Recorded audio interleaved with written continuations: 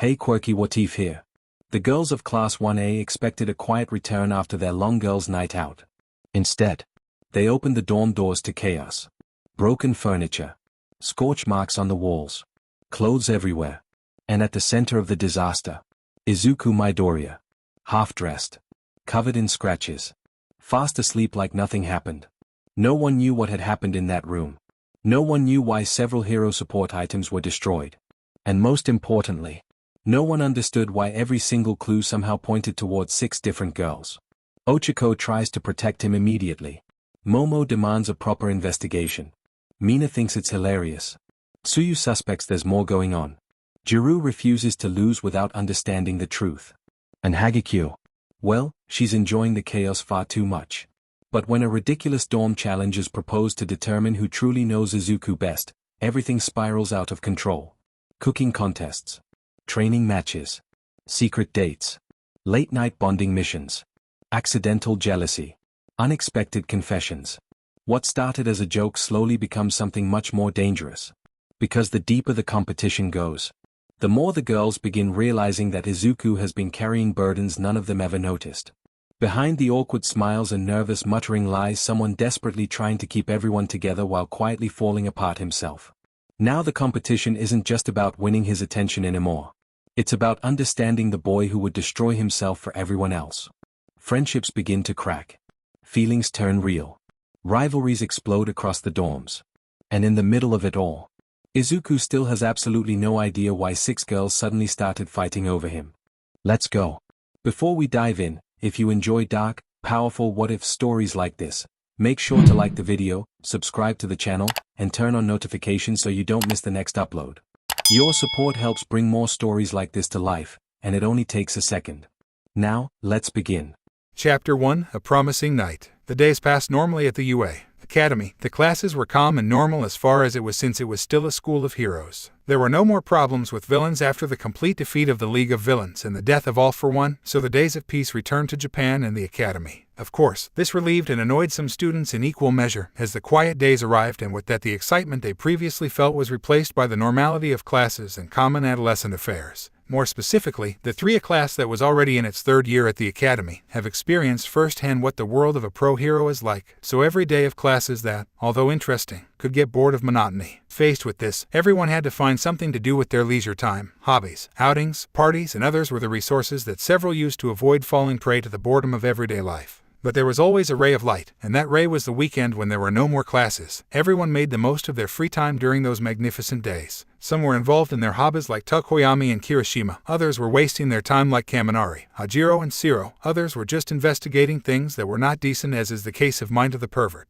But there were others who went out with their friends to have fun. This case applies to all the girls in the class who every weekend planned an outing to have fun at the amusement park, at the movies, at the mall, shopping in the city, etc. The girls were really close from their first year and always had fun in each other's company as friends that they were. They had complete trust in each other and it was normal considering all the things they had to live for. They told each other secrets, joked with each other, shared joyful laughs, and supported each other whenever one needed help with something. Anyway, this was one of those occasions where they were coming back from their Saturday night outings. It is approximately 8 o'clock and the group of girls were already arriving at the entrance of the dormitories of Class 3A where they resided with their classmates. "I can't believe you shouted that in public," Momo said embarrassed as she covered her face with her hands to hide her embarrassment. She was wearing a sepia turtleneck sweater, a long tan skirt to just below the knees, socket sneakers, platinum earrings, and carrying a very elegant small white bag. "Come on, it was funny, besides I don't think it's a big deal," Mina said with good cheer and a big cheerful smile while she had a hand on Yaoyorozu's shoulder trying to calm her down since she has been like this for a long time since they left the mall. The hairy woman, on the other hand, wore a black tank top, denim shorts close to her thighs, a plaid shirt tied at her waist, and black sneakers. "Mina is right, I don't think anyone pays attention to something so simple, Jiro," Tsuyu said calmly as he walked past them with his eyes fixed on the black-haired woman,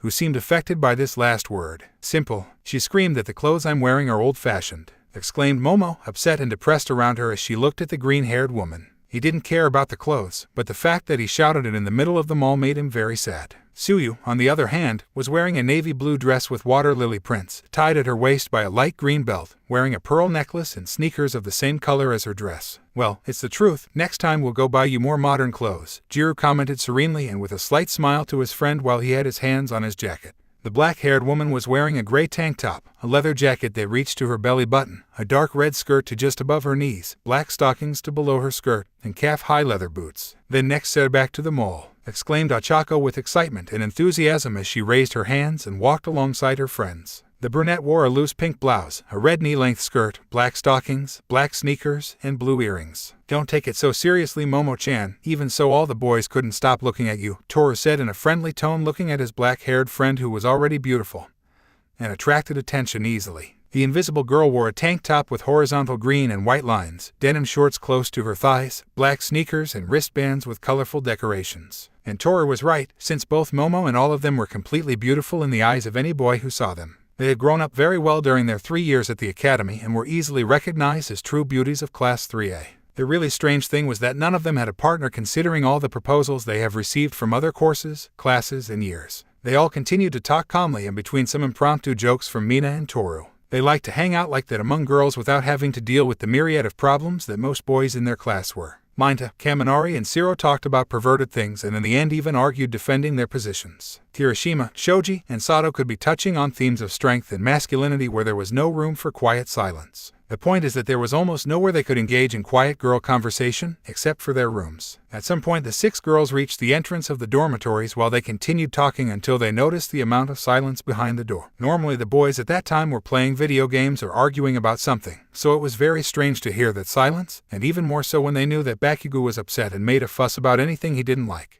which encompassed a lot of things. "Why is there so much silence in there?" asked Uraraka curiously as she turned to look at the others who had their eyes on the doorway. "It's very strange not to hear the screams of Bakugo-chan and the rest," Suyu remarked with some uneasiness inside him that told him that something wasn't right in there. "They may have gone to their rooms early because they want to do something early tomorrow," Toru said calmly as he thought about the reasons why his friends don't make the usual noise they always did. "Let's go in at once and see what's going on," said Momo with seriousness and a bad feeling at that silence, and then opened the door calmly and prudently, being followed by the others. When they all entered the room, they were completely shocked at the deplorable state of the place. There were scratches from claws, several burns made by fire, traces of explosions, marks of blows, traces of laser beams, and spheres of Minta on the walls and ceiling. There were also some ice boulders nailed to some furniture, and there were several medium-sized craters in the place that miraculously did not affect the structure. It was all a damn mess, and if they said that a battle took place in the hall, everyone would believe it without hesitation. Possibly a villain invaded the dormitories and the boys confronted them using their quirks. What was really worrying was the location of their companions, since they were not in sight of any of the girls who began to make their way through the place. "What the hell happened here? This is all a mess," Jiro commented, intrigued and somewhat worried when she saw the room destroyed and dirty as she looked in all directions looking for her friends. "I wish I knew. In short, Lita-kun would not allow this to happen," Uraraka said with some concern as he looked at the worrying state of the walls and ceiling. It certainly seems that the boys used their quirks in the area, and the reason had him very intrigued.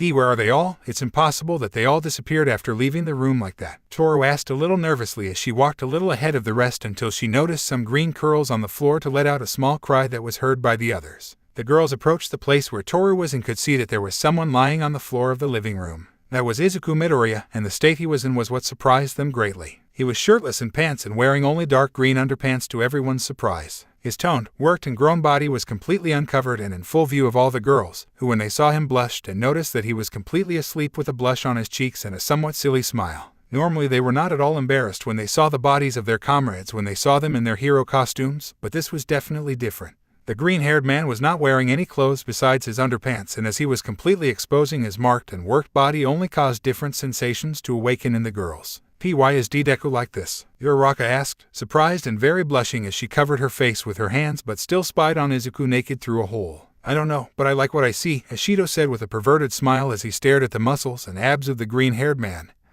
who only had a faint smile on his face as he slept, muttering some incomprehensible words. "Mina!" exclaimed Momo, Jiro, Toru, and Uraraka reproachfully with blushes on her cheeks, while Asui pretended not to hear anything, though she had a blush like the rest. "Hey, don't tell me he's not attractive, just look at him and tell me he's not sexy," Mina replied with a mischievous smile as she pointed at the green-haired man. This caused the others to look intently at Izuku's statuesque body and shrug their shoulders, embarrassed and nervous. "Well," Toru muttered nervously as he scratched his head in embarrassment. He couldn't deny that having such a sight of the heroic, kindly green-haired man pleased and embarrassed him in equal measure. "Anyway, where are the others?" asked Jiro, calming his nerves and trying to change the subject as he looked at the other boys. Look, there's a piece of paper underneath Deku," Uraraka pointed out in surprise as she saw a small note visible underneath Izuku's left side. At this, Tsuyu with a blush on his cheek slowly approached to take the note carefully, but even so, he couldn't help but stare for a few seconds at the green-haired man who was still sleeping peacefully. She then returned to her friends with a racing heart rate and gave the letter to Yaoyorozu to read aloud, to which the black-haired woman clears her throat to proceed to read.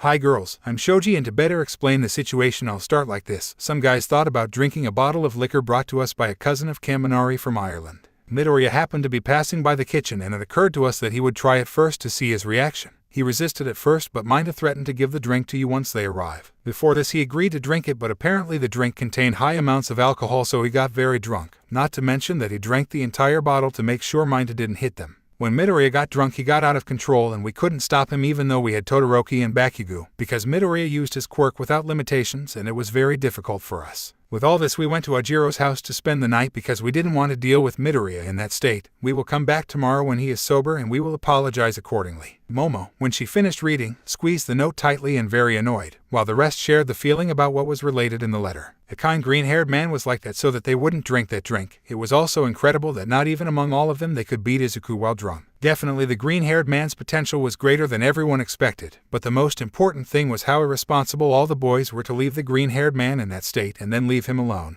The first thing they thought was that Minda would be killed for threatening Izuku. Then his thoughts shifted to the green-haired man and then to the whole environment, getting an idea of how all the conflict between the drunken Izuku and the rest of the boys happened. You irresponsible. How did Todoroki, Takoyami, and Lita, who are the ones with the most brains, agree to leave just like that? Asked Jiro with noticeable anger as he thought about how bad the boys were to the green-haired man who cared about them. They were very cruel to leave him like that. What if he had left the dorms and a teacher found him like that? They would definitely impose a sanction that he doesn't deserve. Momo said seriously, thinking the same as Kyoyuka while regretting that Izuku was in that situation for worrying about them and Minda's stupidity. But he's fast asleep, really, because that drink is powerful, Jiro, Tsuyu said calmly as he saw how fast asleep the green-haired man was. Again he stared at Izuku's face for a few seconds and then shook his head back to reality. Now what do we do with him? I don't think we should just leave it like that. We wouldn't be better than the boys. Besides, Deku cared about us. Achako opined sorry for Deku as she approached Momo with intrigue, since the black-haired woman was the vice president and thought coherently about these situations. I have no idea, but one thing I wonder is why the kitchen is blocked, Yaoyorozu said serenely and frowning as he saw that the entrance to the kitchen was blocked by ice and some scratched and shabby furniture. It's true, I think Todoroki and Takoyami with their dark shadow did it. They must have felt bad and at least prevented him from running out of food or drinking something else. Kyoyuka theorized thoughtfully as she imagined what happened in her mind. It wasn't hard to suppose that at least the two of them wanted to do something so that things wouldn't get worse. Then I think we'll leave Midoriya with a blanket in her room, and tomorrow we'll wait for the boys to come and clean up their mess, Momo said with seriousness and authority as she spoke to her friends, but she noticed that Ishido wasn't there and noticed how Achako was looking in a nervous direction. Oh hey Mina, where are you taking Deku? Said Uraraka with nerves and a strong blush on her cheeks as she watched as Mina with a perverted smile carried one of Izuku's arms on her shoulders, carrying it as best she could, feeling her strong arms and her work chest against her pink skin. She tried to be a little stealthy as she headed for the stairs, but apparently the brunette discovered her and so did the rest of the girls, so she only turned to look at them with flushed cheeks to answer them. To my room, I don't want to miss this unique opportunity to have Midoriya to myself, replied the hairy woman with an excited smile and a certain flirtatious tone that embarrassed and surprised the girls. But what are you talking about? Do you want to do that with? Toru said with embarrassment and with his hands on his invisible cheeks while imagining Ishido's intentions with the body of the sexy green hair. Well, yes, are you going to deny that it looks very provocative, besides the fact that I'm still a girl? Mina replied with a calm smile and a slight blush as she was watched by her strongly blushing friends when they noticed even more the toned and provocative naked body of Izuku, who was only wearing her underpants. Well, yes, but you can't do that to him if he's not lucid, and it wouldn't be right, Jiro replied nervously while pointing accusingly at the hairy woman. She had to avoid at all costs that Mina raped the shy Izuku who cared about them in such a gentlemanly way. But if I were sober I'd act innocent and timid, although it's not like I don't like the idea, Mina replied calmly and then put on a mischievous smile, imagining the green-haired man embarrassed to be in a compromising situation. Before these thoughts a trickle of blood began to descend from the nose of the hairy girl he was fantasizing.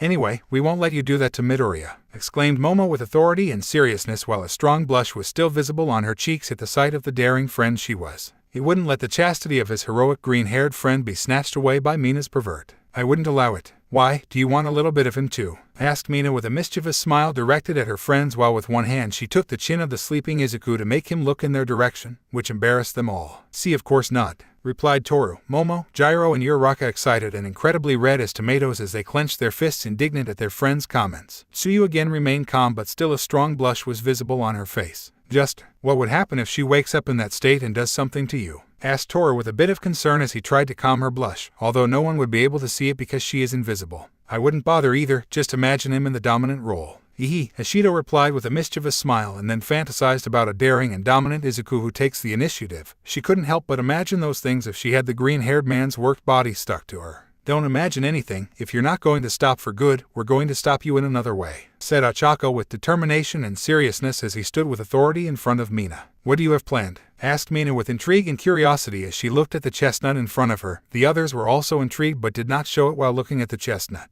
We'll play a series of challenges, and whoever wins will keep Deku so you don't take him, Uraraka replied with a slight smile on his face as he angrily aimed the hairy woman, who never ran away from a game of challenges. I'm fine with that, but don't think I'll be soft on you just because we're friends. I'll show you the most compromising challenges you've ever heard. Ashido accepted with a defiant smile as one hand touched Izuku's strong, marked abdomen, causing Uraraka to blush and look away. Midoriya will be mine tonight, exclaimed Mina defiantly and somewhat mockingly, seeing her friends, who looked at each other with serious looks, to nod in consent to the game. After all, they were willing to help the green-haired man who had stood up for them. We'll see. For now we're only going to a room, Momo said calmly as she supported Ochako's decision. There was no other way to prevent Mina from giving in to her intentions unless she acknowledged her defeat in her favorite game. Challenges. Let's go to mine. I have enough space there for us to play as well as some refreshments. Toru proposed with enthusiasm to play with her friends while raising her hand, which they all noticed due to the wristband that gave her away. The boys will clean up this mess when they come back. They won't be free of punishment, Gyro said coldly while he had a malevolent smile on his face. He wouldn't let them destroy the room. Leave the poor green-haired man alone and leave without cleaning things. Everyone without exception would pay for it when they arrived. Of course, Mineta would receive a much greater punishment.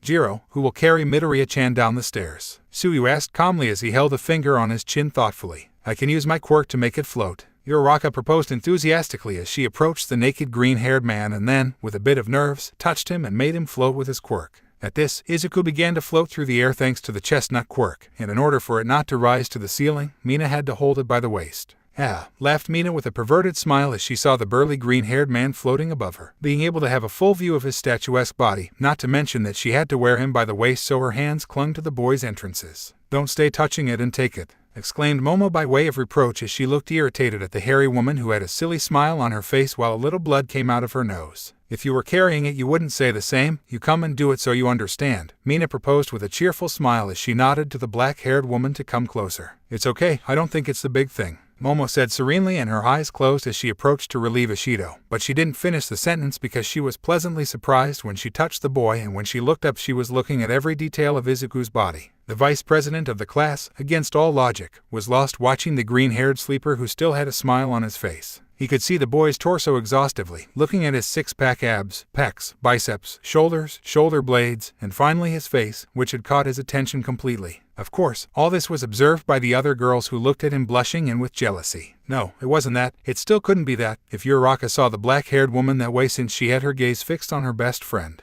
Mina, on the other hand, looked at Momo with an amused look as she saw that she had also been captivated by Midoriya's appearance. You like what you see, don't you? Now you understand me, Mina said to Momo with a mischievous smile while she nudged the black-haired woman slightly, causing her to return to reality embarrassed for having been entranced by the sight of her friend. Don't play their game, Momo-chan, Uraraka exclaimed to the black-haired woman with a serious and firm look, causing her to shake her head, trying to push those impure thoughts away from her head to quickly nod to the chestnut. You're right, Uraraka, let's go at once, Yaoyorozu replied with a slight nervous smile towards Uraraka, and then proceeded to go up the stairs with the green-haired man sleeping in the air. Of course, everyone noticed how she still had red cheeks when she got lost in the stairs, which caused everyone a small feeling that something would happen that night. Mina smiled amused at this and had a hunch that it would be a long, fun girls' night out like they've never had before. In short, she would not waste the opportunity to have the sexy and vulnerable Harry for herself, and she had the feeling that the others, apart from wanting to take him away from her, had the same intention and did not blame them. Then, she, along with her friends, went upstairs to go to Toru's room, closely following Momo, who was carrying the green-haired prize with her. Now things had taken a very curious turn. The boys wouldn't return until the next day. Izuku was asleep from alcohol and in his underpants. The girls will compete to see who gets it that night, and more than one may not have had holy intentions with the boy. It would definitely be an entertaining and exciting night to see who will get the sexy green-haired prize, and everything will be decided by a game of challenges that would take denouements that the girls would certainly not regret.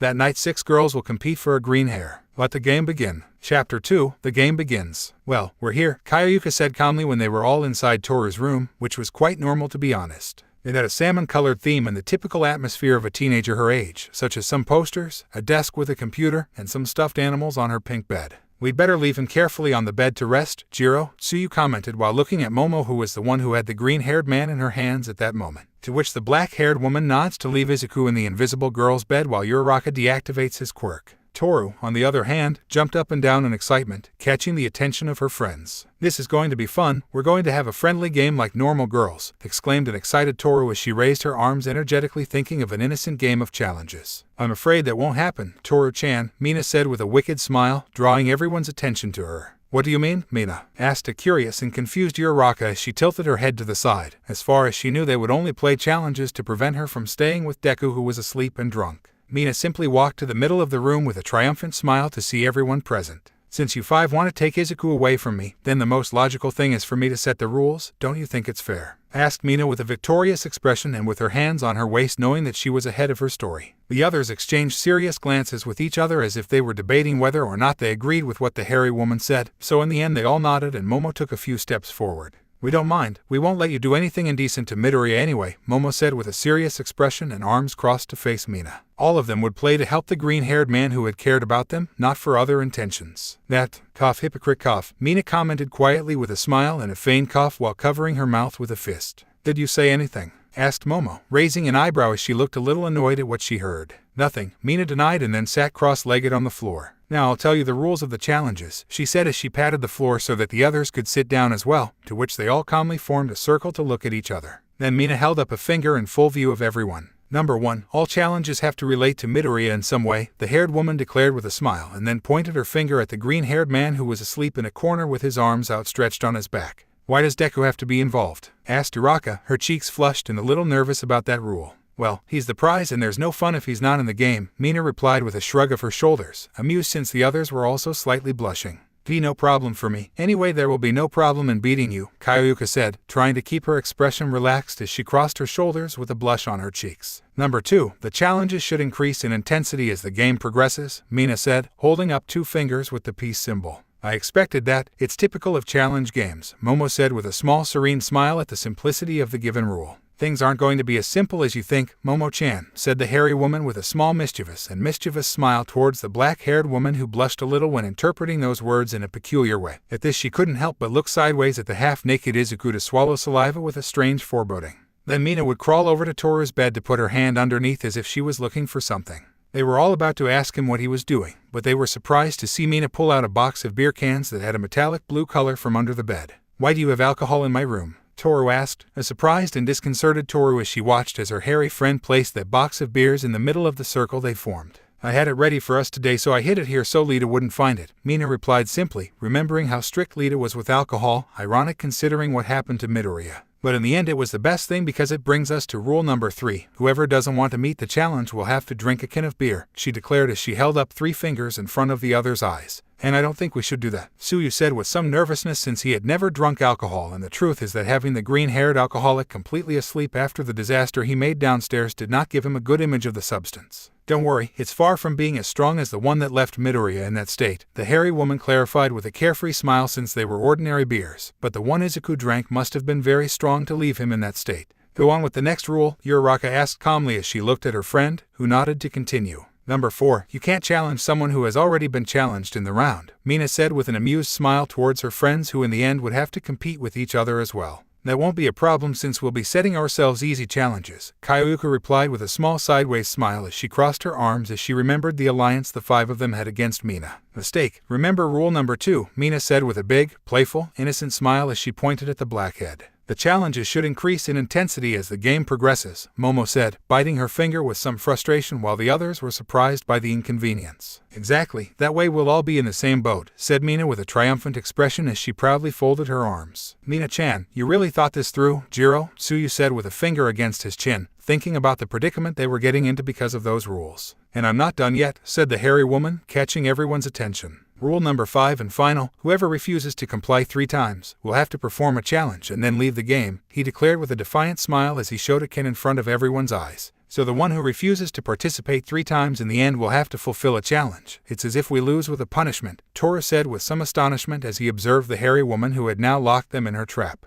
Yep, that way we'll all have fun, Mina said with a perverted smile on her face as she watched the sexy green-haired man who exposed his muscular and toned body from a heart attack. You have a very disturbing mind, Mina, Uraraka said with a bit of nervousness and blushing as she shrugged her shoulders in embarrassment at how perverted her friend was. Say what you want, but in the end you're going to end up thanking me for having such ingenuity, replied the hairy woman calmly as she wiped a slight trace of saliva from her mouth. Then I guess the one who finishes last without giving up wins, Momo said this time with a serious expression towards Mina who nodded simply. And all of us are going to have 3 cans each. You can think of it as your lives before the game over, explained the hairy girl with an animated expression since she had thought the whole thing very well about what they were going up the stairs. Well, let's start with this, said a slightly nervous and blushing Kaioyuka, trying to keep her serene and carefree expression as much as possible, failing a little. Who will start? Asked Tsuyu, her cheeks flushed, looking at her friends. Well, I'm the administrator of this game, Mina replied with an amused smile as she scratches her head. The others had a bad feeling and inside they wished they weren't the ones chosen for the challenge that the hairy woman had prepared for them. Kaioyuka, she exclaimed, pointing to the dark-haired rocker who was a little startled when she heard her name. A few seconds passed where the tension was felt in the air, since Mina had her gaze fixed on Kaioyuka who was resigned to being the first to participate.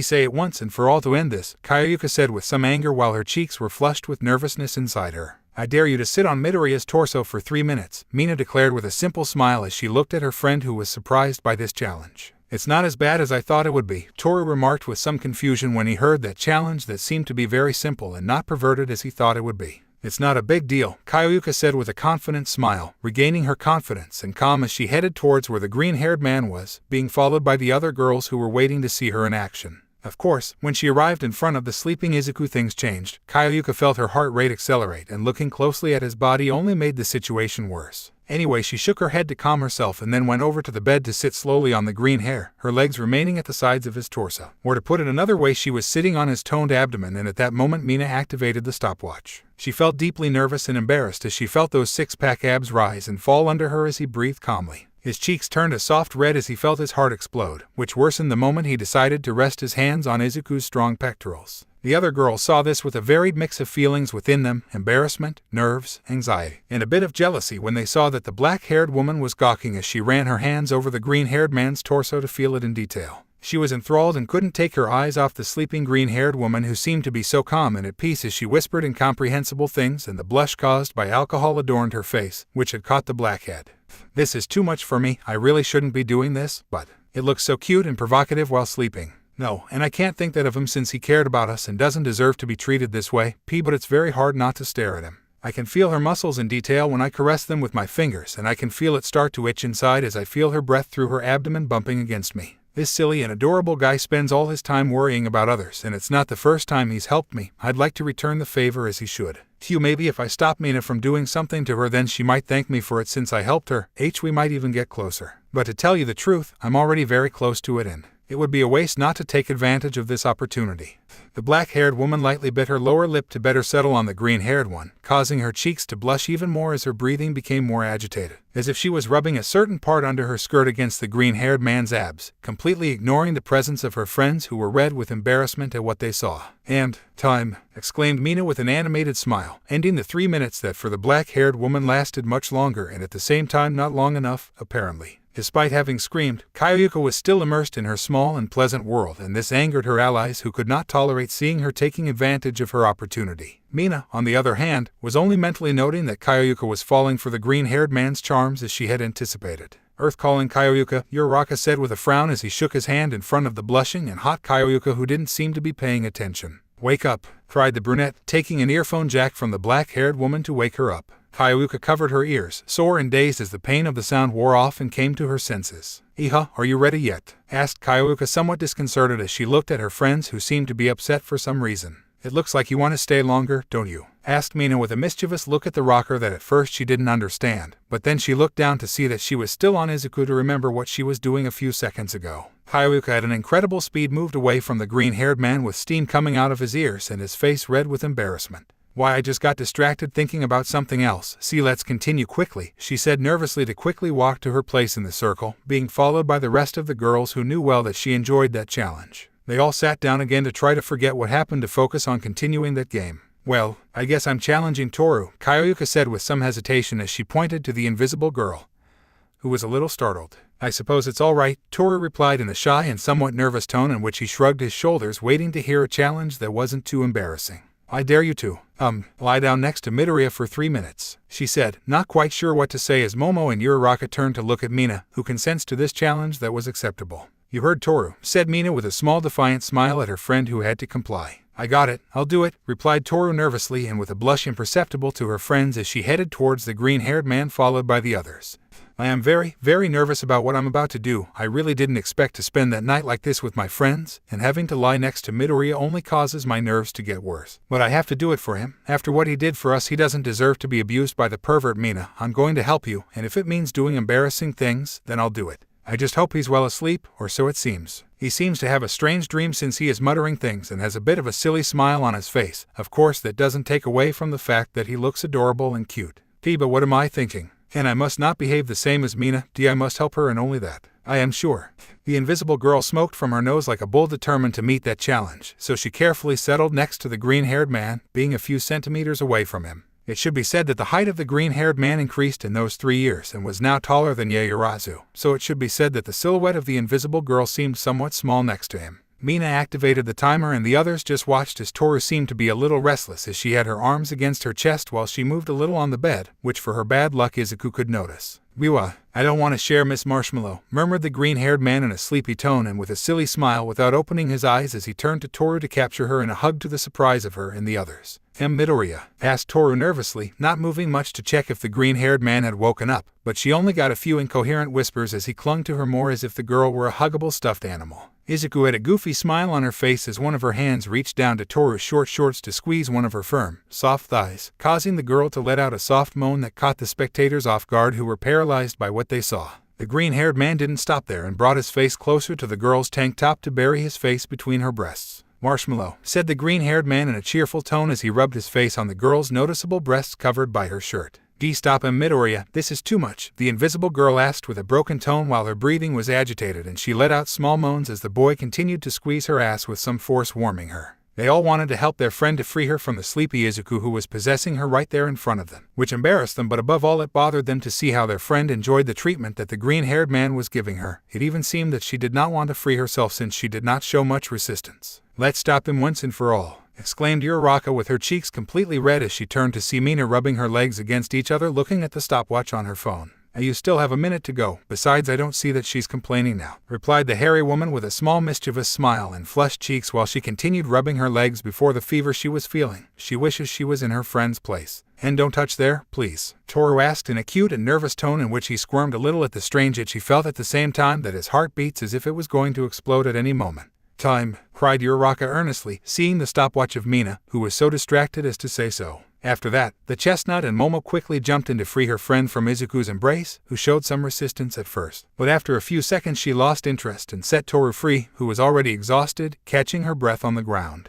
Thank you girls very much. He got a little intense, thanked the invisible girl stuttering with a grateful tone as she sat on the floor with one hand against her chest under the gaze of Uraraka and Momo who looked at her with frowns. Still, it looks like you were liking it, Momo said with a cold tone looking at her friend who was enjoying the green-haired man's hug before, and that bothered her without understanding the reason. Not at all, it's just that he was squeezing very hard and I couldn't resist. I say separate, Toru replied nervously and with her cheeks red hot while the others sat on the floor to continue with the challenges. Seriously, she was very obvious and didn't deceive them. Pick someone at once so we can continue, Kyoyuka asked with her arms crossed with a little anger since she did not like to see how Toru was imprisoned in the arms of the green hair. All right, I'll choose Mina-chan, Toru declared in a defiant tone as he pointed his finger at the author of all this perverted game of challenges. Finally, and I thought they were going to leave me without fun, replied Mina with a relieved smile. I dare you to stare Midoriya without touching him for 2 minutes, Toru said with a victorious smile imperceptible to her friends as she put her hands on her waist. Without touching it? That's not fair, Toru. I want to touch it too, replied the hairy woman with surprise and at the same time with annoyance as she looked at her friend with a frown. You must meet the challenge, Mina, although we won't criticize you if you don't want to, Uraraka said with a mischievous and mocking smile as he touched Mina's shoulder to show her a can of beer right in front of her face. Don't get excited, I'll do it, Mina replied with some anger, separating the can from her face to stand up and walk in the direction of the bed where Izuku was resting. Jiro, I don't think it's so bad if you skip this challenge, Mina-chan, Tsuyu commented calmly trying to make her friend lose her first life, but the hairy woman just ignored her and then stood idly by looking at the green hair. There, Momo, with a small sarcastic smile, activates the stopwatch and Mina lets out a sigh to focus on the green-haired sleeper who was sleeping with a blush and squirming a little, which caused the hairy woman to focus all her attention on the boy's muscles that were more noticeable as they contracted with the movement of his body. She formed a perverted expression as she let a trickle of saliva run down the corner of her mouth, which confused the other 5 girls who didn't understand the reason for her expression until they turned to see the green-haired man getting just as caught up in the panorama. They had forgotten that he was half naked with his sculpted body on display.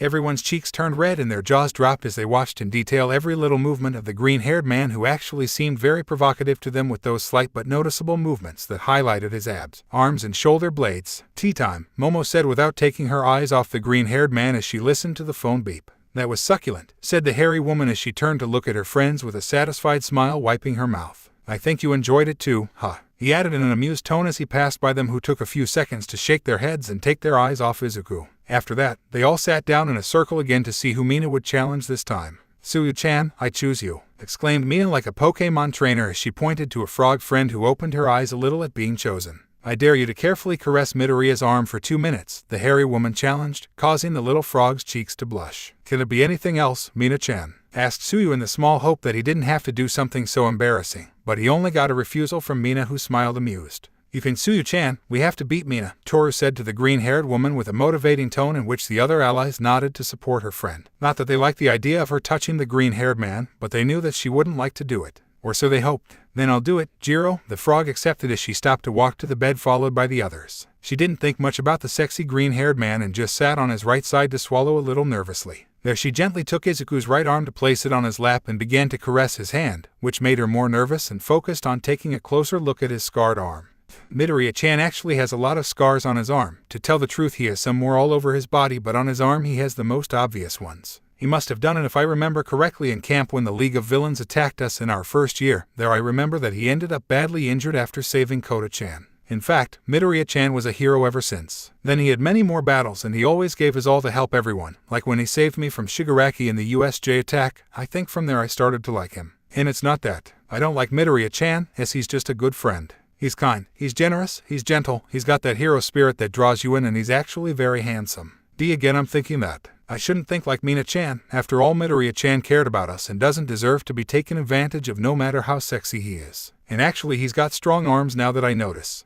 The frog girl stared at the green-haired man's arm as she began to caress it more thoroughly to feel every muscle Izuku had thanks to his hard daily training. Her cheeks were tinged with crimson as she released hot air from her mouth and began to play more mischievously and shamelessly, losing herself in her desires before the surprised gaze of her friends who did not believe what they were seeing. That's how he stayed for the 2 minutes, touching without missing a detail of the boy's arm that for some reason seemed more attractive with those scars. Her allies couldn't believe what they saw and felt betrayed in some way to see her touching the boy's arm in such a possessive way, and she evidently enjoyed it, which made them angrier. "Even stop, Tsuyu-chan, the 2 minutes have passed," Kyoyuka said with a tense smile as she saw the frog who managed to get out of her world when she heard him. "Sure, I'm sorry," Hisui replied with a bit of nervousness as she left Izuku's arm to get out of bed, noticing the way she caressed the boy, which embarrassed her even more. "Who are you challenging now, Tsuyu-chan?" asked Mina with a small smile as she looked at her friend as the 6 sat in a circle again. "I guess I'm choosing Momo-chan," Tsuyu replied with a finger on his chin as he turned to look at the dark-haired woman who looked calm.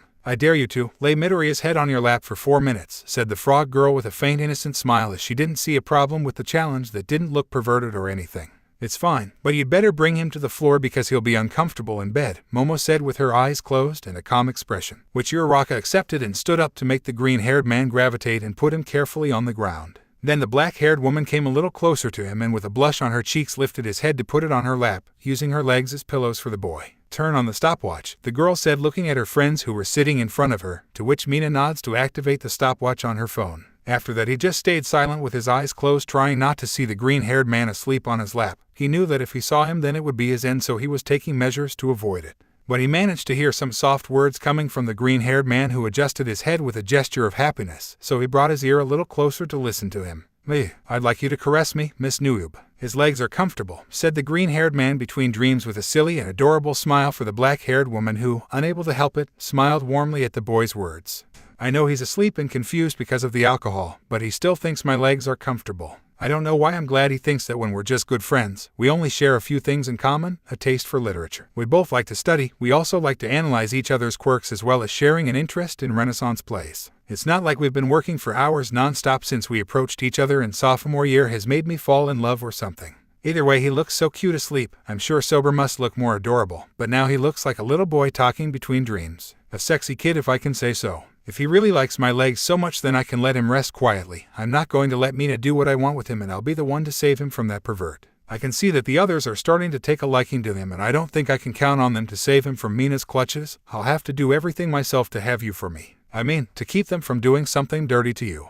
The black-haired woman adjusted her legs to please the green-haired man and then proceeded to gently and maternally caress Izuku's green curls, who showed his pleasure with a smile in which he let himself be pampered by Momo, who seemed to enjoy the moment. The others were surprised by the scene they saw, almost looking like a couple because of the way she caressed Izuku's curls while he was comfortable on her lap.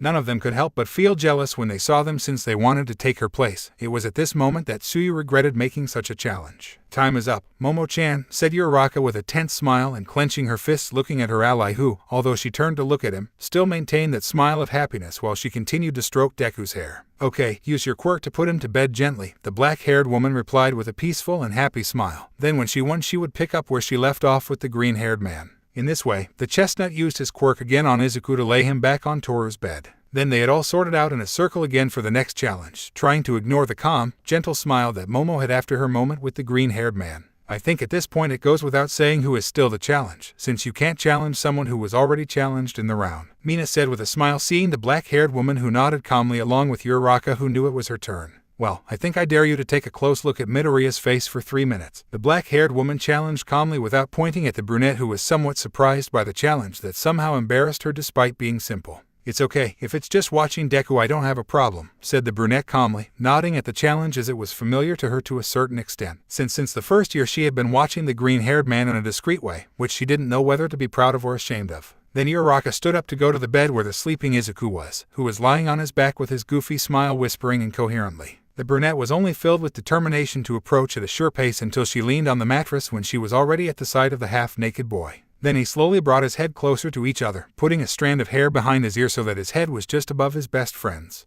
In the first few seconds she was calm, but when she realized the closeness of their faces, she began to blush and feel nervous.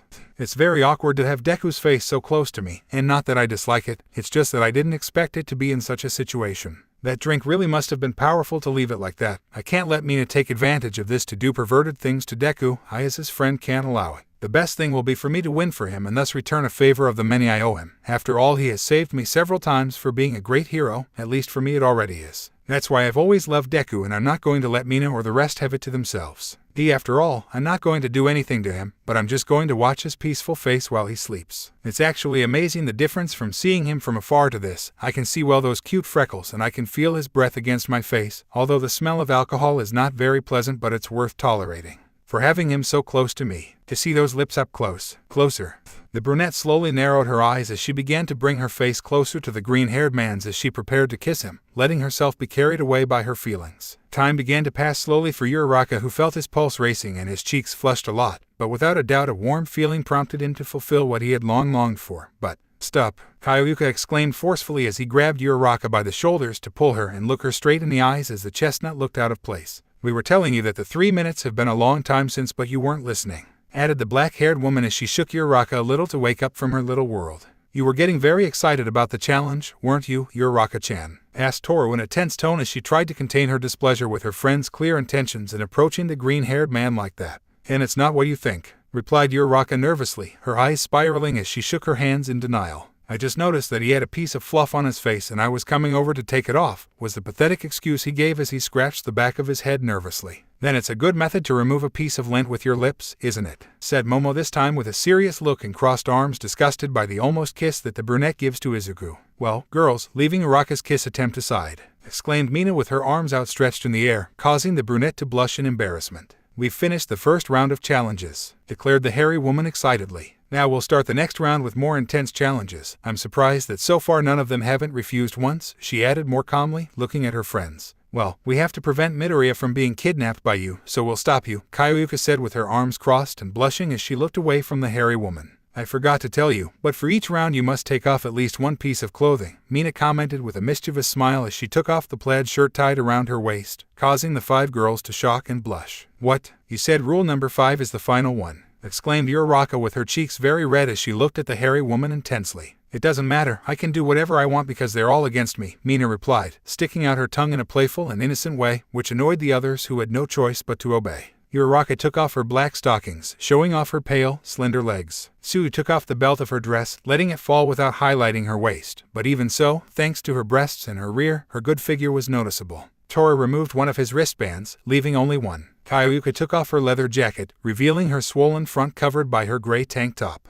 And finally, Momo took off her turtleneck sweater to reveal that she was wearing a white tank top underneath that highlighted her large breasts and a bit of her bra. The six of them looked at each other defiantly and with serious expressions as if the tension had risen between them. Then they all sat in a circle at the same time, preparing to start the new stage of the game. Now let round 2 begin, Mina declared with a sideways smile as she looked at her friends who squinted hoping to tolerate the challenges ahead. Meanwhile, the prize, I say, Izuku was in a fetal position on the bed with his back to the girls while whispering incoherences of his sleep. Soft, rich young ladies' marshmallows, said the green-haired man with a silly smile and flushed cheeks. They'll be mine, he added, then licked his lips in a malicious tone. Chapter 3, Two-Way Friction. Right now there were the 6 girls from Class 3 sitting in a circle on the floor of Toru's room while Izuku was on the girls' bed, lucid questionable due to the amount of alcohol in his system. The girls had just finished the first round of the challenge game to start the second round. Each of them was immersed in their own thoughts, perhaps analyzing what they were doing or thinking specifically about the things that would come with continuing with that game with the green-haired man as a prize.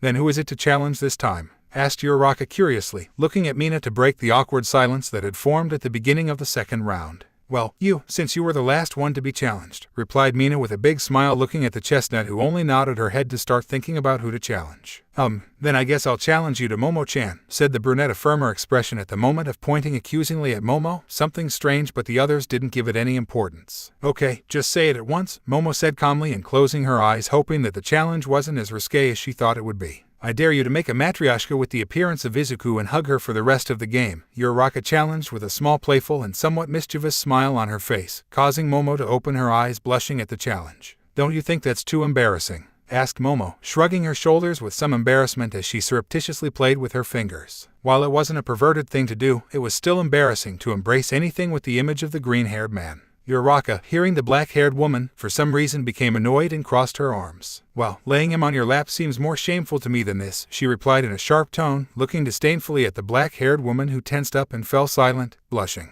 Besides, we're going to do worse things later, so be grateful that I challenge you to this and nothing else, Uraraka added with some hostility that surprised her friends. At that, Toru leans into Kyoyuka's ear to whisper something in her ear. Wow, what flybit Uraraka-chan? Asked Toru, the invisible girl, to the black-haired woman, who shrugged her shoulders just as lost as she did. Then you give up, Momo-chan? Asked Uraraka, forming a small sinister smile towards Momo, who put aside her embarrassment and regained her composure to see the chestnut safely. Of course not, that's easy to do, Momo replied, closing her eyes and lifting her white tank top to reveal her flat, slightly fleshy abdomen. After that, it was only a matter of seconds before Momo began to create a medium-sized matryoshka with a design resembling Izuku's appearance wearing his hero suit. The girls stared at the doll that was actually quite pretty, mainly because of the kawaii face of the green-haired man with big green eyes, a big smile, and his characteristic freckles. Oh, what a kawaii, make me one too, exclaimed Mina with excitement, captivated by the doll as she approached Momo to try to take it in her hands, but the black-haired woman got ahead of her and pushed it away from the hairy woman's reach. No, you only need one and it's mine, Momo replied with a frown and hugging Mini Izuku possessively, almost as if she were a little girl who doesn't want to share her toy, which baffled her friends. I say I was challenged to do it, that's what I meant, she clarified, blushing a little and nervously when she realized the attitude she had shown before. Well, selfish girl, it's up to you to challenge, said Mina somewhat annoyed as she returned to her place looking at Momo, who calmed down to nod, hugging the doll to her abdomen looking at the girls. And please make them more difficult challenges, remember the rules, added the hairy woman as she glanced sideways at the others, who only nodded tiredly. I think I'm challenging you, Kyoyuka-chan, the black-haired woman declared, looking at Kyoyuka who was a little surprised and then calmed down and listened to the challenge. I dare you to put a tight black shirt on Midoriya, challenged the class vice president with a small smile, causing the chosen one to blush slightly but keep her expression calm. And where do I get a tight black shirt? Asked Kyoyuka, raising an eyebrow at Momo, who only sharpened her gaze along with the others around her, which caused Kyoyuka to sigh in defeat. Okay, you don't need to answer, I'll be back, said the black-haired woman reluctantly, standing up to leave the room and go to her room. Once Kyoyuka left the room, Tsuyu and the others turned to look at Momo. Why did you dare her to do that, Momo-chan? Asked Tsuyu curiously and with a finger on his chin as he looked at the black-haired woman who turned to look at him, pondering his answer. I don't know, I'm curious to see if he manages to do it, Momo replied with a small, innocent smile while unconsciously an image came to her mind and that caused her cheeks to blush a little and she hugged the green-haired man's matryoshka even more. I think it's for something else, Mina said with a small mischievous and sarcastic smile looking at Momo, who blushed a little more and looked away trying to regain her calm demeanor. After a few more minutes, Kayuka opened the door to the room, carrying with her a black long-sleeved shirt that was a size too big for hers. Here it is, but this is surely going to make it stretch, she said with some annoyance because although her shirt was too big for her, it would surely be too small for Izuku. Stop complaining and move, I want to be challenged, demanded Mina in a small tantrum, hurrying the black-haired woman who only walked slowly with shirt in hand until she was in front of the sleeping green-haired man who was muttering incoherently with that silly smile on his face. You owe me a new shirt, Momo-chan, Kayuka said to Momo who was next to her as well as the others who had stood up to approach Toru's bed. Momo, on the other hand, only nodded with a small smile as she continued to hug Izuku's doll. The rocker girl then turned to look at the green-haired man on the bed and blushed just a little as she was getting used to seeing his figure. Hey Midoriya, I'm here to put a shirt on you, please don't put up any resistance, Kayuka said with a small smile and a melodious tone, carefully approaching the edge of the bed to put one knee on it. While he knew he was asleep at the time, he wouldn't know what he could do. A good example was what happened to Toru when the still sleeping green-haired man hugged him. No doubt what she was going to do could wake him up, so sounding calm and friendly could make him cooperate and thus finish the challenge without any problem, or at least that's what she wanted. In a certain part, he moved even closer until he was in a good position to do his job, but consequently he had a better view of the green-haired man who was sleeping peacefully without care. Kayuka thought, forming a small smile as he saw how the green-haired man babbled things like a baby or a small child. Realizing his thoughts, he shook his head to focus. The girl stressed decisively to be more serious and start to bring the shirt closer to the green hair. Her friends silently watched the process that the red-haired woman did. The truth is that she was dangerously close to the green-haired man but still seemed focused on putting the shirt on, managing to carefully put the collar on Izuku who only moved a little to continue sleeping. Then he delicately proceeded to take one of the green-haired man's arms to try to put one of the sleeves on, but Izuku reflexively grabbed the girl's wrist and tensed up with some nerves. Let go of me Midoriya, you have to put your shirt on, Kayuka stuttered a little, trying to keep his friendly tone and smile, trying to get rid of the grip of the green-haired man who didn't open his eyes and seemed to be still sleeping. Else shall we help you? Asked Toru with some nervousness looking at Momo, as Kayuka seemed to struggle to get rid of the strong grip of the green hair. No, she must finish the challenge on her own, Momo replied serenely watching the scene. After all, she had to obey the rules of the game. This is more complicated than I imagine. His strong and smooth hand looks like a bear trap, and the worst thing is that at the moment he is not waking up to the sudden movements I am making. He seems to be a heavy sleeper at the moment, something that suits me now. I've got to find a way I can put this damn shirt on him in an easier way. There's got to be something. Anything works for me right now. Don't leave my side. I'll be number one, was what I heard from one of his murmurs. I don't think he was talking to me. I think he may be talking to All Might in his dream. After all, his relationship with our teacher and former symbol of peace is no longer a secret. I smiled softly at his words. I don't really understand the reason for that, but for a few moments it seemed to me like a little boy making a promise to his father. He just captivated me for a few seconds, making me stop struggling.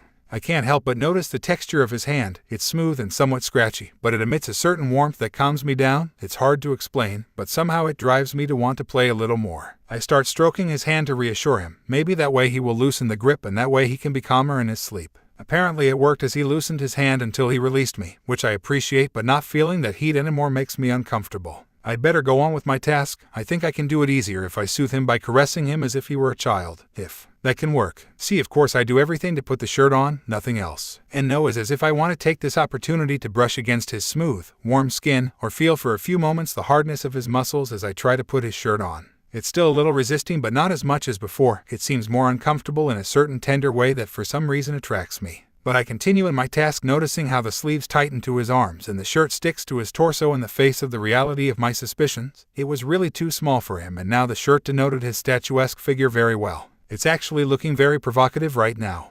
Listo Kayuka-chan, you did it, said Uraraka to her friend with an animated smile, waking the black-haired woman from her thoughts. She was so submerged that she did not realize that she now had her hands resting on the green-haired man's abs, which luckily the others did not give importance. Yes, I did, Kayuka replied with a small nervous smile and a strong blush on her cheeks as she saw her friends, and then proceeded to walk away from the bed, leaving the semi-dressed green hair there. Now the 6 girls were carefully observing the upper area of the boy's body. It was a miracle what a simple shirt could do to highlight the figure of the green-haired man even more. It had its charm to see him like this, even though they could see him with absolutely nothing if they wanted. After thinking about it, the 6 of them blushed a lot, including Mina. I have to thank you for the good eyesight, Momo-chan, Mina said to the black-haired woman next to her as she nudged her side a little. Indeed, that challenge turned out to be very pleasing to the eye for her. That wasn't my intention, Momo replied, looking away and pretending to be offended, although it was clear that the blush on her cheeks betrayed her true intentions in declaring such a challenge, although she wouldn't admit that. Hey, look at him, Toru said, catching the attention of her friends who turned to see Izuku and noticed something strange. It was the shirt. It wasn't a joke when it was said that it was very tight on the green-haired man's body. In fact, he was doing his best to stretch, but he had simply reached his limit and now he looked very fragile. Are you telling me he's going to break because of his muscles? Asked Mina incredulously and surprised, opening her mouth slightly. He looks like he's very uncomfortable, Tsuyu commented, blushing as Izuku continually settled on the bed, showing discomfort and annoyance in his expression, probably because he was feeling so tight because of that shirt. We should take it off before, said Uraka, approaching the bed, but interrupted by the sound of the cloth tearing.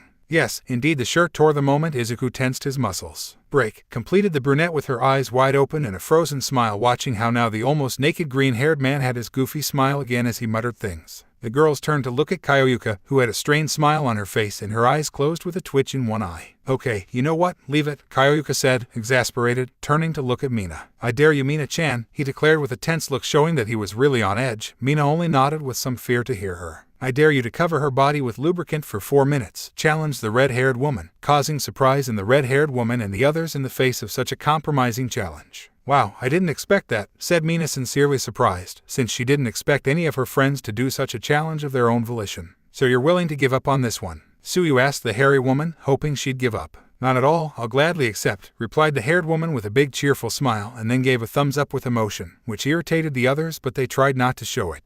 Momo thought with some anxiety in the face of the constant increase in difficulty of the challenges, and above all that it is Mina who is more willing than the others to accept the challenges. I'll need to use your chair, Toru-chan, Mina said to her secret Santa as she approached the desk in the room. It's okay, Toru agreed, a little nervous at the hairy woman's bravery for doing something so perverted. After that, Uraraka used his quirk on Izuku, and she and Mina sat him in the chair to leave him asleep. After that, Mina grabbed a moisturizer from her friend's closet and walked over to the green-haired man to sit on his lap. Let's start with this, Midoriya, Mina said with a perverted and mischievous smile as she began to pour the cream on her body and arms to the surprise of her friends. Why are you pouring the lube on yourself? Asked Kyoyuka, confused and not understanding the actions of the hairy woman. Mina turned to look at him with a playful smile that gave them all a hard time. You said I should just cover his body with the lube, you didn't say how, said the hairy woman to turn back to Izuku and begin to rub her soft and firm breasts covered by her cream-soaked shirt against the burly torso of the green-haired man who shuddered, releasing some babbles between grunts. The girl rubbed herself against his body without any shame and rubbed the cream as a lubricant on his torso and his arms by caressing and rubbing their bodies that seemed to wake up the alcoholic Izuku little by little. The caresses became more obscene as the seconds passed, and Mina's breasts could feel her muscles in detail despite being separated by the fabric of her clothes. Izuku at one point began to settle into the chair, releasing some thick grunts that turned the girls on, though only Mina would admit it. Kaya, and don't move so much, Midoriya, said the hairy woman, letting out a small moan of pleasure because her nipples had become sensitive to the constant rubbing and slight movements of the green hair. The spectators could not contain their discomfort and embarrassment, but for different reasons. The shame was due to being contemplating such a scene, feeling the need to be the ones to be in Mina's place, and that leads to discomfort, which they feel due to the accelerated pace of their hearts, the heat that invades their bodies, and the tingling they feel in their intimate areas.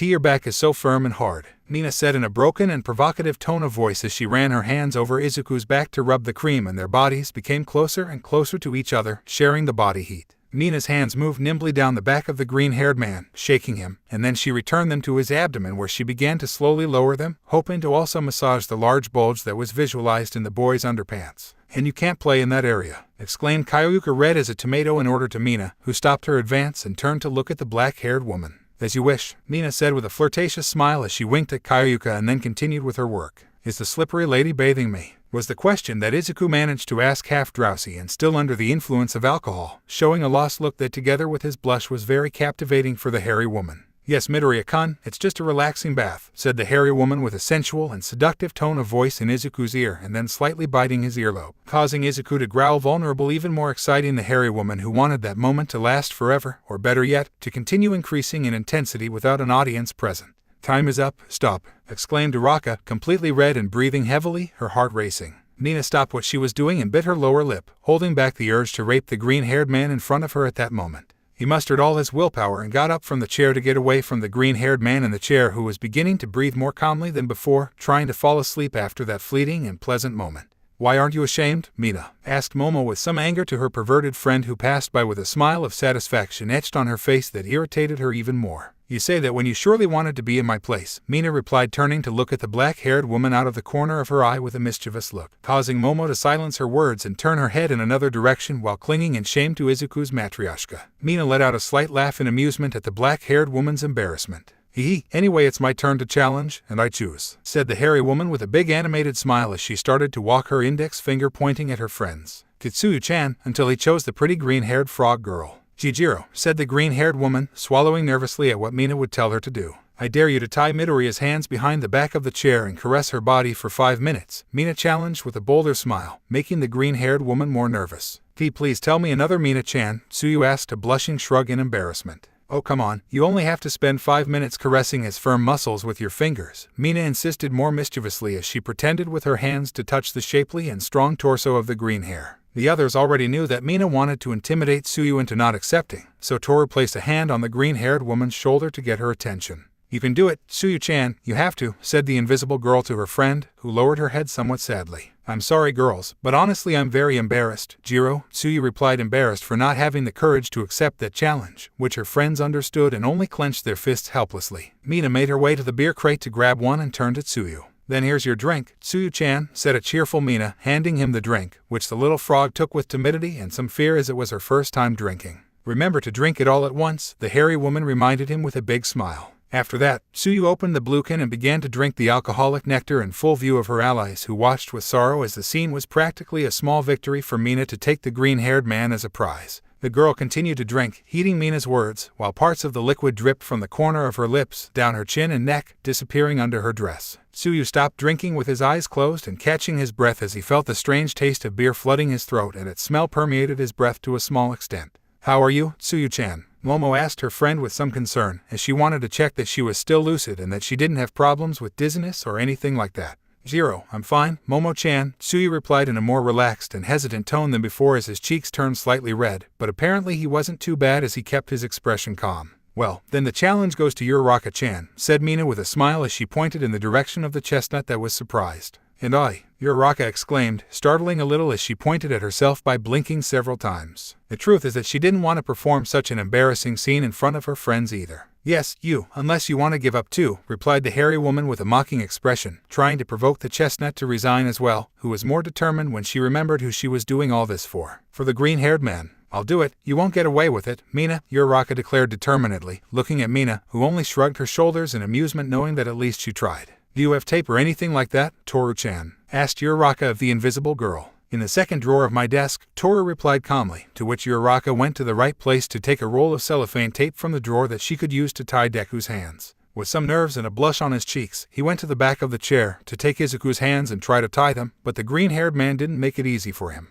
"Please be still, Deku, so we can get this over with quickly," Uraraka whispered as she managed to finally tie both hands behind the chair. The chestnut plucked up her courage and sat down on the lap of the boy, who seemed to wake up little by little as he tried to use his hands but could not do so because of the tape. "Are you ready, Uraraka-chan?" Momo asked her friend with a serious expression, receiving a decided nod from the chestnut, who then turned to look at Izuku. Time began to run and the chestnut began his work with clumsiness and remarkable inexperience, as well as nerves that were reflected in his flushed cheeks. The courage she'd mustered was gone in a second, and now she was gripped by nerves from being so close to her best friend's naked, toned torso. "Please hold on, Deku," Uraraka said when he saw how the green-haired man began to growl a little, trying to free himself from his tether to do who knows what with the chestnut that was stimulating his body. "He looks like an animal wanting to break free," Kyoyuka commented with a blush on her cheeks and with the heaviest breathing, feeling a sudden attraction to that facet of the green-haired man who seemed wilder, unlike with Mina where he seemed more submissive and vulnerable. "I know, isn't it sexy?" asked Mina with a lustful smile forming on her face as some drool fell from her mouth and her cheeks turned red from the heat she was beginning to feel in her body. The chestnut, in an attempt to calm Deku, placed both of her palms on his pectorals, causing both her and him to become paralyzed.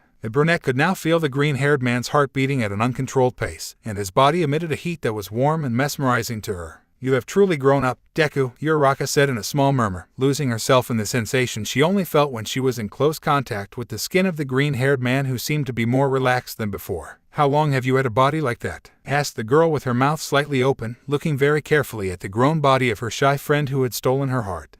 I can't help but remember the times I was able to see Izuku's body since I met him. It's true that he was well-formed and that he was attractive to the eye, but at what point did he mature so much? I was by his side all the way and I didn't realize it until now, but in reality Izuku changed a lot. He is taller, stronger, he is more marked. He has more scars and his features matured too, but they kept the parts that give him that childish air that I like so much. I'm always seeing it, and even so I didn't realize the change so noticeable when we were in first year. I think that happens because I was seeing it often and the change became normal for me. I don't know. I just know that I want to see even more changes. I want to witness how her personality and body change over time. I want to be there when another scar is made by rescuing someone. I want to be there when those childish traits gain experience and maturity. I'm going to start from now on to burn into my brain how in her body currently. I'm going to make my fingers memorize every corner of her warm and smooth skin in order to notice the slightest change. I think my hands anticipated my thoughts, as they have been caressing her skin with intensity without any shame for a couple of minutes. They passed through her strong chest, her marked abdomen, her thick shoulders, her shaped arms, her captivating shoulder blades, her wide back, her delicate neck, and finally on her soft cheeks. I'm going to get addicted to this.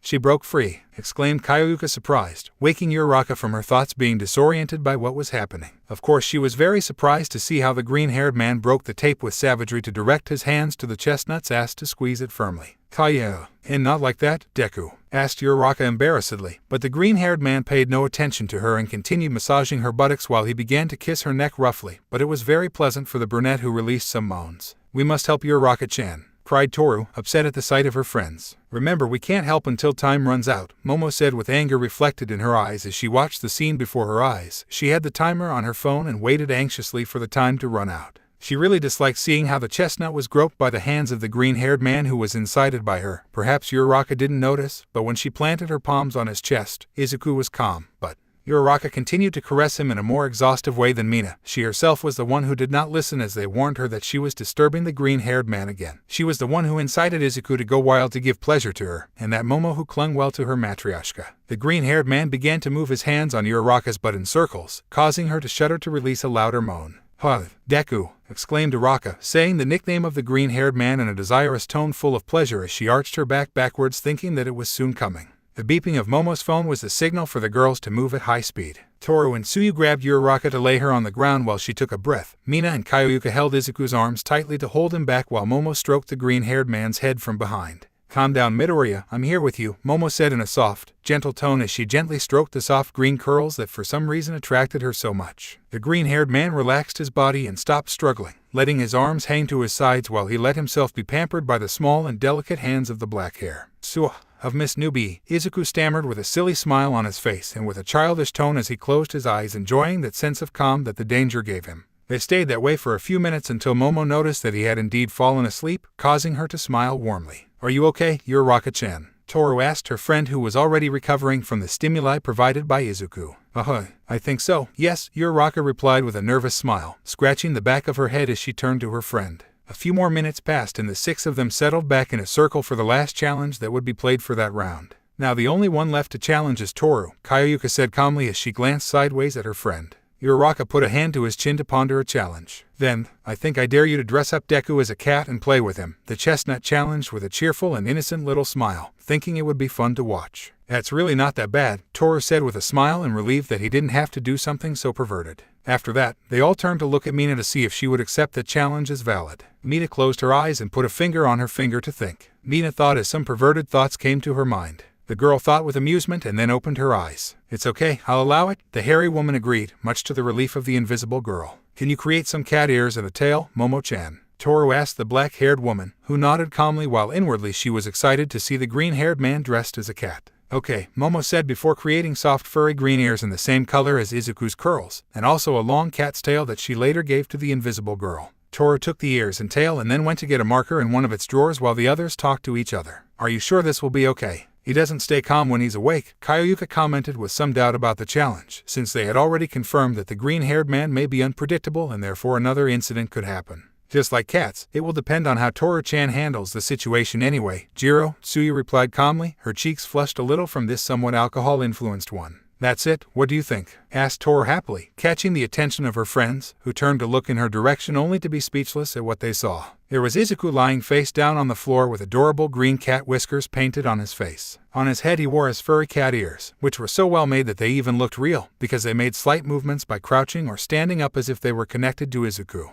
And finally, the cat's tail that was connected to the back of the waist and undulated as if it were also connected to the green hair. How nice, I'll take over from you, Toru-chan, exclaimed an excited and tender Mina, her eyes full of sparkle as she wanted to play with the cat boy who was sleeping peacefully on the floor so that it seemed that he was already in the role of a sleepy cat. No, I do, Toru denied firmly, crossing her shoulders because she really wanted to be the one to play with the green hair. After that, the invisible girl bent down to get closer to one of his cat ears. You're a naughty kitten, Toru said in a playful and melodious tone, intriguing her friends. You're a very, very bad cat, Toru continued, saying several more sentences of the kind under the intrigued gaze of his friends. What is Toru-chan doing? Asked Tsuyu in confusion as she watched her friends say things to the sleeping green-haired man. I think it's that thing about suggesting people in dreams, Momo said serenely, catching the attention of the others. It's about when someone is asleep, you can use sounds and phrases to influence the dreams they have, explained the black-haired woman as she watched Izuku perform small stretches without leaving the ground. Although I really don't know if it works the same with someone who is under the influence of alcohol, added the girl with a small amused smile, thinking it wouldn't work. But he was wrong. Moo, Izuku meowed in a tender sleepy tone as he got up to crawl to the ground with his mouth now resembling a cat's. This image was enough for several arrows to be shot into the hearts of the 6 girls who for a few seconds could go crazy for the cat boy. This is absurd. It really worked, Kyoyuka said open-mouthed and blushing, unable to take her eyes off Izuku, who really seemed to have entered the role of a cat, as he wagged his tail and ears as if they were all his own, while behaving like one.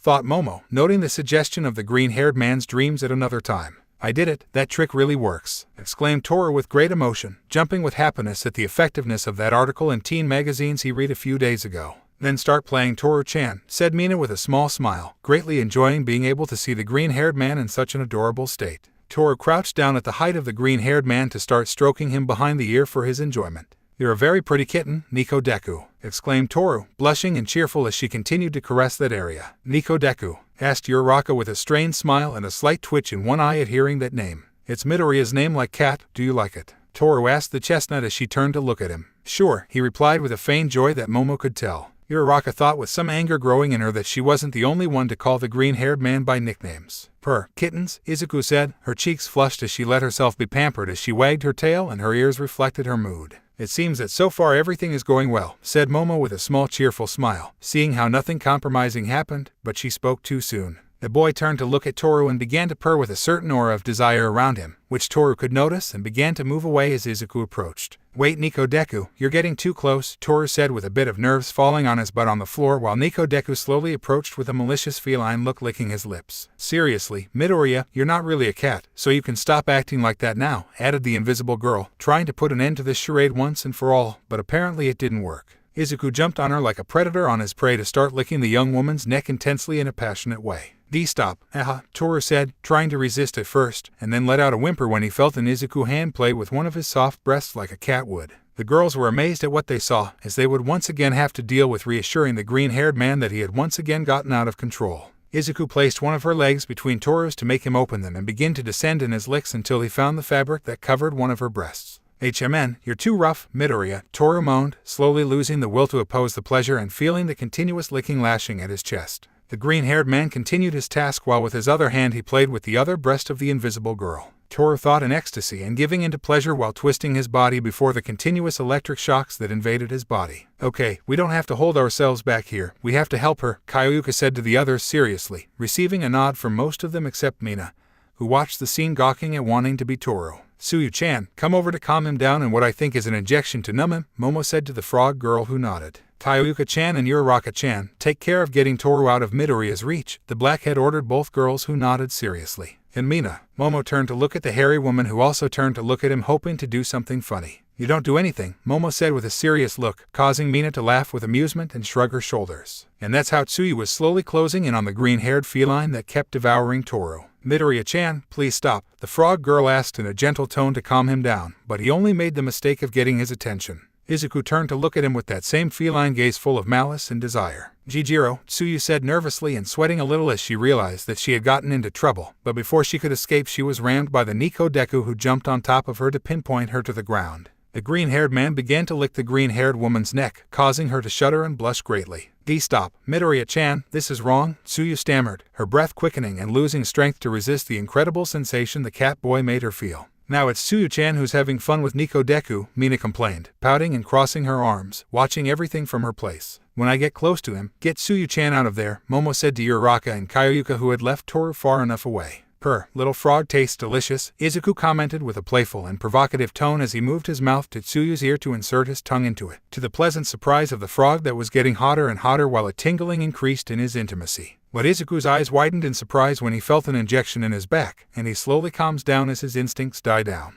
The person responsible was the same black-haired vice president who was now pushing Izuku away from Tsuyu, who was aided by Kyoyuka and Uraraka. Momo laid the green-haired feline's head on her lap to begin stroking his hair gently. Calm down, just go back to sleep, Momo said to Izuku with a kind and warm smile that denoted harmony that managed to calm the beast. This marshmallow was the last thing Izuku said with a goofy smile as he felt the softness of the black-haired woman's legs and then fell asleep because of the injection and the calm. Momo was pleased to see him sleeping peacefully on her lap, but unfortunately his friends were still in the room and would not let him have any more of this warm peace. The black-haired woman laid the green-haired man's head on the ground to get closer to her friends. God, that was intense, Uraraka said, wiping a trail of sweat from his forehead. We must not resuggest his dreams, or something worse might happen, said Kyoyuka in the same state as the chestnut and with a firm gaze. See, I agree with Kyoyuka-chan, Tsuyu said with a blush on her cheeks, slowly recovering from the stimuli she felt before. After that, they rested for a few minutes while Tsuyu and Toru fully recovered, until Mina clapped her hands, capturing everyone's attention. Well, let's get back to the important thing, exclaimed Mina, wanting to continue with the succulent game that was becoming more interesting than she thought. The round is over and you know what that means, the hairy woman said to her friends as she looked at them mischievously. They all just sighed, resigned to taking off one of their clothes as it was the rule at the end of a round. This is torture, Mina-chan said, Tsuyu said as she took off her dress with some embarrassment to keep her white bra that covered her breasts and a light green mini sports shorts. You seem to be having a lot of fun with all this, Toru said, looking at Mina as she took off her tank top to keep her green bra floating in the air, still keeping her denim mini shorts. That's the way it is and you know it, it's a great game, Mina replied with an innocent and cheerful smile looking at her friend as she took off her black tank top to keep her black bra covering her juicy pink breasts and still keeping her denim mini shorts stuck to her thighs. Actually, you have a twisted mind to consider this funny, Momo said with her eyes closed and a small blush on her cheeks as she took off the skirt she was wearing, revealing her provocative, slender soft legs and wearing sky blue panties. I agree with you, from now on I won't see Mina the same way again, Kyoyuka said with annoyance as she took off her red skirt, revealing her red panties denoting her shapely thighs that still stood out thanks to the black stockings she left on. I'm with you, this is really shameful, Uraraka said with annoyance in her voice as she took off the skirt she was wearing, revealing her black panties and a full view of her beautiful legs that are now covered neither by her black stockings nor by the skirt. Can we have a little rest? Asked Uraraka with a small tired smile at the hairy woman who was intrigued by this request. I think the same, all this calming down of Midoriya made me thirsty, Kyoyuka said calmly, looking at Mina while she seemed to think about it. It's fine, no problem, as long as you don't wear clothes again, Mina replied simply, not seeing any inconvenience, although this partly ruined the girls' plan to go to their rooms to get dressed again. We'll be at Momo-chan's room in 10 minutes, the haired woman announced with joy, causing her to be intrigued. And why mind? Asked Momo curiously. Well, you have a bigger bed there, and I think it will be of use to us later, replied Mina, her cheeks slightly flushed and with a mischievous and sarcastic face, causing the girls to become as red as tomatoes when they understood what she meant. Mina, they all exclaimed, embarrassed, to the amusement of the hairy woman, who amused herself very much by embarrassing her friends. Now you can leave while I keep an eye on Midoriya, Mina said to the girls while she made a few gestures with her hands as if she were throwing them out. But at those words they all tensed up and stood in front of Mina with firm looks that scared the girl a little. Are you going to be left alone with Deku? I don't think so, Uraraka said with a small twitch in one eye while Mina nodded a little nervously at the tension. I agree with Uraraka-chan, someone else should stay with him, Momo said with a small smile, thinking that she could be with the green-haired man lying on her lap. At the insistence of the girls, Mina only came up with one idea. Okay, raise your hand if you want to stay and watch Midoriya, announced Mina with a big smile as she and the other 5 raised their hands at the same time, which puzzled them all by looking at each other incredulously. We have a problem here, apparently everyone has their eyes on it, said the hairy woman lowering her hand, noticing a problem to decide. Well, I should stay since I can reassure him more easily, Momo said with a small proud smile clinging to her Izuku Matryoshka affectionately, which irritated Uraraka. Well, I've been closer to him since the first year, Uraraka declared with a defiant and smug smile as she stared at Momo, who became angry at her words and sharpened her gaze as she leaned a little to the height of the chestnut. What kind of reason is that? Asked Momo in a firm, intimidating tone, but still the chestnut was undeterred. Enough to stay and take care of Deku instead of you, replied the brunette, moving closer to Momo while smiling at her with a certain hostility that the others noticed from afar. Kayuka moved closer to push Momo away while Toru did the same with Uraraka while both girls didn't take their eyes off each other. Let's calm down, girls, there's no reason to be fighting about it, Kayuka said with a small smile, trying to lighten the atmosphere by calming them down. I can take care of him, or Tsuyu-chan, the black-haired woman added calmly while a certain invisible girl was intrigued. Why don't you mention me, Kayuka-chan? Asked Toru curiously, looking at Kayuka, who turned to look at him while scratching the back of her head somewhat uncomfortably. Well, it's not for nothing, Toru, but actually it seems that you're starting to like this game thing, and Kayuka replied with a small smile without looking at the Toru and then being interrupted by her. Are you saying I'm not to be trusted? Toru exclaimed, offended, and raising her voice in annoyance, getting dangerously close to the black-haired woman. I didn't say it, you did, Kayuka replied with a serious look, looking to face her friend. Jiro, Tsuyu said, drawing the attention of her friends who turned to look at him. Then I'll stay with Midoriya-chan, said the green-haired woman, her head bowed a little, for she didn't like to see her friends fighting. Are you sure, Tsuyu-chan? She may wake up again, Uraraka said with feigned concern, wishing she could stay with Izuku without anyone else around her. I've fought real villains. I think I can defend myself enough to leave the room to ask them for help. Tsuyu replied calmly, giving an argument to which several could not reply, but Mina noticed something else in Tsuyu's intentions and smiled knowingly. It was okay, you heard our friend, now we can go, exclaimed Mina with her usual energy to push everyone towards the exit of Toru's room, with several struggling and trying to get away. Wait, Mina, don't push us, complained Toru, coming out of his own room. After that, Mina peeked through the door and winked at Tsuyu, blushing. After that she closed the door, leaving Tsuyu and Izuku in the room. The little frog, with increasing nerves and with his heart beating at the same time as his breathing, only turned to one side to see the origin of what was happening to him. It was the sleeping green hair. The girl slowly walked over to his side, watching him with a small smile as she put a hand to her heart. Why do you have to make my heart beat this fast, Midoriya-chan? Asked Tsuyu as that warm, pleasant feeling in his chest increased as he looked more closely at the green-haired man. The girl sat quietly next to the boy to carefully lay her head on his lap as Momo did. The boy smelled the girl's scent and smiled as he whispered, Ryanita Linda, causing Tsuyu's cheeks to turn redder and that pleasant sensation to turn into a hot fire that screamed at him that it was something good that he felt. With Uraraka in his room. Now we are with the chestnut in her room. The girl was lying on her bed with her eyes on the ceiling while she was deep in her thoughts. You can't fool me, Momo-chan. You're interested in Deku and you're just looking to have him just like Mina, Uraraka thought with a firm look, thinking of her black-haired friend. I'm not going to allow it. Deku doesn't deserve that, and it's my duty to help him, he thought as his gaze became determined to protect Izuku. He's my best friend and I met him first. I'm not going to let them take him away from me now, Uraraka declared loudly and determinedly, putting a hand to her heart, which pounded whenever she remembered the green-haired man who was her hero. Uraraka thought a little more seriously, hoping that this strange attitude of his friend's was not due to a possible attraction to him. What he least needed now were more rivals for the green hair. With Momo in her room, now we move to the luxurious and beautiful room of the black-haired woman, who was sitting on the edge of her big bed while she possessed the green-haired doll. She was not obliged to hug him in those moments, but she still wanted to do it because she felt comfortable doing it.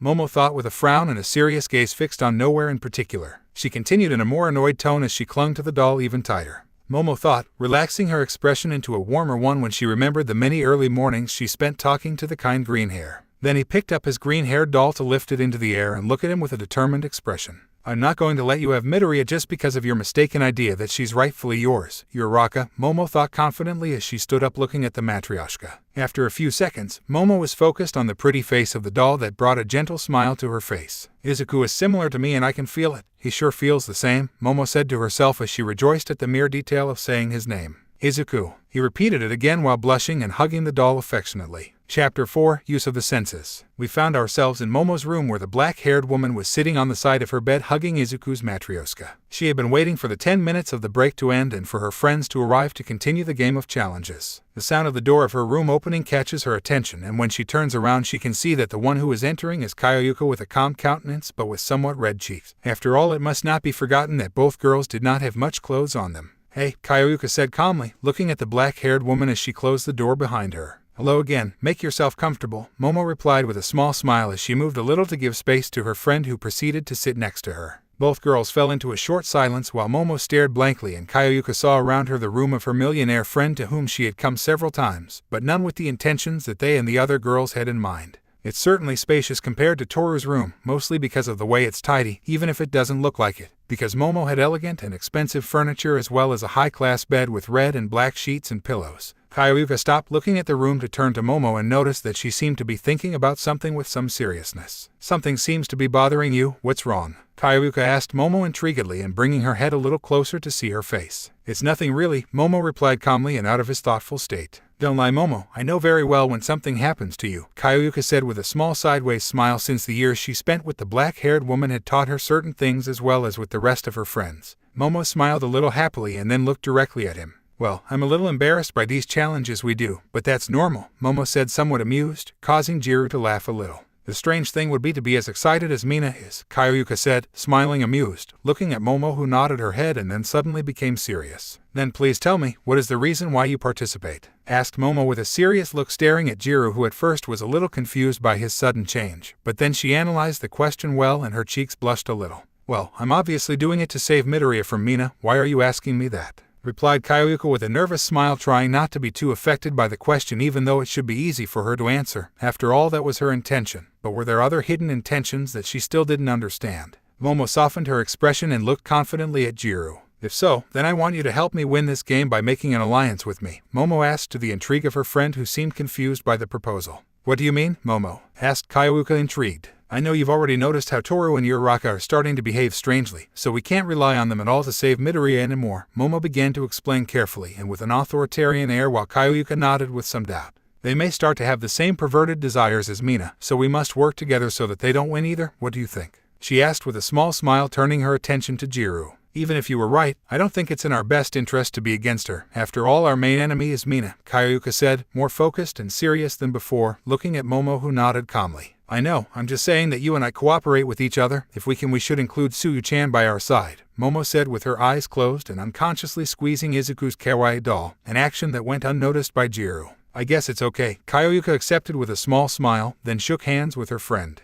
After that, they both fell silent, immersed in their own thoughts, until Jiro looked at the black-haired woman again. Don't ask you anything about all this, Momo, Kayuka said, catching Momo's attention, who looked at him curiously. What's the reason why you're trying so hard? He asked calmly, but she knew that there was a certain seriousness to the question that was perceived by Momo, who widened his eyes a little. The truth is that Momo knew to answer, to save Midoriya from Mina. But even so, something prevented her from answering in that way. It is as if she knew that there was another much more important and deeper reason. Something that she knew she felt but refused to admit as an intention for intervening in Mina's plans, as if she knew that if she admitted it she would not be very different from her hairy friend. Jiro realized how long it was taking him to respond to Momo and was about to say something to her, but the door to the room opens and they both turn to look at a mini short and a green bra floating in the air, but they both knew it was Toru. Hey girls, I'm here, Toru said to Kayuka and Momo in an animated tone as he entered the room. Make yourself comfortable, Toru-chan, Momo said to her friend with a small smile while inwardly she was relieved to have been saved from the previous environment caused by that troublesome question. Jiro only looked at Momo for a few seconds and then put aside the matter of her delayed response. She knew that something was going on with her friend, but it was better to keep quiet and keep watching how things unfold. It's good that your room has so much space, Momo-chan, now we'll definitely be comfortable, said Toru animatedly as she walked around the room contemplating the free space that was there despite the space occupied by the expensive furniture of the black hair. Again, the door to the room opens, catching the attention of the three girls who watch as Mina and Uraraka enter, holding the sleeping Izuku floating, while behind them comes Tsuyu, closing the door as they enter. Please get out of bed, Mina asked Kayuka and Momo, who did it right away, giving her friends space to place the sleeping green-haired man in the middle of Momo's spacious bed. Once he was left there, Uraraka sighed wearily, catching the attention of the rest. The next recess will have to be taken care of by someone else, said the chestnut to the others with some seriousness. Why do you say that, Uraraka-chan? Asked Toru, intrigued. Well, let's just say that Tsuyu-chan took some liberties, Uraraka replied, folding her arms and glancing sideways at Tsuyu. Jijiro, Tsuyu said somewhat nervously and blushing to the intrigue of Momo, Kayuka and Toru who turned to look at Mina in search of answers. I'm as intrigued as you are. When I got to the room I only saw Uraraka lifting Midoriya while Tsuyu-chan looked embarrassed, Mina said simply, shrugging her shoulders. Although I have an idea of what happened, added the hairy woman mischievously, looking at the green-haired woman who blushed more than before, which intrigued them much more. Anyway, let's start this third round at once, exclaimed Mina with a cheerful smile and with her hands on her waist receiving a nod from the rest who put aside their curiosity.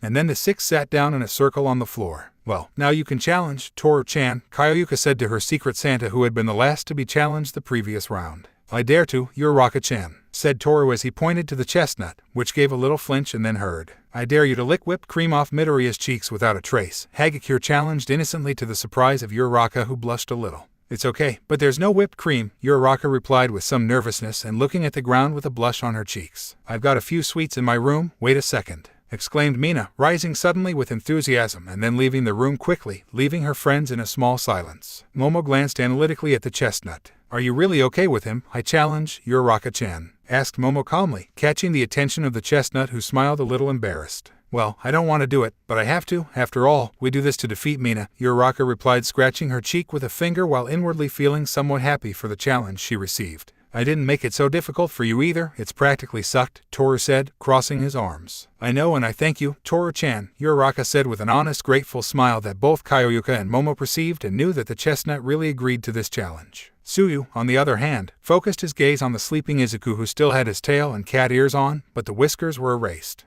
Jiro, shouldn't we take off Midoriya-chan's cat ornaments? Asked Tsuyu curiously as she put a finger to her chin. Momo, a little blushing and with her eyes closed, raised her hand slightly, catching her friend's attention. And I don't think so. Maybe someone was going to do another challenge with Nico Deku and it would be a waste of time to put them back on. Momo opined, trying to sound rational when internally she wanted to continue seeing the green-haired man with that adorable appearance. After that, Jiro, a little blushing, raised her hand slightly. I think the same as Momo, Kaioyuka said when she really thought it wasn't a bad idea to keep Izuku looking so provocative. The door to the room opens, revealing Mina. I'm here, said the hairy woman, going into the room carrying several things in her arms to the surprise of the others in the room. She carried cans of whipped cream, chocolate syrup, honey and caramel. She also carried bags with cookies, candies, chocolates and so on. It should also be noted that it carried a kind of closed black box that seemed to contain more interesting things inside. Why did you bring so many things, Jiro? Asked Tsuyu, somewhat surprised, to her hairy friend who had left all those things in the middle of the circle next to the case of beers. Well, I thought that from now on there would be more challenges with sweets and so on, so I brought a lot of things to save me the trips. Although I still left several things, Mina replied with a cheerful smile and then took the can of whipped cream and offered it to Uraraka. Anyway, here you are, Uraraka-chan, said the hairy woman as she held out the can to her friend.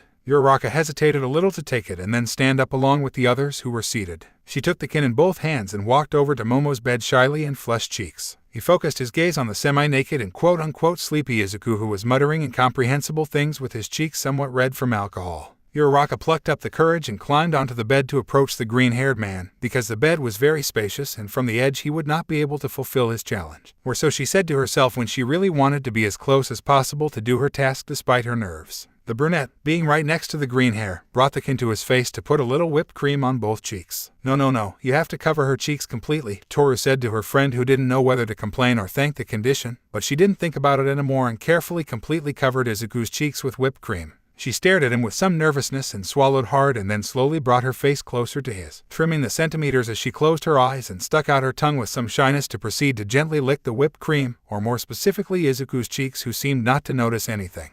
I'm really doing this with Deku, and I can't believe I'm really licking his cheeks, and I don't know whether to say it's perverted or if it's morally acceptable, but it just either seems unreal to me. I don't want Mina or Momo to get Deku to abuse him, and now that I think about it I don't like the idea of the others getting it too. I don't really know who I'm kidding, I'm still in love with Deku and I never stopped being in love, but no one can blame me for that, you just have to look at it for God's sake. He's a smart, good-hearted guy who's brimming with heroism and kindness, plus the fact that he's too handsome. When I pull my face away to take a breather I can see in detail her sleeping face. Unfortunately there is cream covering her cute freckles, you'd better remove it. I bring my face closer to them again and after a few licks in which I can feel his warm skin I can remove the sweet cream to better appreciate my beloved Deku. I really thank Toru for this challenge. The best thing is that I still have cream to clean and slowly and delicately he brought me closer to continue licking and focus in detail on the stimulating sensation of my tongue furrowing his skin. It feels like paradise and I'm content to do this all night without anyone interrupting me. This is a moment just mine and Deku's and I wish there was no time limit or friends watching me. I notice that there is a little bit of cream left near Deku's ear, so I bring my face closer to his left to bring my tongue closer and remove it. Piba what? Is the sound of surprise that I emit from the surprise when I see how Izuku at the last moment turned his head to the left and accidentally caught my tongue between his lips as if biting it gently. My friends didn't notice this by a miracle, it's the best thing because otherwise they would make a fuss. A stir, why? Didi Deku J he put his lips together within my tongue. Kaya. This surely can't be real, it's too good to be. I can feel the softness of his lips and the warmth they emit, I wish I could feel them more. But what am I thinking? This looks very vulgar. I must get away immediately, but it feels great. Uraraka-chan, is there no more cream? Said Kaioyuka intrigued to the brunette as she tried to look at his face, since they were all on the right side of the bed and could only see how Izuku's green curls covered the actions of Uraraka who had stood still for a few seconds. Uraraka stepped out of her little paradise to step back on the ground and quickly walk away from Izuku's face with cheeks burning with embarrassment and nerves. And I already knew, I just wanted to make sure, said Uraraka with a very nervous smile and playing with her fingers, a reaction that seemed suspicious to all of them, but they just kept silent. The brunette got out of bed and then they all stood in a circle again. I challenge Mina, Uraraka said with a serious look directed at the hairy woman. Go ahead, I'm ready for whatever you've got, Mina replied with a defiant and confident expression, which caused the chestnut to smile mysteriously. I dare you to give Izuku 3 cookies in his mouth with your mouth without putting his lips together, Uraraka challenged with a small smile pointing to a bag of chocolate cookies in the middle of the circle. That's what I say to use creativity, Uraraka-chan, said the haired woman with a pleased smile and feeling lucky for the challenge she was given. Uraraka smiled maliciously at Mina's words. But wait a second, Mina, I guess if you don't meet the challenge properly in theory it's a defeat, right? The brunette asked, causing the others to widen their eyes and Mina to step on the ground. Then if they bring their lips together then that will count as you lost a life, continued the chestnut to everyone's surprise at not thinking about that possibility. Wow, I hadn't thought of setting that kind of trap, Uraraka-chan, it's brilliant. Flattered Toru by applauding Uraraka, who was sitting idly by with a victorious malevolent smile as if his evil plan had succeeded. Not that it was a big deal, I just shouldn't touch his lips, Mina said reluctantly and internally annoyed that she had not foreseen the punishment that would come with the bad execution of a challenge. After that, the hairy woman went to the center to take the bag of cookies, from which she took only 3. Then she stood up with the others to approach Momo's bed where the green-haired prize was resting. Mina climbed onto the bed and crawled over to Izuku and then sat down on his lap and rested her hands on the half-asleep boy's torso. Hey Midoriya, would you like a cookie? Asked Mina in a playful and somewhat provocative tone, causing the green-haired man to seem to wake up a little to look in her direction but without opening his eyes. Galletas? Asked Izuku with a somewhat dazed smile and her cheeks flushed, causing the hairy woman to curl her lips into a flirtatious smile and lick her lips. Yes Midoriya, they're here for you, Mina replied and then put a cookie in her mouth to bite it a little at one end while slowly bringing her face closer to Izuku's to give it directly to him. I slowly approached Midoriya, who has an adorable silly smile on his face. I really caught his attention by saying that I would give him cookies. He looks like an adorable little boy. He bent me over further, narrowing the distance between our faces until at last my face was right on top of his. I'm so close that my heart starts beating faster and my cheeks are flushed. I don't know if it's because of nerves or excitement. I just know that I want to taste his lips. But unfortunately a challenge is a challenge and I bring the cookie to his mouth, and despite having his eyes closed, he opens his lips a little while I deposit the chocolate cookie in his mouth. Each time our distance decreases until finally he deigns to take it, leaving our lips only inches apart, and I can't deny that I got a little warm the moment I thought our lips would meet in a kiss. I walk away before my heart bursts and take a few seconds to catch my breath. This really is more intense than I thought, but that doesn't mean I don't like it. I put the second cookie in my mouth and again I approach him, who is finishing eating the one I already gave him. He seems satisfied with the taste of the cookie and smiles pleased. Again he placed me on top of him and brought him a cookie again for him to take. The sensations are the same as the previous occasion and again he pushed me away with 1,000 hearts. Well, now there's only the last cookie left. I put it in my mouth this time, taking up more space than the previous times. Maybe that's how we would get lips together. It's not that I want to lose, but it doesn't hurt to challenge luck a little. For the third time I brought my face closer to his until I was finally on his face. Again I brought the cookie to his mouth, but this time I notice a detail that captures my total attention, and that is that there are tiny cookie crumbs on his lips. This must be a joke. This is already too much for me. How the hell can I control myself in the face of this? Those tiny chocolate crumbs on her lips are practically calling me. It's putting 2 things I want, chocolate and Midoriya's lips, and then telling me that I can't taste them. What rubbish. I really apply all my willpower to resist the temptation to conquer those provocative lips that I think are still unexplored for all the girls in the world. He's already got a certain part of the cookie in his mouth. Just bite into it at once or else I'll bite those juicy lips. Crack. The sound of the cookie breaking makes me realize that due to pressure or nerves I bit the cookie and the Midoriya part ended up in his mouth while my piece of cookie fell from my lips to fall into his mouth. That he had it open until he proceeded to chew, unconcerned about the pressure I had to go through. How I wish I had tasted her lips, but either way even the night is young. And that's 3, Momo said with a look that was somewhere between serious and angry, as she tried to avoid showing her displeasure as much as possible with Mina being so close to putting her lips together with Izuku's. Mina, on the other hand, got out of bed with flushed cheeks and then sighed exhaustedly.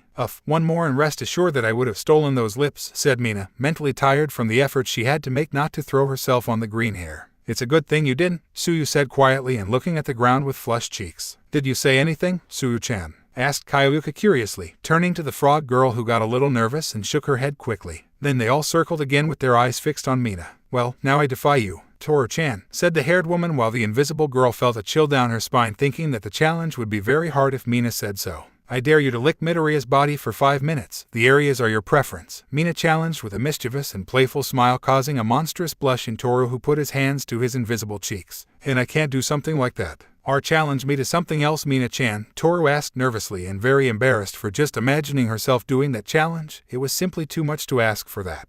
You know what to do if you don't want to, Mina replied with a mocking expression as she provocatively shook a can of beer and held it out to Toru. The invisible girl struggled for a few seconds in silence, but in the end her mind didn't give her enough courage to endure the embarrassment of doing what the challenge demanded. Bring that here at once, exclaimed Toru with annoyance to take the beer out of Mina's hands and then drink it suddenly under the surprised look of her friends. It's cold, she said childishly, somewhat dazed by the cold drink when she finished drinking, now having a slightly noticeable blush in the area where her cheeks should be. And that's one less life for Toru-chan, so the challenge now goes to, said Mina with an air of victory around her and then pointed her finger at the next challenge. Tsuyu-chan, exclaimed the hairy woman excitedly, while the little frog gave a little start in place and then shrugged her shoulders in embarrassment. I guess it's okay, Tsuyu said, her cheeks flushed and looking down at her lap. Are you sure, Tsuyu-chan? Asked Araka, a little worried about her friend, who in the previous round rejected a challenge, and it was surprising that she had decided to accept this one. Tsuyu, hearing him, nodded her head and then looked him in the eye. And I can't stay behind for Mina-chan to win, I must. We must save Midoriya-chan, Jiro, Tsuyu replied with a bit of nervousness and correcting herself in the end, which went unnoticed by the others. Her friends wished her luck with good intentions. The truth is that Tsuyu for them was the most innocent of the group, and they knew that she was easily embarrassed by things like boys, even though her expression did not help to show it. For that reason they knew that it was going to be difficult for her to do something like lick Izuku's body. Besides, it's not like she's interested in him, is it?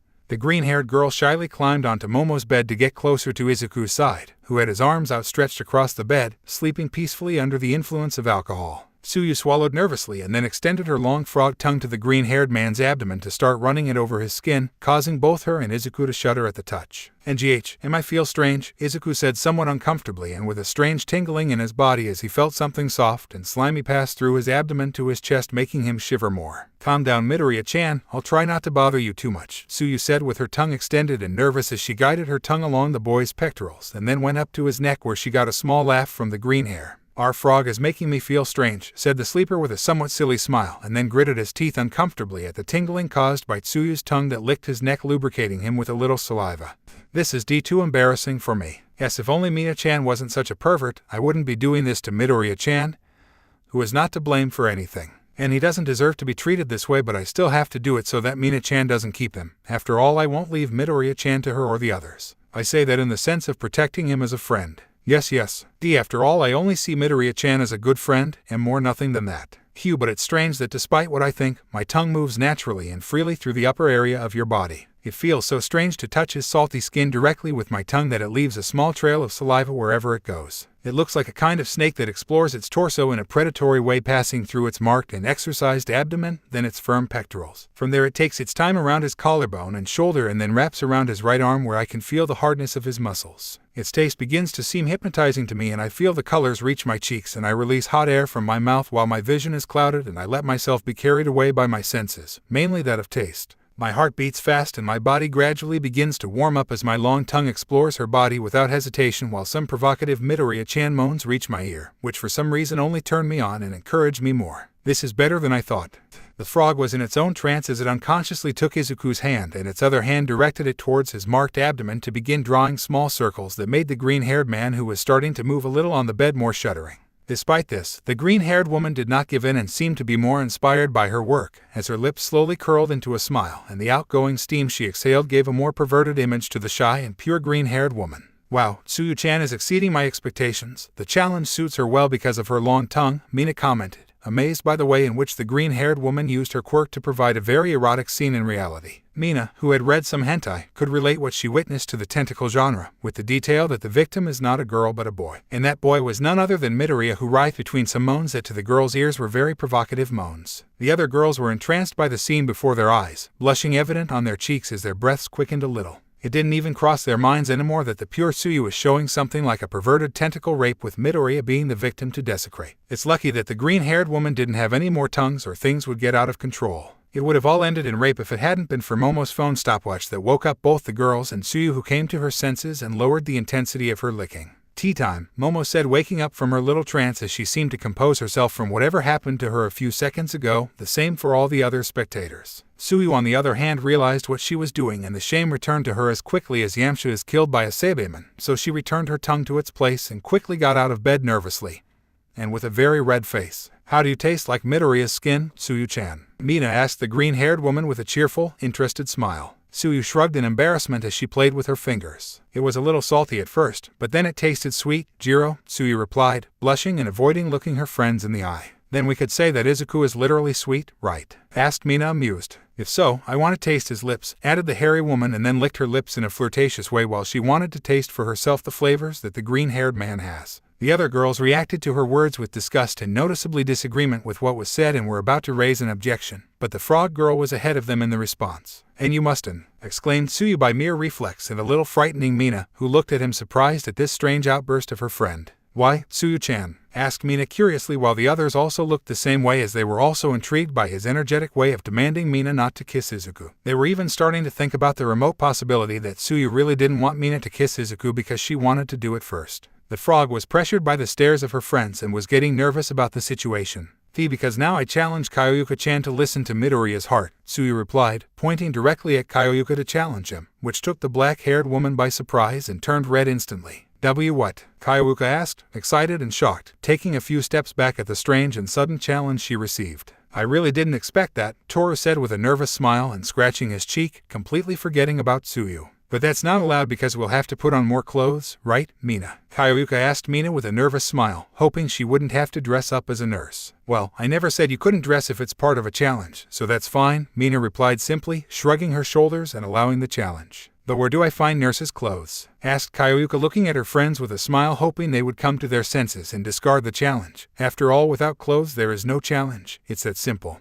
At the question, Momo slowly raises her hand calmly. It's a shame to say, but I have a nurse's suit under my bed that Minta left for me in front of my door, Momo said while Kyoyuka's soul came out of her mouth and her eyes turned white at such a horrible coincidence. Really? And why did you accept it? Asked Uraka, intrigued by the sight of Momo. Well, he said that he spent 3 months on his allowance to buy it. I felt sorry for him and I accepted it, so I keep it under my bed with no intention of wearing it. Momo replied calmly while remembering the continuous whining and pleas of the perverted dwarf to keep his gifts. Perhaps that naive man came to think that he would model them for him. Like it's going to fall so low. But look how convenient that is for us. Now there are no more complaints, right, Kyoyuka-chan? Said Mina smiling, turning to see Kyoyuka, who had no choice but to accept or surrender. Ugh, I guess it's better to be showing as much skin as you do now, Kyoyuka replied reluctantly and looking away with a blush on her cheeks. I'm sorry, Kyoyuka-chan, I said it without thinking, Suyu apologized embarrassingly and looking at the floor feeling guilty. Don't worry, Suyu-chan, Kyoyuka said to the green-haired woman with a small sympathetic smile as he patted her on the shoulder to make her unconcerned, since it was a game of challenges after all and there was no need to feel guilt.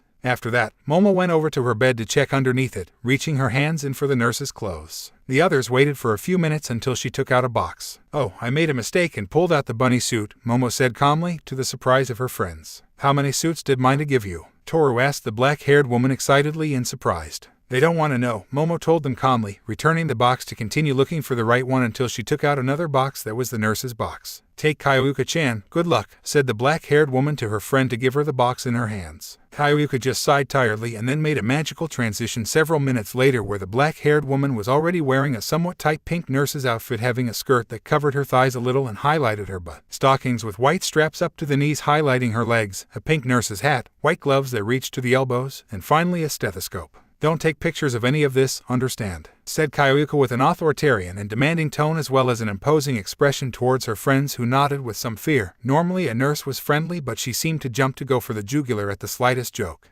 Then the black-haired woman slowly approached the bed to climb up and get closer to the patient's side. Hedo, how should I do this? Asked Kyoyuka, a little lost and with flushed cheeks until a fleeting thought crossed her mind, forcing her to sit on the green-haired man's lap just as Mina had done before. Please be calm, Midoriya, Jiro said to Izuku, trying to get into character with a small friendly smile, but the nerves and embarrassment were still evident on his face. Kyoyuka placed the earphones of the medical instrument in his ears and slowly held the bell of the stethoscope to Izuku's chest where his heart was located. What he didn't expect is that the cold metal touching the green-haired man's skin will cause the boy to growl uncomfortably, and that in a reflex act he will wrap his strong arms around Jiru's waist and back to hug her torso, causing his hat to fall off. completely catching Nurse Kyoyuka and the spectators of the scene completely off guard. Let go of me, Midoriya, exclaimed Kyoyuka, completely red and trying to get out of the embrace of the green-haired man who had her completely imprisoned, with her abdomen bumping against his abs and with her breasts pressed to his pectorals. Her head in turn was resting on his neck as if she were going to sleep there, and the stethoscope bell ended up far from the heart area.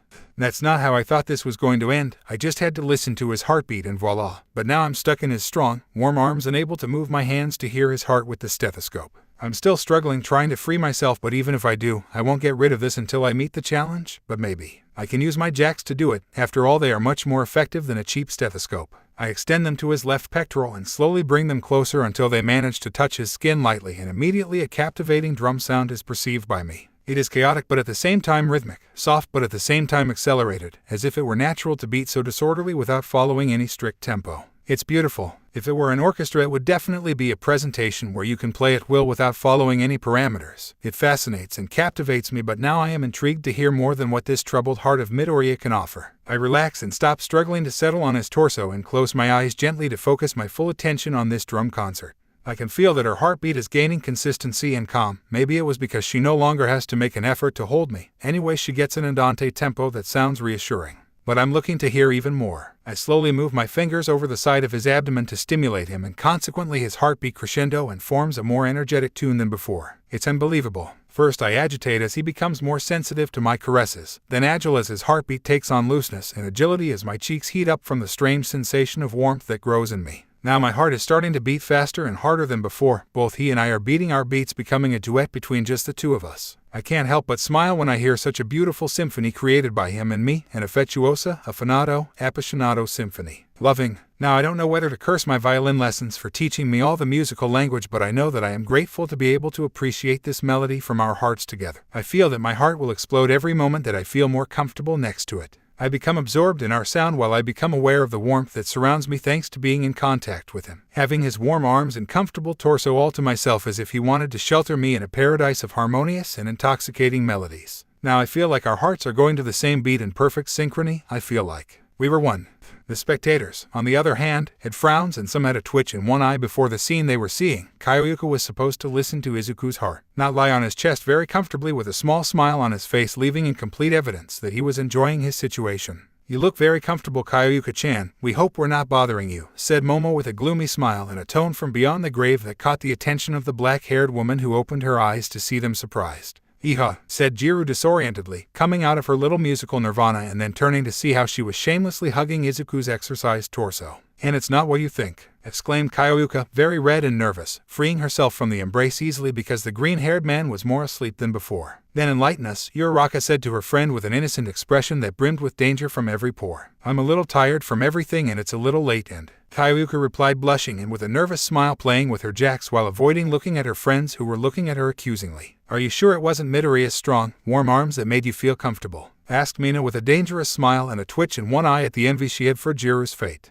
Not at all. Anyway, let's get on with this, exclaimed Kyoyuka, red with embarrassment and nerves, and then got out of bed to see Momo, who was the last one left to be challenged. I challenged Momo-chan to hug Midoriya in bed for 6 minutes, Jiru challenged without thinking about it at all. The truth was that she only said what her mind wanted for her at that moment. Isn't that too simple? Asked Toru, scratching his head, thinking that the challenge is too soft. Jiro, it's actually okay considering how little Momo-chan is wearing, Tsuyu said calmly as everyone looked at Momo and her outfit, her white tank top that highlighted her large breasts and revealed a bit of her bra, as well as her sky blue panties. Momo covered her breasts in embarrassment at the look she received from her friends and just tried to get her mind set for the challenge she would have to do. Try is the key word, given that internally I felt an incredible amount of nerves that I didn't show on the outside. Still, I think it's very easy compared to what the rest of us did, Uraraka said with some annoyance and crossing her arms, wanting equality, even though she didn't really want Momo to go that far with Izuku. Let her be, Uraraka-chan, said Mina simply, and stretching out an arm in front of the chestnut, catching its attention. Did you forget who Momo-chan will be with? We are talking about Midoriya, and therefore we can assure you that things will get succulent, said the hairy woman with a mischievous and perverted smile, and then licked her lips, an action that made the girls blush but above all made Momo really nervous. If you say it like that, then I don't want me to do it, murmured Uraraka in a low voice, bowing her head with a frown and puffed cheeks, showing adorable jealousy. I guess I don't have a choice, Momo said with a calm expression but with flushed cheeks, and then turned to Kyoyuka to extend her Izuku Matryoshka. Please hold it, Kayuka-chan, the black-haired woman asked her friend with a kind look, receiving a nod from Jiro, who took the green-haired doll carefully. Then Momo walked over to her own bed with some nerves to get up shyly.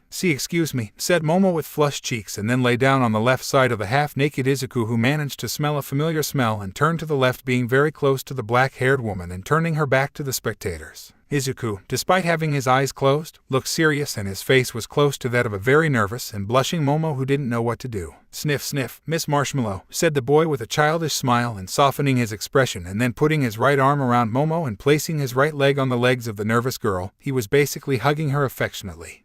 I never thought that I would be hugging a boy on my bed when I woke up this morning, let alone that it was Midoriya who was hugging me as lovingly as I do now. What if I dislike it? Of course not. It's just that this is too good to be true, and then I can't help but feel nervous. After all, the guy I like is hugging me. I have my hands on his chest and my head is tucked against his neck while his chin is resting on my head. He has me surrounded with his leg on mine and with his right arm on my waist, pulling me towards him to deepen the embrace. I can hear how he seems to be smelling my hair as well as some incomprehensible murmurs, but I can sense that he is referring to me, which causes me a lot of happiness no matter how much I deny it to others. I'm not so stupid as not to recognize that I'm here. In love, actually in love with Midoriya. Very much in love with Izuku. No one can blame me for that. It's hard not to fall in love with someone you share so many things in common with, who you spend most of your time with, who you know you can trust in any situation. It's hard not to fall in love with him, being as he is so kind, helpful, honest, adorably shy but also heroic, fair and brave. I'm in love with Izuku. A smile spreads across my face and I willingly approach him while I also begin to smell him and the scent he gives off. Cinnamon roll, a smell that captivates my sense of smell and intoxicates me as I slowly close my eyes to focus on feeling as best as possible this moment that is only mine and his. Just the two of us. Her body warmth shelters me and makes me feel warm, and the way she hugs me makes me feel protected, safe. Darling,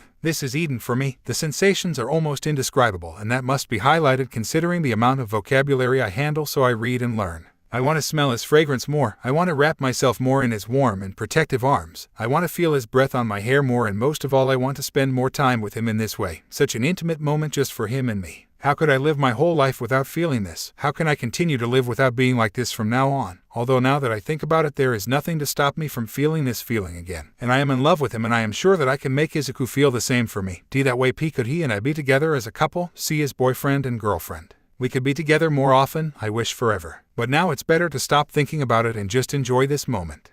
Jiro, the time has passed, Momo-chan, Tsuyu said, her cheeks flushed, looking at the green-haired man's back after the stopwatch had struck after 6 minutes. Leave me a few more minutes, Momo said with a small smile as she settled in to continue enjoying her closeness with Izuku, which caused a vein to stand out on Uraraka's forehead. Phew, I didn't expect Momo-chan to give up so quickly, Mina said with a mocking smile, causing Momo to widen her eyes to quickly move away from the green-haired man and get out of her bed with her eyes fixed on the hairy one. Wait a second, you're wrong, said Momo, blushing and noticeably nervous as she shook her hands in front of her, then began to play with her fingers while looking away in another direction. I was just starting to fall asleep and I replied by mere reflex. Don't get confused, the girl in love lied, managing to fool everyone except a certain brunette who wouldn't swallow those things. I guess that makes sense, Toru said without giving it much thought. Mina wasn't very convinced, but she just showed disinterest and then smiled enthusiastically. Well, that's the end of the third round. Now you all have a piece of clothing, Mina said to her friends, who sighed tiredly and then began to undress. Now Kayuka is the one who is less embarrassed, Toru said, taking off her denim mini shorts to keep only her green panties and her bra of the same color. Don't believe it, undressing in these clothes is still very embarrassing, at least for me, Kayuka replied with flushed cheeks as she took off her nurse's outfit, leaving only a white button-down shirt and her white nurse's strapless stockings.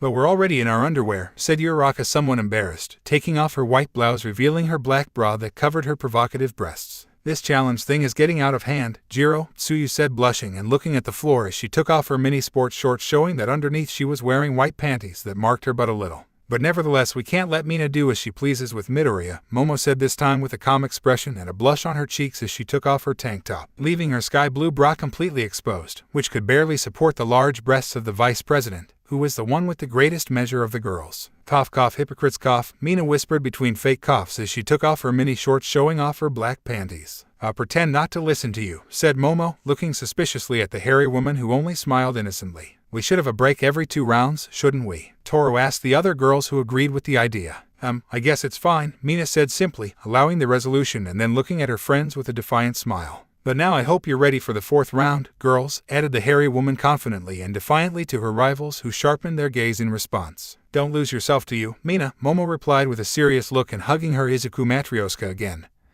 who was bumping her head against the black-haired woman's breasts. Deku won't be yours, Uraraka replied with determination in her eyes as she planted her hands on her waist in a confident pose. We'll see about that, Mina said with a sideways smile and internally anxious to see how the situation would play out in the next round of that game. A game that had led them all to be in lesser cloths and battling for Izuku, who was lying on Momo's bed with a malicious smile on his face and then licking his lips in a predatory way. I want to have fun, said the green-haired man as the girls had a staring battle with Mina. No doubt the night was just beginning. Chapter 5, Complications in the Process. At this moment the atmosphere was somewhat tense due to the battle of glances between Momo and Uraraka against Mina, who saw them defiantly. Although from time to time the brunette and the black-haired woman looked at each other out of the corner of their eye seriously, as if they simply had an enemy in common, but their relationship was tense. Luckily the little frog took the floor. You were the last one in the previous round, wasn't it, Momo-chan? Suyu asked Momo calmly, catching her attention and ending the staring war. Momo nodded calmly to the question and then turned to look at Mina. That's right, I challenged Mina to drink a glass of water from a Midoriya pectoral. Momo challenged Mina with a serious look, leaving the others somewhat surprised.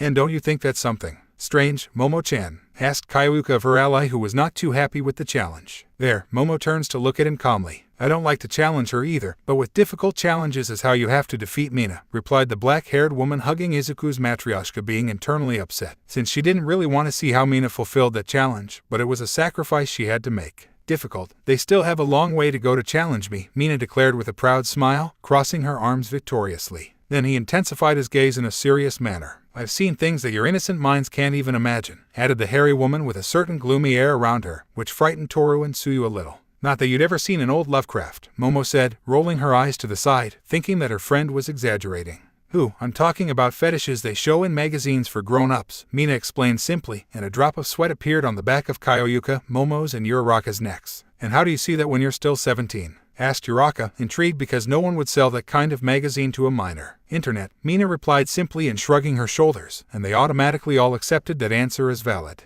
Anyway, I want to make this funny. Do you think if instead of water I drink beer from his pectoral? Asked the hairy woman to Momo, who just closed her eyes calmly. Okay, it's your decision, Momo agreed, and Mina smiled broadly as she took a beer and stood up. There, Kayuka sneaks up on Momo. This is great. If Mina gets drunk then it will be easier for us to beat her, said the rocker with a smile and in a low voice, thinking that maybe Mina's defeat will be sooner than they thought. If you're thinking I'll get drunk easily with a single beer, I'm sorry to tell you that I'm very resistant to alcohol, Mina said to Momo and Kayuka, looking at them out of the corner of her eye with a self-centered smile and with her hands on her waist, which annoyed both of them with black hair. Just hurry up and do your challenge, Uraraka said to Mina with a frown and arms crossed, causing Mina to start walking towards Momo's bed. Moment, exclaimed Momo, raising her voice and capturing everyone's attention. I don't want beer on my bed or on the floor. I'd better tell you another challenge, she said, closing her eyes and hugging Izuku's doll, when in reality it was just an excuse to look for a softer challenge. Don't worry about that, Momo-chan. When the game is over we'll clean up everything we mess up, Toru said with joy and nonchalance, putting a hand on Momo's shoulder, who seemed to hesitate for a few seconds until he gave up. All right, Momo accepted with some annoyance and averting his gaze, which Uraraka and Kayuka saw with different eyes, as if they were seeing through that mask of seriousness. Mina, on the other hand, climbed onto the bed where the sleeping, drunken Izuku was lying. With a little effort he managed to lift him up a little to the point of leaving him sitting. Strangely, he seemed to be torn between dream and reality and cocked his head sleepily. Mina placed herself between his legs to place one hand on his chest while the other hand holding the beer was placed on one of his shoulders. Apparently it was hard for him to think how he would do it, so he turned his head to Toru. Hey Toru, could you help me pour the beer on it? It turns out I'll need both hands, Mina said to her invisible friend with a cheerful and innocent smile despite the embarrassing help she was asking for. Oh okay, Toru accepted with some embarrassment and then climbed onto the bed to stand in front of Midoriya's back, where he drank the beer he would have to pour on Izuku's chest. Don't stop until it's over, Mina said to her friend, who was nervous about how she was, as her breasts covered by her bra were pressing on the strong back of the green hair. Yes, Toru replied with a blush on his invisible cheeks as he opened the beer and prepared to pour it out. Mina smiled seductively at Izuku and then lowered her head while resting her hands on the boy's torso. There she stood in front of Izuku's pectoral, and Toru began to pour some of the cold liquid on the young man's skin. On contact, Izuku shuddered and was uncomfortable with the sudden liquid, at which Toru began to caress his curls with some nerves, but it served as if to calm him down a little. The beer was licked and drunk by Mina, who focused on receiving it in the nipple area of the burly green hair, which greatly embarrassed the spectators of the event and the invisible accomplice. I start drinking the beer that falls down Midoriya's strong pectoral to her nipple, where I meet it with my tongue to start drinking it. I feel the cold nectar pass through my throat while a small portion escapes and slides down my neck until it disappears between my breasts. I've only seen this scene in some ekais. I didn't expect it to be in real life. It's magnificent. As I continue on my errand, I look up to see Midoriya's reaction and see him complaining a little. Anyway, I know he's liking this. If it wasn't, he has enough strength to stop me, but he hasn't. Plus his nipples are erect. Surely it must feel great for him. I'm glad I'm making him feel that way. Of course, I'm feeling really good about this too. The heat I feel in my body increases as I drink more alcohol and get aroused by the scene of him and me. Me drinking the alcohol directly from her bare chest. How many times can a teenager experience that?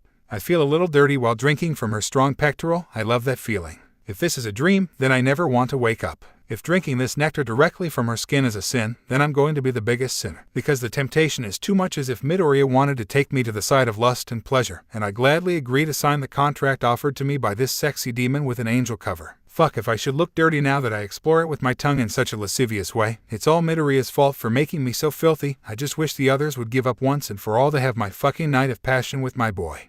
In the end, the beer stopped flowing from the can because it had run out, but Mina didn't seem to notice as she continued to lick Izuku's nipple, which irritated the others. You can leave him alone, Mina, Toru said to her hairy friend with a bit of nervousness as she continued to caress Izuku's soft green curls affectionately, as he seemed calmer as he no longer had the cold liquid running through his skin. And you can stop caressing him, Toru, Mina replied to her friend, looking at him with a mischievous expression as she sat up to see Toru, who was a little embarrassed, and then made room and laid Izuku back on the bed. Mina, Toru, and the others sat in a circle again, but this time they were all looking out for who Mina would be challenged. Now I defy you, Uraraka-chan, exclaimed Mina, smiling at the chestnut, who only lowered her head a little depressed. It's the second time I've been challenged at first, Uraraka said with a small tear, and Suyu rubbed her back to try to comfort her. I dare you to place yourself in position 69 over Midoriya for 5 minutes, Mina challenged her, and both Uraraka and the others were confused. Position 69, what's that? Asked Kyoryuka, intrigued, looking at Mina, who put a hand to her forehead. Oh, my innocent friends, what would you do without me? Asked Mina with a know-it-all smile that annoyed more than one.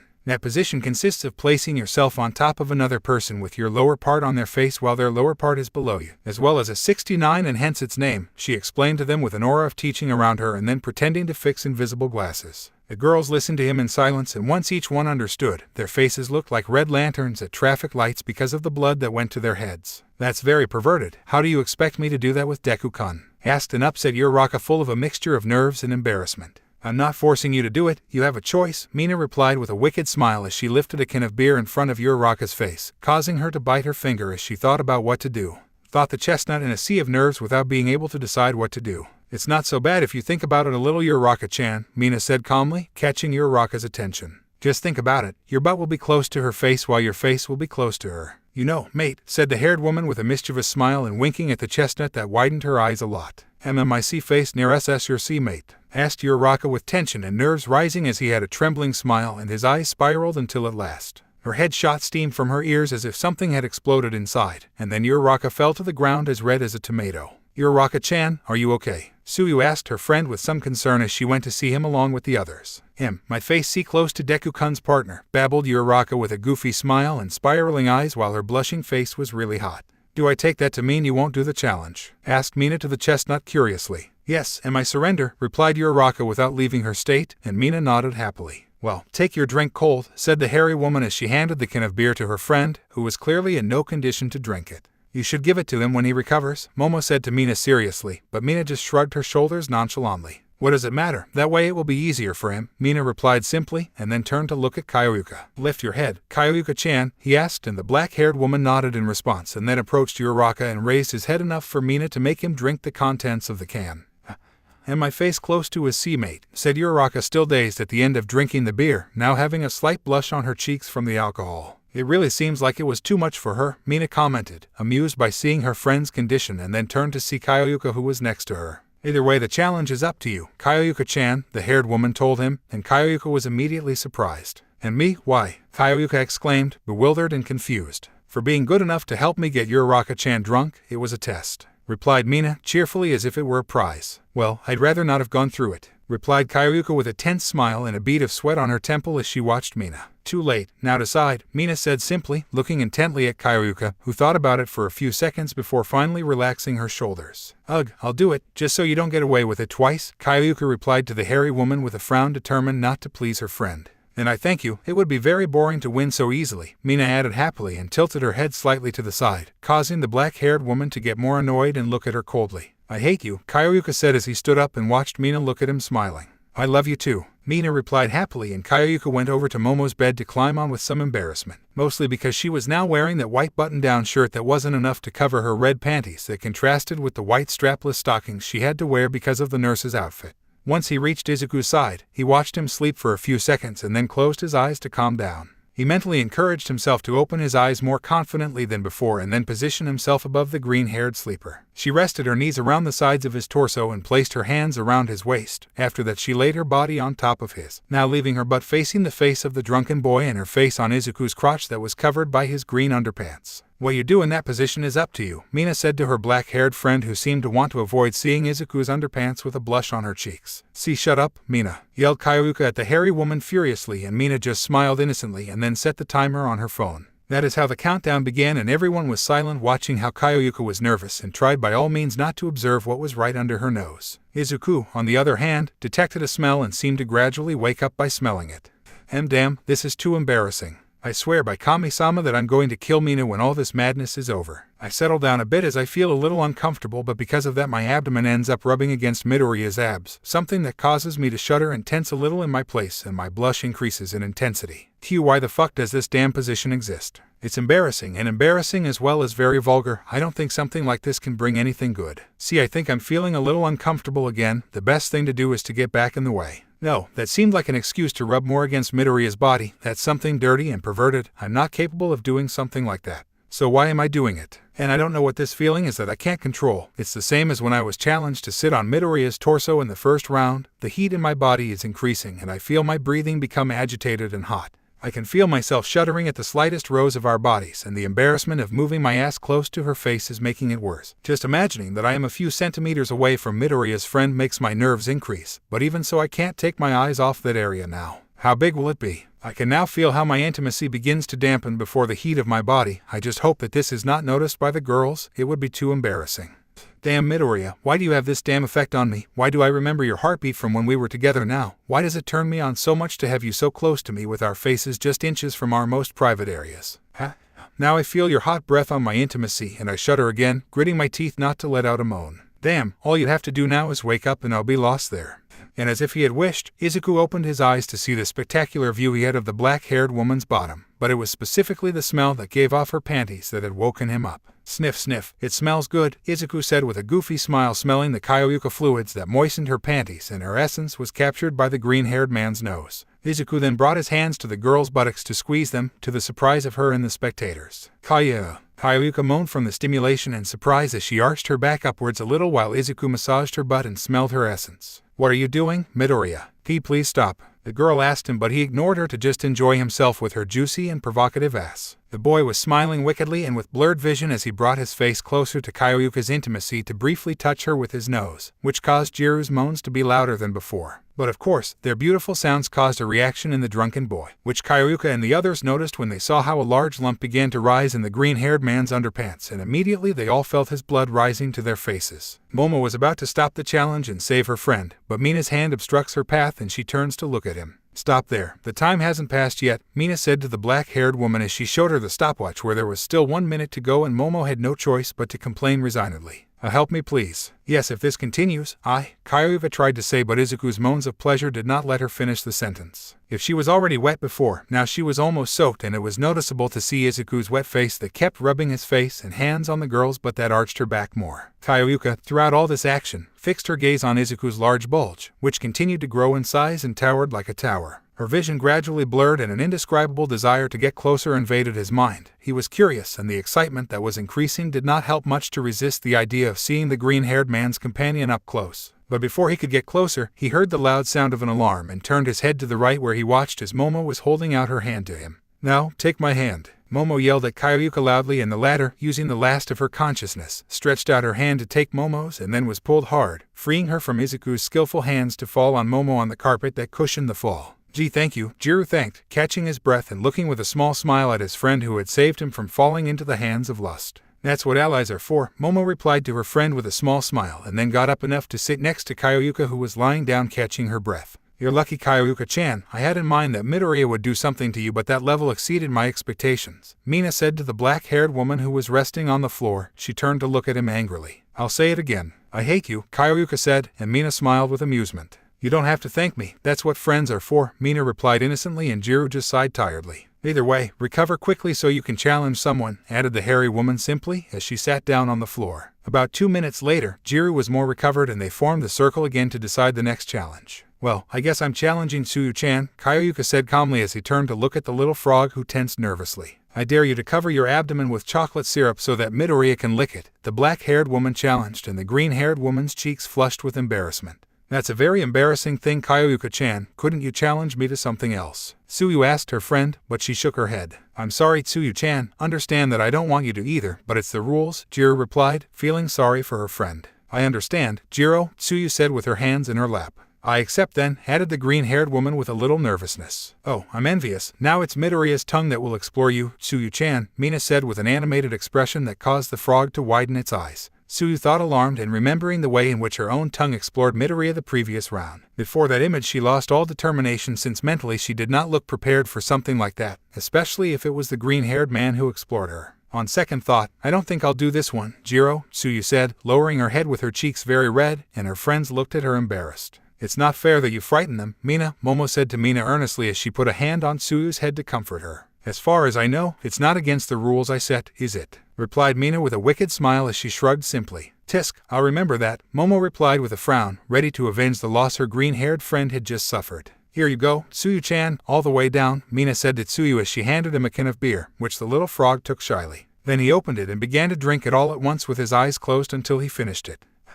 "And it doesn't taste so bad the second time, Jiro," Asui said with her eyes cloudier than before and with an even more noticeable blush as her head moved a little disoriented. That having happened, Kyoyuka just turned to look at Toru. "Then I think I passed the challenge to Toru-chan," she said, and the invisible girl was startled, a little intimidated. "And can't you pass it to Momo-chan?" Toru asked her friend, wishing she didn't have to be licked by Izuku again, as she was sure she wouldn't take much longer if she was subdued by him again. Kyoyuka and Momo looked at each other sideways with knowing looks that Mina and Uraraka could observe seriously. Then Jiro turned her gaze to her invisible friend. "I'm sorry, Toru-chan, it's your turn after saving you the previous round," Kyoyuka said, and the invisible girl had no choice but to sigh resignedly. "He passed me the syrup before I regret it," Toru said to her friends and immediately received the syrup from Mina. Toru just proceeded to lie on the floor staring at the ceiling, uncovered the syrup and began to cover his abdomen with chocolate.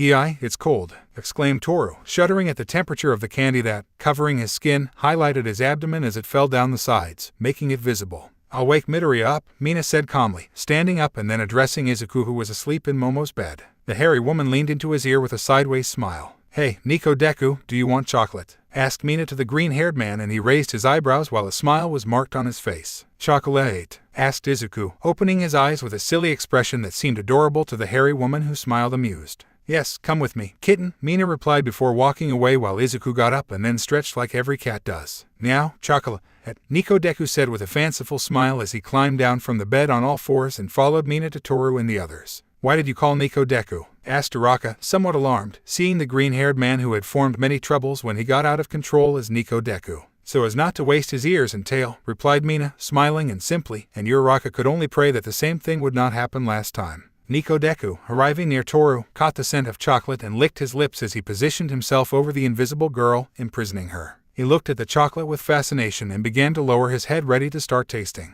"Ei, Nico Deku," Toru said shyly, and his hands clenched against his chest shyly, catching the attention of the cat boy, who looked up to see where his face should be.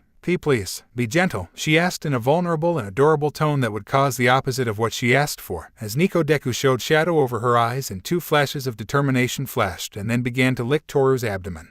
"I keep my hands over my mouth to avoid letting out any painful sound like it happened last time. I feel Midoriya's tongue licking near my belly button in circles as if she wants to play with me, as if she is trying to incite me. It's embarrassing that I'm doing it so delicately. Why isn't it just as rough as before? It's not like I want that either. It's just that way I'd get this whole challenge over quickly. Yes, that. I'm usually not one to be embarrassed about my appearance, mostly because no one can see me as I'm invisible. But the fact that chocolate shows my abdomen in Midoriya's eyes makes me too embarrassed. I want to be invisible again. And I don't want Midoriya to be able to see my body in any way, but what would he say if he could see my body in detail? Would he tell me that I am beautiful? Would he say that my breasts are fine or if my butt is pretty? Why am I thinking about that? I feel like butterflies in my stomach when I think of some answers said by Midoriya himself. I don't know why I get excited just thinking that he would say those things to me, looking at me with his green eyes and with his hands on mine.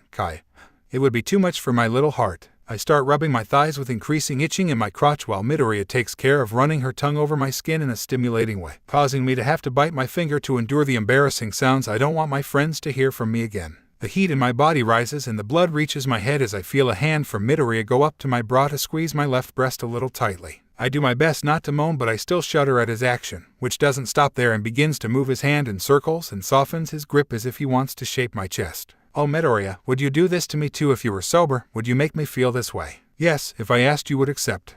Toru's thoughts were interrupted when something very bad happened. Deku began to smell the scent coming from her panties that were getting wet. At this, Deku connected the dots and began to stimulate the invisible girl more intensely to smell that captivating smell more strongly. Hiya, please stop, Toru asked as Izuku pinched her nipple over her bra, causing her to get even more aroused and arch her back a little, causing the syrup to start going down further until it reached her panties. Deku's eyes lit up and he began licking Toru from the belly down as he brought his free hand up to the invisible girl's butt to begin massaging it, causing the muffled moans to start coming out of the girl. Don't you think you're going a little too far? Asked Uraraka with a tense smile at the rest as she turned to look at them. You forget we're talking about Deku. He's not going to stop until he's satisfied, Momo said seriously, and frowned, wanting to interrupt, but he had no choice but to wait for the challenge to end. Jiro, there's no time limit here, right? Then when do we stop it? Asked Tsuyu curiously, looking at her friends. When the chocolate is gone, Mina replied simply, and immediately felt a hand touch her shoulder and turned to look at Jiro.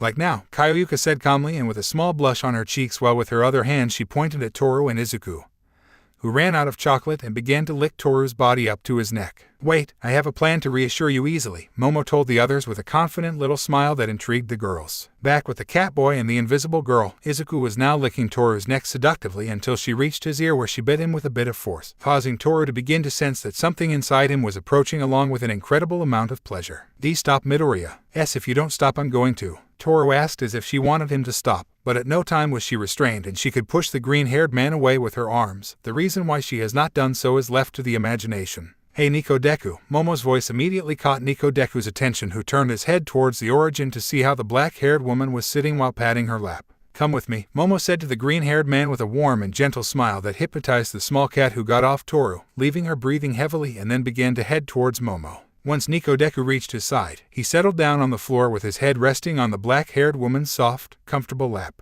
Now say Momo said to the boy as she brought him a little red pill with the smell of strawberries, and just like that, the green-haired man obeyed and received the pill in his mouth without knowing that it was a tranquilizer. Very good boy, now relax a little, she added in a kind tone as she began to stroke his hair, and he began to close his eyes and finally fall asleep. That was easier than before, Jiro, Tsuyu said to Momo as they and the others, except for Toru, approached her and the sleeping Izuku. I guess for some reason Deku is more docile to Momo-chan, Kyoyuka said with a small smile, while in a small part of her being she felt somewhat disgusted at that fact. That was very close, said Toru, sit up tiredly, mentally thankful that she didn't come with her friends present. How were you, Toru-chan? Mina asked Toru mischievously and winked at him. Fantastic. I say horrible. Don't challenge me with that again. It's the second time Deku has subjected me like this, replied Toru, correcting himself at first to adopt a demanding tone. You get what you give, you were the one who created Deku in the first place, Uraraka said simply, and Toru pouted. But I didn't expect it to get to this point, exclaimed the invisible girl. Anyway, challenge me once and for all to go to the break, Momo said to Toru calmly as she continued to caress Izuku's hair calmly. The Matryoshka was right next to her to prevent Mina from taking it off. I dare you to let Midoriya play with your body for 6 minutes, that way they will understand how I feel, Toru challenged Momo seriously as he crossed his arms from under her breasts. As you wish, just remember that our goal is Mina, not to fight each other, Momo replied calmly, looking sideways at Toru. It's not a fight, I just want you to feel what I do instead of being so calm with Midoriya, Toru replied, looking up and down at Momo, who looks no matter how you look at it. She was comfortable caressing the sleeping Izuku. Momo turned her head in the direction of Uraraka. Uraraka-chan, please help me lift him onto the bed, Momo asked the brunette calmly while the latter was intrigued. Why don't you do it on the ground? Asked Uraraka curiously. Momo looked away in another direction with a slight blush on her cheeks. Because I don't want to be uncomfortable on the floor, Momo replied with a little embarrassment. Uraraka looked at him earnestly, as if he had seen through his true intentions. Uraraka thought but restricted herself to just helping Momo place Izuku on the bed with her quirk. Standing on the bed, Izuku was somewhat disoriented because of the tranquilizer that was already losing its effect. "Yai Midoriya," Momo said with some embarrassment, catching the attention of the green-haired man, who turned his head to see that next to him was Momo sitting with her back to him while looking over her shoulder. "Hugh, could you come closer?" she asked with a blush on her cheeks as she tried to remain calm. "Miss Marshmallow," Izuku said in a deeper tone of voice as he slowly approached her back, which looked captivating to look embarrassed in her underwear. Izuku made his way up behind her, his breath hitting Momo's neck. He took a moment to turn to face her as if asking permission, and Momo couldn't help but smile. "Go ahead," said Momo, giving her consent, and then Izuku began to kiss Momo's neck delicately, causing her to shudder and cover her mouth with one hand. "This feels not bad. He doesn't seem to be dominated by lust and alcohol at the moment, instead treating me as if we were something more, as if our connection is more intimate and comes to passion rather than mere desire. I can't deny that once or twice I had a dream with Izuku in it, but none of them come close in the least to how real their kisses feel now, running down my back, going down little by little to go back up to my shoulders. It's a miracle that I can contain the sounds that yearn to come out of my lips." His hands begin to make their way down my sides until they reach my abdomen, where they go around in circles as if they were testing the waters. I feel ashamed that he can believe that I am a little overweight. It sounds absurd considering that he is drunk and that his reasoning does not allow him to ask himself those things, but having Izuku so close to my skin, I can't help but feel self-conscious. Won't my breasts be exaggerated? Am I enough for him? Kaya. I let out that embarrassing sound as I feel both of Izuku's hands squeeze my bra, causing it to sink a little into my breasts. "You're perfect," he said in a hoarse tone and, at least for me, too provocative to the point where I bit my lower lip to try to control my desires. His two simple words were enough to clear my doubts, and now that he plays with my breasts gently while kissing my neck, feeling his breath on my skin, I actually feel great, to the point where I consider this to be unreal. It's too hard to believe that Izuku right now is treating me not only as a woman, but as a lady, realizing my problems and solving them with his sincere words. "Wait, Midoriya, you're being a bit rough," I say as I feel her intensity increase and her kisses fill with lust and passion while her hands now play with my breasts faster than before. My body feels warmer now as I feel his hands roaming my body and his kisses on my skin. My cheeks turn more red and I release a hot steam from my mouth, plus I feel a tingling sensation in my intimacy. I'm getting excited. And I shouldn't do such a thing when I'm in front of my friends. But Izuku isn't making it easy for me. It's his fault for making me feel that way. I should stop him immediately, but it feels so good. "GRR, Miss Marshmallow," Izuku growled like a predator in front of his prey and then lowered one of his hands to Momo's intimacy to start rubbing it, causing the moans to escape from the black hair's lips. "The 6 minutes have passed. We must help her," Kayuka said to the others while stopping the stopwatch alert. It is true that she wanted to save her friend as well as she wanted to prevent Izuku from going so far with someone other than her. She just ignored that thought when it came to her mind. "I'll go, don't worry, I'll take her away from Deku-kun," exclaimed Uraraka confidently and with a serious look as she gave a thumbs up to her friends. "We're counting on you, Cadet Uraraka," said Mina to the chestnut, giving a military salute as if he were sending her to the battlefield. There, too, Uraraka climbed onto the bed and cautiously approached Izuku, who was following Momo in his assault, who seemed to be completely at his mercy. "Hey Deku-kun, calm down and let Momo-chan go," Uraraka said to the green-haired man with a nervous smile as she gestured her hands to try to calm him down. But it only caused him to turn to look at her with a predatory look when he found another target. Please let go of her," and then Kaya. The brunette couldn't finish speaking because Izuku had taken her hand to pull her to him and put his arm around her waist and start kissing Uraraka's neck while he continued to assault Momo's intimacy with his other arm. "Please for Deku-kun. This is wrong," asked Uraraka, trying to free herself, but it was useless. She had already fallen into the hands of the alpha, who now made several hickeys on her pale skin. He even came up with the idea of making a hickey above the bra where her nipple should be. "And don't suck there," moaned Uraraka, feeling hot and embarrassed, feeling like the green-haired man was sucking a nipple through the fabric of her bra in a non-direct way. Izuku divided his attention between the black-haired and the brunette. With one arm he massaged Momo's breasts while with the other he groped Uraraka's ass, and varied in the places where he kissed both girls except for their faces, as if he wanted to let them moan. "This is already getting too intense," Kayuka remarked with red cheeks as she unconsciously rubbed her legs against each other at the small itch she felt in her crotch. "I'm sure the next one who goes will be able to stop him. It's impossible that he can catch another one while he's busy," Mina assured confidently and with a little blood coming out of her nose, thinking it was her time to shine. There, Tsu takes a few steps forward. "I'll go. I haven't been of much help to the others, Jiro," she told her friends, who related her disposition to the amount of alcohol that clouded her judgment. After all, it was impossible that Tsuyu, being the purist, would want to risk getting into that battlefield.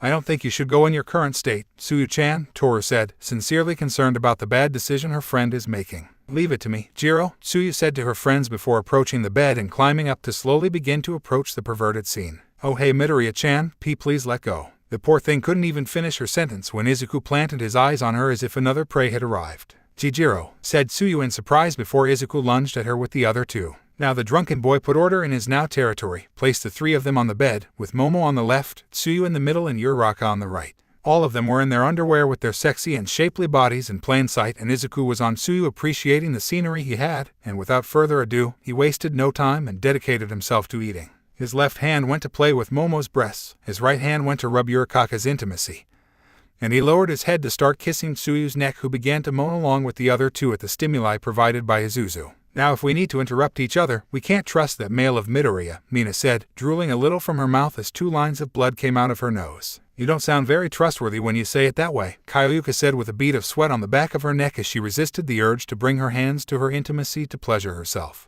Anyway, let's help them, Toru said to her friends, who nodded in response, and then the three of them began to formulate a plan. Returning to Izuku and the 3 girls, the green-haired predator took his little moment to step away and appreciate the lustful expressions of his food, but to his shock he could only see very vulnerable faces. Stop Midoriya, why this shouldn't be like this, Momo said with moist eyes and a blush on her cheeks while her expression showed how helpless she was as she hugged herself looking at Izuku as if begging her to stop. And no more Deku-kun, please stop, Uraraka asked the green-haired man with some difficulty because of his labored breathing while his arms were contracted against his chest and he had small tears at the edges of his eyes.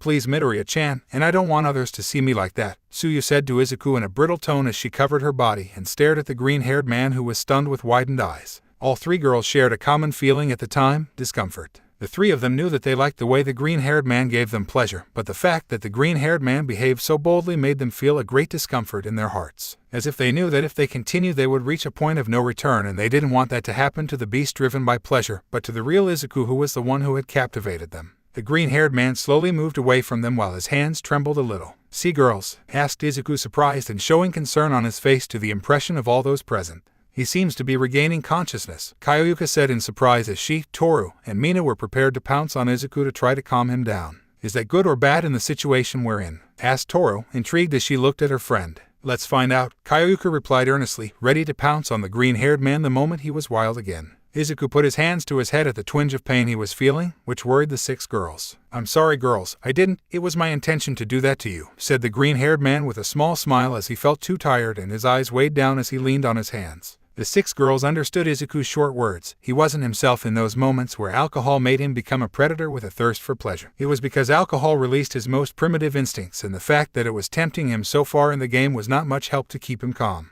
You can lie down next to me, Izuku-kun, Momo offered with a small smile, extending her hands to the green-haired man who looked like at any moment he would fall back to sleep. No, lie down with me, Deku-kun, Uraraka said to Izuku as she smiled fondly at him and also extended her arms towards him to greet him. And I wouldn't mind if you slept with me, Midoriya-chan, Tsuyu said with a blush on her cheeks as she shyly held out her hands to Izuku, who looked at the 3 of them with a small smile. Izuku got up to stand on his knees as he slowly closed his eyes and fell backwards where he would end up falling off the bed onto the floor. So quickly the 3 girls quickly got up to hold him by their arms while Mina, Toru and Kyoyuka pushed his back from outside the bed. The 6 of them had worked together to keep him from falling. He seems exhausted. Alcohol does weird things with Deku-kun, Uraraka commented, watching as his best friend was fast asleep with a blush on his cheeks and whispering incomprehensible things, but now he was no longer smiling. It's abnormal how alcohol affects Izuku-kun. He slept several times and can still get out of control when provoked. What we just saw was just our fault, Momo said seriously as she thought seriously about what they were doing. Were they using him as a toy? Now that we're here, why are you taking so much confidence now to call him by his name?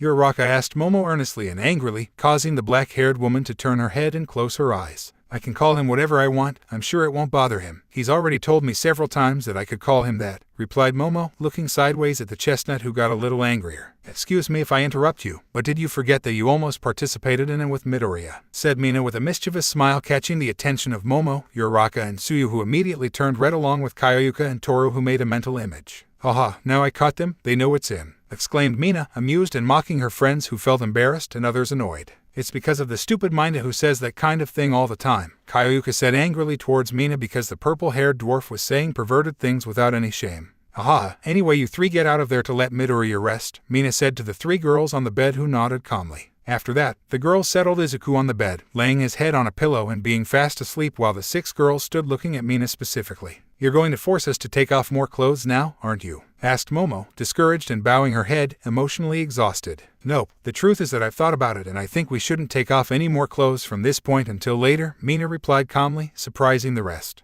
Jiro, I'm glad to hear Mina-chan, but why? Asked Tsuyu intrigued, with a finger on her chin. Well, it wouldn't be nice if by chance some boy or Aizawa-sensei came into the building and saw us naked in the corridors. It would be very embarrassing, said Mina, crossing her arms with her eyes closed while the others agreed with her. That's why we'll just be in our underwear until the next round when we'll start putting on the suits that Momo-chan has under his bed, the haired woman declared authoritatively as she slapped her palm with a fist. So we're all going to dress up in the perverted costumes Minda bought? Asked Kyoryuka, not quite happy with the idea. Is that or is it in your underwear? What do you prefer? Asked Mina with a cold expression as if she were a mafia boss. Suits, the others replied immediately as they raised their hands. Well, it's decided. Now it's time for the rest we agreed upon, Mina announced happily, looking at her friends. This time I'll stay to take care of Izuku-kun, Momo said serenely, catching the attention of the rest, but especially Uraraka. I refuse to let you be alone with him, Uraraka objected earnestly, frustrated that she hadn't been quicker to ask for the privilege of caring for the green-haired man. Let me finish, I meant I'll be together with Kyoryuka-chan and that way you won't have any problems, right? Said Momo to all of them but looking specifically at the brunette who puffed up her cheeks in a pout. I suppose, Uraraka replied, crossing her arms and looking away in an angry but adorable way. Well, I'll see you in 10 minutes, we'll meet you here again, Mina said to all of them who nodded in response, then turned to look at Tsuyu. Hey Tsuyu-chan, could you walk me to the bathroom? He asked as he approached the exit next to the green-haired woman who nodded. Of course, Mina-chan, Tsuyu agreed, and then both were the first to leave, followed by Uraraka and Toru. Hey Toru, I need to talk to you for a moment, Uraraka said to Toru seriously, taking his invisible girl by the hand and then dragging her to another place when they barely left Momo's room. Momo sighed wearily as she sat on the edge of the bed hugging Izuku's matryoshka. This is getting complicated, Momo said, looking at the floor and thinking deeply about what they were doing to Izuku. Kyoryuka then sits down next to him with a gentle expression as she puts a hand on his shoulder, catching his attention. Don't be discouraged, Momo, let's talk about what happened, Jiro said and Momo smiled to nod her head. In Uraraka's room. Now Uraraka and Toru were in the former's room after they had begun their rest. What's the matter, Uraraka-chan? Toru asked curiously to his friend who dragged him to her room out of nowhere without explaining anything. Uraraka looked at him with a somewhat serious expression. I think it's more than logical to suppose that Momo-chan and Kyoryuka-chan seem to be in cahoots, don't you think? She said, and Toru became thoughtful. The truth is that it seems so, they look like they are helping each other, Toru said, remembering the looks the two dark-haired women shared. Exactly, I think I know the reason for that, said Uraraka, catching the attention and intrigue of the invisible girl. Which one? Asked Toru, very interested. Momo-chan must have convinced Kyoryuka-chan somehow to help her win the game. Maybe Momo-chan has the same intentions as Mina, Uraraka explained to her friend seriously while Toru, although it didn't look like it, was sweating. Sure, you definitely don't have to think that way, Toru said with a bit of nervousness since he may have at some point also considered keeping Izuku with unholy intentions. That's why I want you and me to form an alliance too, Toru-chan. We'll help each other so we don't let either Mina or Momo-chan beat Deku-kun. Uraraka proposed with a determined, self-assured expression as she placed her hands on Toru's shoulders. Okay, that sounds funny. Toru accepted happily, bringing a smile to the chestnut's face. When we meet Tsuyu-chan then I will also propose to join us, that way we will be in the majority and have an advantage, said the brunette with a confident smile as she put her hands on her waist. You look like an Uraraka-chan strategist, you sound so smart. Toru commented, excited and amazed by the thoughtful side of the chestnut she had developed after spending so much time with Izuku. Then we're allies. Toru-chan, I'm counting on you, Uraraka said to her secret Santa as she extended a hand in the form of a contract or confirmation of their alliance. I say the same, Uraraka-chan, replied Toru cheerfully, shaking her hand, and then the alliance of the two of them was formalized. In the girls' baths. At the time, Mina and Tsuyu were standing in front of the wash basins and the large bathroom mirror while washing their hands. I hope this dizziness will pass soon, Jiro, Tsuyu said somewhat disoriented as she put a hand to her head. Don't worry, drinking water can take a little longer than that, Mina said to the green-haired woman calmly. Thank you, Mina-chan, Tsuyu thanked with a smile. After that, the two found themselves in a silence in which Mina looked directly at Tsuyu, who did not know the reason for it. I have something to tell you, Tsuyu-chan, Mina said to the green-haired woman as she rested her hands on the wash. Tell me, Mina-chan, what's wrong? Asked Tsuyu curiously, and Mina smiled sideways. I have an interesting proposal for you, Mina said with a sideways smile resting her weight on one leg and Tsuyu raised an intrigued eyebrow. Jiro? Asked Tsuyu, confused, not knowing that what Mina would say to her would have relevance to the course of the game during Chapter 6, Friction and Conflict. Once the fourth round was over, Mina, Tsuyu, Uraraka, and Toru left Momo's room, leaving Momo and Kayuka alone with Izuku resting on the Airazu's bed. The atmosphere was a bit awkward after what happened in the previous round, and at this moment Momo was thoughtfully hugging Izuku's matryoshka while next to him sat Kayuka watching him calmly. "So Momo, what's wrong with you?" Kayuka asked her friend intriguingly, wanting to know the reason for her silence. Momo lowers her head a little. "I don't know, it's just that. I think we're doing something wrong," she replied to Kayuka somewhat dejectedly. "Well, we all know that doing this is humiliating and too perverted," Kayuka said with a nervous smile as she scratched her cheek a little. Momo pulled herself together earnestly to look directly at Kayuka. "I don't mean that, and I think you know it too," Momo said to her friend, and she stopped smiling, knowing where she wanted to go. "We're abusing Izuku-kun by taking advantage of the fact that he's drunk," she added, bowing her head, visibly disgusted with the actions they've done throughout the game. Kayuka, noticing her sad friend, smiled at her and put a hand on her shoulder. "Hey, come on, we're just doing this to save Midoriya from Mina's intentions, and you know it," he said to Momo, hoping to cheer her up like that. "Even if that's our intention, it's still wrong what we do. Plus Toru and Uraraka may also have the same intentions as Mina," Momo replied, frowning a little with some anger. Kayuka, hearing him, sighed wearily. "I see your point, but we still can't do anything about it, or will you throw in the towel to give it to Mina on a silver platter?" Jiru asked calmly, and immediately Momo raised her head. "Of course not," Momo replied confidently and with conviction, making Kayuka a little surprised. "Only," then she lowers her gaze with some sorrow. "I wouldn't want to know that they took advantage of me in my most vulnerable moment, that they played with me like a toy and that they treated me like a prize in a silly game," Momo said, feeling guilty about what they're doing to Izuku. Kayuka looked back to see the damn green-haired man resting in the middle of the bed. Momo was right and she knew it. She knew they were wrong to do that kind of thing to him, as if he were a toy as well as treating him as an object to be won in the game. She knew it was wrong, but she never wanted it to happen like that. She didn't expect to have to play that game to save him from Mina, but she had to. She was forced to do it, or at least that's what she says to herself. It's not like she could look away and pretend to be indifferent to the idea of Mina abusing her kind friend. "I understand, and believe me, I would get out of this perverted game if I could, but," said Kayuka calmly, and then turned to look at Momo, who looked up to see him. "I can't just leave Midoriya to Mina," she said with a comfortable, warm smile that surprised Momo. "I know what we do wrong with Midoriya by manipulating him in this way, and he'll probably be upset with us when he wakes up," Jiru said, lowering his head a little sadly at the thought of the green-haired man being upset with her. "And I don't think Izuku-kun is going to get upset with us. We're just helping him," Momo said to her friend with some nervousness, because the idea of Izuku getting upset with her hadn't crossed her mind. If that really happened, how was she going to face it? What could she say or do to get her forgiveness? Now his mind was more chaotic than before. "But it's like you said, Momo, it would be normal for him to be upset to know that he was abused like a toy and treated like a treat," Kayuka said with a small low smile, looking into her lap, and then closing her eyes and putting a left hand to her heart. "But it's okay for me. Even if he's upset with me, I can live knowing that I did the right thing. Surely he would do the same," added the black-haired woman calmly and with a warm aura as she unconsciously reached out to grab a hand of the sleeping boy. Momo stood silently looking at her friend, who had really touched her with her words. She seemed so peaceful in saying that it seemed like she was sacrificing herself for a noble cause. She was looking to continue with the game to help Izuku despite knowing that she could earn his anger. This made Momo think about something. "I know this question may be absurd, but," said Momo, still somewhat incredulous as she saw Kayuka catching her attention and opening her eyes to turn to look at him. "What question?" asked Kayuka curiously, looking at Momo, who became a little nervous. "And none, it's just my imagination or something," Momo said with a strained smile, thinking that maybe she was imagining things and maybe she shouldn't ask her friend that. "Oh, come on, do you really think I'm going to overlook it? Spit it out," Kayuka said to Momo with her usual relaxed and confident smile, already intrigued by what Momo would ask her. "I was just wondering if you," said Momo, lowering her head with a blush on her cheeks as she clung a little tighter to Izuku's doll. "Do you like Izuku-kun?" he asked Kayuka, looking at him with intrigue and seriousness. There the room was invaded by a suffocating silence that was only interrupted by the murmurs of the green-haired man. Momo had her gaze fixed on Kayuka while she seemed to have frozen at this sudden and compromising question. Kayuka's mind was overwhelmed by the sensations Izuku made him feel, and at that his heart began to beat fast and his cheeks began to faintly red. She didn't know what to say, what to feel, or what to think in those moments, but she knew her friend was waiting for an answer and just swallowed hard, trying to stay calm. "Not at all, I only see him as a friend," Kayuka replied simply and shaking a hand in front of his face in denial with the intention of taking away Momo's curiosity. "Really, I could swear that for a moment it seemed that," said Momo, not very convinced by her friend's answer, because she could assure that she perceived some closeness from Kayuka when she talked about Izuku.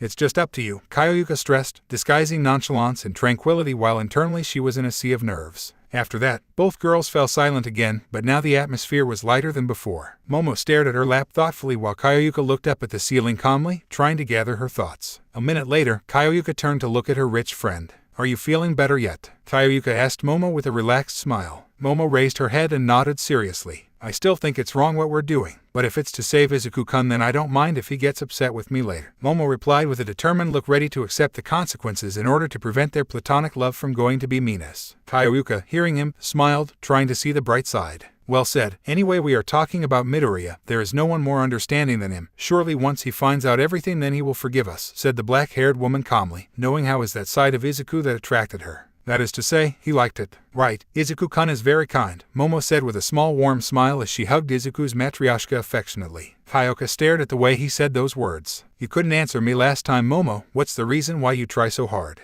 Asked Jiro to her black-haired friend who, when she heard him, tensed up a little. I, said Momo as the answer came to her mind. I'm doing it because it's Izuku-kun, he replied with conviction as he stood up to look at Kaioyuka. If it was anyone else in the class then it would be nice to give it to Mina, but if it's Midoriya I refuse to do it, exclaimed Momo with strength and confidence in what she was saying, causing Kaioyuka to smile slightly as she looked to the side. Then I'm not the only one, Kaioyuka whispered to herself as she glanced sideways at Izuku, who had a smile on his sleepy face, which caused the black-haired woman to soften a little and her cheeks to flush faintly. Did you say anything, Kaioyuka? Momo asked her friend, intrigued. The 10 minutes are over, the others should be coming, Kaioyuka said to Momo calmly, turning to look at him. Then, by coincidence, the door to the room opens, revealing Toru and Uraraka. Hello again, girls, Toru greeted them happily and with a few childish jumps. Uraraka followed him serenely until he fixed his gaze on Momo. Hello, said the brunette dryly and in a somewhat hostile manner, and then approached her invisible friend. Now only Mina and Tsuyu-chan are missing, Momo said calmly, ignoring Uraraka's greeting. Did you miss us? Mina asked her friends as she poked her head through the door frame and then entered with usual joy while carrying a medium-sized box behind her back. Behind her came Tsuyu, who closed the door as she entered. Hello again, Jiro, Tsuyu greeted them calmly and then approached the group. They all stood back in a circle on the ground, their attention fixed on Mina, who seemed to have something to say. Well, now that we're all here, we can pick up where we left off, Mina said to her friends excitedly, and then showed them the box she brought with it and had a hole in the upper area. I brought this box with me from my room. Inside there will be papers with the suits that are under Momo-chan's bed, said the hairy woman as she looked specifically at Momo. Once she puts the papers, we'll all take one each round to change continuously, understand? She explained to them and they all nodded their heads. Then we'll leave it to chance. I like that idea as long as I don't get embarrassing suits, Kaioyuka said with a sideways smile and crossing her arms confidently. After all, there would be no more embarrassing outfit for her than that of a nurse. Then a small magical transition occurs. Fast forward some time later where the girls were already wearing the costumes they had been given. They're screwing me, aren't they? Asked Kaioyuka with an unfriendly face, for the suit he was now wearing was not exactly a decent one. He wore the costume of a black kunoichi with red trim. Yukata had no sleeves revealing her arms and left a great view of Kaioyuka's neckline that was covered by a somewhat translucent black mesh. Then, too, her slender and provocative legs were exposed, and only a black skirt of the suit went down her crotch to her knees, leaving little to the imagination, for on the sides he revealed her skin up to her waist. She also wears a small black mask around her neck and black anklets. This costume is supposed to be a ninja's, isn't it? Kaioyuka exclaimed, disgusted and with a strong blush on her cheeks as she pulled her skirt over her crotch with both hands in shame to cover the embarrassing underwear she was wearing. More specifically, it's from a kunoichi, Momo said to her friend calmly as she was hugging herself with some embarrassment, as she was literally wearing a copy of Mount Lady's heroine costume with some slight changes. The lycra of the costume was very close to the very shapely body of the black-haired woman, highlighting her hips and breasts, but in the abdomen area and on the nipples there were purple hearts that gave an erotic touch to the costume. Momo was also wearing Mount Lady's horned mask and wore her hair down just like the heroine. I don't care, this is humiliating, Kaioyuka replied to her friend uncomfortably and without yet getting over her embarrassment. Don't be complaining, Kaioyuka-chan, you saw that it was completely random. I don't like mine either, Uraraka said to Jiro as a reproach while she had one hand on her waist and with the other she adjusted the back of her pants that were tight. She was wearing a mechanic's suit consisting of tight pants down to her calves with some broken parts at the knees and thighs, a tight white tank top that exposed part of the chestnut's neckline and navel. She also wore a slicked-back trucker's cap and somewhat dirty black work gloves. Right, at least you're not cosplaying Mount Lady, Momo said to her ally serenely, thinking that her costume was more humiliating than kunoichi's, because the hearts on the nipples made her very embarrassed even if she didn't show it. This bunny costume is like the ones I see in anime, Toru said to herself excitedly as she inspected herself. Looking over her shoulder at the end of her back there was a small, plush white rabbit tail. Yes, Toru was wearing a Playboy bunny costume at the time. Tight black mayans that completely covered her legs, making them look provocative. She wore black gloves up to her shoulders. The suit accentuated her waist and exposed her shoulders, and in the cleavage area seemed to be more stretched due to the size of her breasts. Finally, she wears white bunny ears on her invisible head. It looks great on you, Toru-chan. With that suit your figure stands out. Mina praised him happily as she had both hands on her waist and watched her invisible friend make some rabbit jumps. Mina, on the other hand, was wearing a suit. Well known. It consisted of black leather revealing part of her cleavage, showed her bare shoulders, gloves up to her forearms, black boots down to her calves, metal earrings on the back of the suit to adjust it, wore a pet leash with metal spikes and wore a belt where she carried a black whip. Mina was wearing a sadistic BDSM outfit. How come you can wear that without embarrassment? Mina-chan, Jiro, Tsuyu asked her hairy friend who was wearing such a perverted outfit without being embarrassed at all. Tsuyu wore a maid outfit with the skirt cropped to above the knees. The white stockings covered up to her thighs. She wears white gloves on her hands and a maid's headband on her head, making the green-haired woman look like a real shy and elegant maid. It's not like I like to wear it either, it's just that I can tolerate it, Mina replied simply, shrugging her shoulders at her friend. You, on the other hand, look very pretty as a maid, Tsuyu-chan, said the hairy woman to Tsuyu with a big smile, making the frog girl blush a little. Gee, thank you, but I'm still a little embarrassed, Jiro, Tsuyu replied, bowing her head shyly as her hands clutched the white apron she wore. Well, let's get started at once. We're taking a while, Mina said to all of them who were once again in a circle to start the round at once. It's Momo-chan's turn, isn't it? Asked Tsuyu with a finger on her chin as she looked at her black-haired friend. A question, Mina. It's allowed to give someone else's turn, right? Momo asked the hairy woman calmly, causing her to be surprised. Well, I suppose so, replied Mina, somewhat unsure since she hadn't said that it couldn't be done in the rules. In that case, I'll give you my turn to challenge first, Momo said to Mina to the surprise of the rest except Kyoyuka. Okay, accepted Mina, a little confused, but she didn't want to think about it anymore and pointed at Toru. I dare you, Toru-chan, exclaimed Mina with a big smile as Toru fidgeted a little nervously in his place. Oh okay, Toru said somewhat anxiously and uneasily, hoping not to receive a challenge that would put her at a disadvantage with Izuku once he loses control. I dare you to caress Midoriya's body with your feet for 5 minutes, Mina challenged her and Toru looked a little surprised. Just that, it's a piece of cake, said Toru, relieved without seeing the difficulty of the challenge. It seems that she was lucky. But what you're going to do is do it subtly to stimulate him, got it? Mina said with a mischievous and perverted smile and then winked at her invisible friend who sighed in frustration. Me and my big mouth, Toru said to herself, a little downcast, and then stood up. Even Toru-chan, I know you can, Uraraka said to her ally with a confident look and a thumbs up to encourage her, which worked. I'll make it, just look at me, cried Toru with determination and plucking up the courage to approach the bed and climb on it to stand in front of Izuku, who has his legs and arms outstretched in all his comfort. Toru swallowed hard and directed his right foot at the green-haired man's torso to begin stroking him subtly as Kyoyuka set the timer on her phone. "GH, that's tickling," Izuku said somewhat uncomfortably because of the touch on his abdomen and moved a little accordingly. "I'm sorry, Midoriya, but I must do it to save you," Toru said to herself in a low voice and then proceeded with her task of going around Izuku's body with her feet covered by the stockings of the Playboy bunny suit.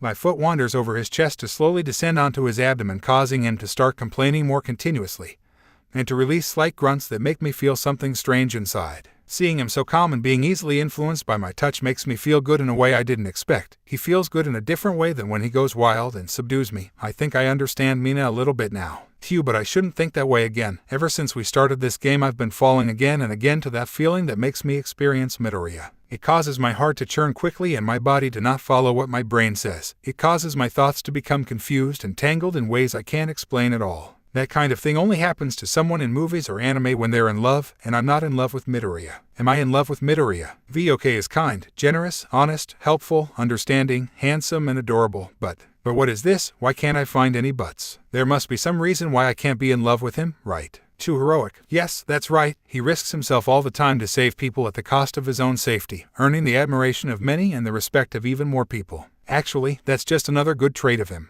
ARGH. Why do you have to be so perfect, Midoriya? Because of that I can't help but feel this for you. That's why I didn't want Mina to stay with you and decided to participate in this game. Because of that I've been continuing in this game and I'll continue to make sure you're safe from Mina and Momo-chan's intentions. I know it's wrong all these kinky things and putting you as a prize, but I must do it for you. Because I know you do it for me too, because that's just the way you are. You focus on always helping people. The good thing is that now I have Uraraka-chan who doesn't want you to be in the hands of Mina or Momo-chan. Between her and me we will win this silly game so that you are only mine. I mean so that you are safe. Though, that doesn't sound bad either. You could start to be with me more often and we would even become a couple that grows up to get married and have 2 daughters and a son and maybe a cat. It would be my dream come true. It really sounds great. Time. You can stop, Toru-chan, Kyoyuka said to her secret friend who was about to put her foot down to the crotch of the sleeping green-haired man. It was lucky that the stopwatch had saved him. It's all right, Toru replied with a slight blush, waking up from his inner thoughts and then getting out of bed and standing in a circle with the others. Who are you going to challenge now, Toru-chan? Tsuyu asked her friend curiously. I think I'm going to give my turn to Momo-chan. I don't think it's right that I gave it to Mina, Toru said, calmly looking at Momo, who smiled gratefully at her friend. Thank you, Toru-chan. If it's of any use to you, I'm going to do you and all of you a favor, Momo replied kindly and then turned to look at Mina seriously. I challenge Mina-chan, said the black-haired woman, and the hair-haired woman smiled sideways. Come on, I'm ready, Mina said defiantly, being prepared for anything they challenge her to. I dare you to be blindfolded and tied up bondage style for the entire round, forced to listen to what happens, Momo challenged with a small smile, looking at Mina, who was shocked while Jiro only blushed a little. But what? How come you challenge me that? Mina asked, excited and very surprised that the vice president of the class knew about this fetish. What's the matter? What's that bondage? Asked Uraraka innocently without knowing what they meant. Toru and Tsuyu were just as confused as the chestnut and nodded, wanting to know the answer. Kyoyuka approached the three of them with some embarrassment to whisper the explanation, and as she told them, their faces turned red and their eyes widened with surprise. Momo-chan, how can you dare that? Uraraka asked, red with shame and covering her face with both hands, Toru and Tsuyu being in states similar to hers as they expelled steam from their heads. Well, it occurred to me since it matches her suit, Momo replied simply, without taking her eyes off the hairy woman who was a little blushing. You can't challenge me to that, Momo-chan. It has nothing to do with Midoriya and therefore it's against the rules, Mina replied with a nervous smile, thinking that she had gotten away with the challenge. You're wrong, Mina. If it has to do with Izuku-kun, Momo said, smiling with some malice, tensing Mina. You will be forced to listen to absolutely everything we do with him. You can consider it a little torture psychologically. The black-haired woman explained with an aura of victory, closing her eyes innocently, making her look intimidating, causing Mina to swallow in fear. Momo-chan is scary, Tsuyu commented, somewhat fearful of her friend as well as Toru. Uraraka, on the other hand, looked at him seriously, while Kyoyuka smiled sideways when he saw that Mina was cornered by the challenge that her ally had formulated. Of course we won't blame you if you don't want to. It's a very embarrassing challenge, Momo said, feigning pity for her friend as she took a can of beer to offer her. I'll do it. Don't think I'll back down now, Mina replied with some anger and red cheeks, ready to meet the shameful challenge. Momo left Izuku's matryoshka to Kyoyuka and then looked at Mina again. You asked for it, said the black-haired woman with a faint sinister smile, and then proceeded to create the necessary materials. Now another magical transition takes place in which we advance to the moment when Mina is already tied by the wrists behind her sword along with her ankles by a red rope, which also traces its way down her crotch and around her breast so that at the slightest movement the rope tightens a little more. His eyes were covered by a black blindfold and in his mouth he wore a gag with a red morsel shaped like a sphere with holes that prevented him from speaking. The others were standing watching their friend squirm a little, complaining of discomfort, while a blush was on her cheeks and her breathing was hot, for clouds of steam were expelling from her muzzle and nose. You could tell that the rope was tight because it squeezed her breasts and seemed to rub continuously with Mina's intimacy, but they ignored that and only saw her complaining and writhing. I ask you, Momo-chan, how come you know about this? Toru asked Momo curiously, for she did not expect her friend to know about that kind of thing. I found a magazine of my father's at home. I only looked at the first few pages out of curiosity, and then I burned the magazine because it was disgusting. But it was still useful in serving to silence Mina once and for all, Momo replied calmly, turning her back to Mina, who had been left at the foot of the bed so that she could hear what would happen without being crossed. Well, the truth is that I feel calmer knowing that she is not going to make perverted comments, Kyoyuka commented with a small amused smile, being supported by the others who agreed with her. You seem to be uncomfortable with the ropes, Jiro, Tsuyu said, a little worried about the hairy woman who was rubbing her legs against each other as she seemed to try to untie herself without any result other than that the rope squeezed her a little more erotically. That's how it should be according to the magazine. Besides, she's not in a position to complain after accepting the challenge. That's her fault for not giving up, so she'll have to put up with it, Momo said stoically and looking sideways at Mina and then averting her gaze. Now that Mina challenged Toru-chan, then her turn would go to another, Kyoyuka said calmly, looking at her friends to see who would be the next to challenge. Then I'll go on, Uraraka answered, raising a hand with a determined expression. And you, why? Asked Momo earnestly of the chestnut. Someone must be, right. Who do you think it should be? Asked Uraraka, holding her arm up, and Toru and Tsuyu joined her. I think Uraraka-chan should take that turn, cried Toru with joy, supporting his friend and ally. And I believe that too, Jiro, Tsuyu said with some embarrassment and a slight blush on his cheeks. Uraraka smiled victoriously at the sight of Momo and Kyoyuka. We're 3 against 2, that's all said and done, said the brunette somewhat mockingly to the 2 black-haired women who were looking at him seriously. Anyway, who are you challenging? Momo asked Uraraka calmly. Uraraka planted one hand on her waist while the other pointed at her friend, rival. You, Momo-chan, the brunette replied with a withering, competitive and defiant look that caused Momo to squint as she hugged Izuku's doll. I dare you to, she said, leaving a silence, lowering her hand and closing her eyes with effort. And, I dare you to, Uraraka seemed to want to say something, as she clenched her fists and flushed her cheeks in search of expelling the words. Say it at once, exclaimed Kyoyuka, already impatient with the delay of Uraraka. I dare you to kiss Deku-kun on the lips, challenged Uraraka loudly and with her eyes closed, causing everyone to show surprised expressions. Hui, exclaimed Momo, followed by the rest before the shocking challenge that was nothing more than kissing the green-haired man on the mouth. TP, but why does it have to be? Asked a very red Momo with embarrassment and nerves, losing her composure and looking at Uraraka, who was with her arms crossed looking in another direction with apparent anger. I don't like to challenge you either, you know, Uraraka said, her cheeks flushed and a little puffed out, glancing at Momo out of the corner of her eye. Then let it be something else, Kyoyuka suggested with a tense smile, since she disliked the idea of one of them kissing Izuku's lips very much, if perhaps the only one who could was her. That is, no one could. No, otherwise it will be easier for Momo-chan, Uraraka replied with a frown, looking earnestly at the aforementioned woman, who simply became irritated and could no longer stand the words she was holding back. What the hell is wrong with you, Uraraka-chan? Our target is supposed to be Mina, exclaimed Momo furiously at the chestnut that had evidently been against him for a few rounds, and the reason simply could not find it. You tell me that? I've only seen you candy with Deku-kun as if it were your property, replied Uraraka, just as angry with Momo, and also raising her voice, knowing that her friend was very proud to be able to spoil the green-haired man as if he were her own. Izuku-kun is nobody's property, he's just comfortable with me, that's all, Momo said, trying to calm down but still looked annoyed at her brunette friend, who really seemed paranoid. Don't believe too much just because of that. What happens is that he's drunk and can't tell if it's you or not, you just think it's because you're special, exclaimed Uraraka with clenched fists and glaring angrily at the black-haired woman, while Tsuyu, Toru and Kyoyuka were about to intervene to calm them down. Momo was greatly offended by those words and closed her eyes tightly. And what right do you have to say that? You can tell you're just jealous, replied Momo forcefully, being very strong words that affected the chestnut, that responded reflexively. And what if I'm jealous? Cried Uraraka, blushing and forcefully, leaving the others silent and surprised at this revelation. Even Mina was silent at the cry of the chestnut.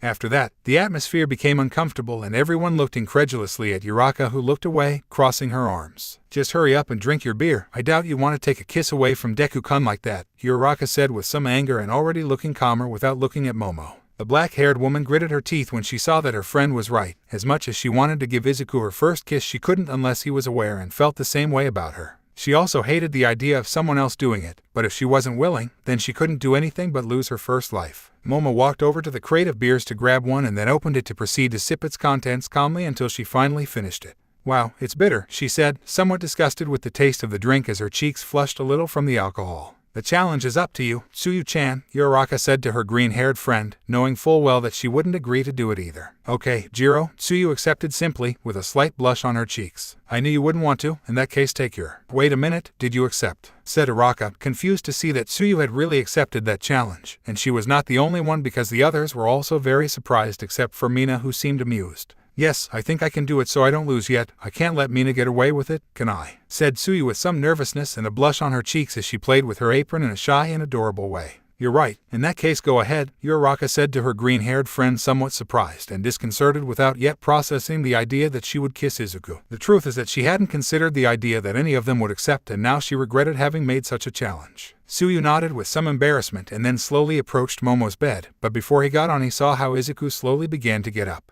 It looks like he's waking up, Toru said, a little nervous when she saw how the green-haired man woke up. I just hoped he didn't do something crazy like he has done before. Jijiro, Tsuyu said, shrinking nervously as she watched Izuku sit up and stretch out her arms. Uea, he yawned, stretching out his arms and then pulling himself together with a slight smile and a less obvious blush on his cheeks to look at Tsuyu. Hello, little frog-chan, you look pretty, Izuku said to the frog girl, who blushed at his compliment and lowered her head shyly. Thank you, Midoriya-chan, Tsuyu thanked and then raised her head to see him. Can you do me a favor? Tsuyu asked the boy with a bit of embarrassment and his heart racing at the thought of what he would do. Flaero, just ask me and I'll destroy whoever is bothering you, Izuku replied with a broad smile and a tone that made it clear that he was still under the influence of alcohol. Can you close your eyes and not move? Tsuyu asked Izuku, and Izuku obeyed and closed his eyes. So, asked Izuku with a childish smile, keeping his eyes closed. That way, you won't have your eyes until I tell you, Jiro, Tsuyu said to the green-haired man nervously, receiving a nod from him, who remained silent. Then, Tsuyu, under the incredulous, annoyed gaze of her friends, slowly approached Izuku while her hands were directed to her cheeks. How the closeness of our faces is reducing and my heart in the same way begins to beat faster and stronger than before, being able to hear it beating in my ears. My hands rest on Midoriya-chan's freckled cheeks, and I can now feel the warmth they give off, which only encourages me to get closer. I start to close my eyes, letting myself be carried away by what I want and must do. I wouldn't do this if I wasn't Midoriya-chan. I do this exactly because it's him. I want to kiss him. I get closer to the point where I can feel his breath, and surely Midoriya-chan feels mine as well. I feel my cheeks burn as that warm, weird feeling in my chest gets stronger, and now our lips are just inches away from meeting until finally the world freezes. Finally, we both put our lips together and I can feel the warmth and softness of them. Our mouths come together, and now at this moment it's just Midoriya-chan and me alone in the whole world. I feel his hands resting on my cheeks to bring me closer and deepen our kiss, which makes me happy and embarrassed in equal parts, but I let myself go and our lips continue to explore each other in light frictions and encounters in which our breaths collide on our faces. And Midoriya-chan is kissing me just like I am kissing him. And I feel very happy about that. I'm giving my first kiss to Midoriya-chan. I really wish I had given it to him at a more appropriate time than now that he won't remember. But I couldn't hold back that pressure in my chest as I got an idea that Momo-chan would kiss him, nor do I like the idea that any of the others would do it. I know it's wrong to do this to you, Midoriya-chan. Maybe it's also your first kiss and I'm taking it away from you and you won't remember. I don't like this silly game made by Mina-chan, because we all do perverted things to you as if you were an object, and it's not fair. I am in love with Midoriya-chan. As much as I could deny it, I can't do it anymore as I'm experiencing this kiss between him and me that is only lasting a couple of minutes. A lot, but at the same time very little for my bad luck. Now we need air, and I moved away from Midoriya-chan, breaking the kiss we had. Time passes again for me and I can feel the clear envious looks of my friends on me. I slowly move away from Midoriya-chan, who is opening her eyelids, letting me see those captivating green orbs that seem to probe inside me, making me feel nervous. Still, I'm glad that my first time was with Midoriya-chan, plus the others couldn't have the first time of him either. It's just something we both share. Although it was a clumsy thing, it was magical for me. I felt loved and happy to do it, and I hope to repeat it again with Midoriya-chan when I am conscious.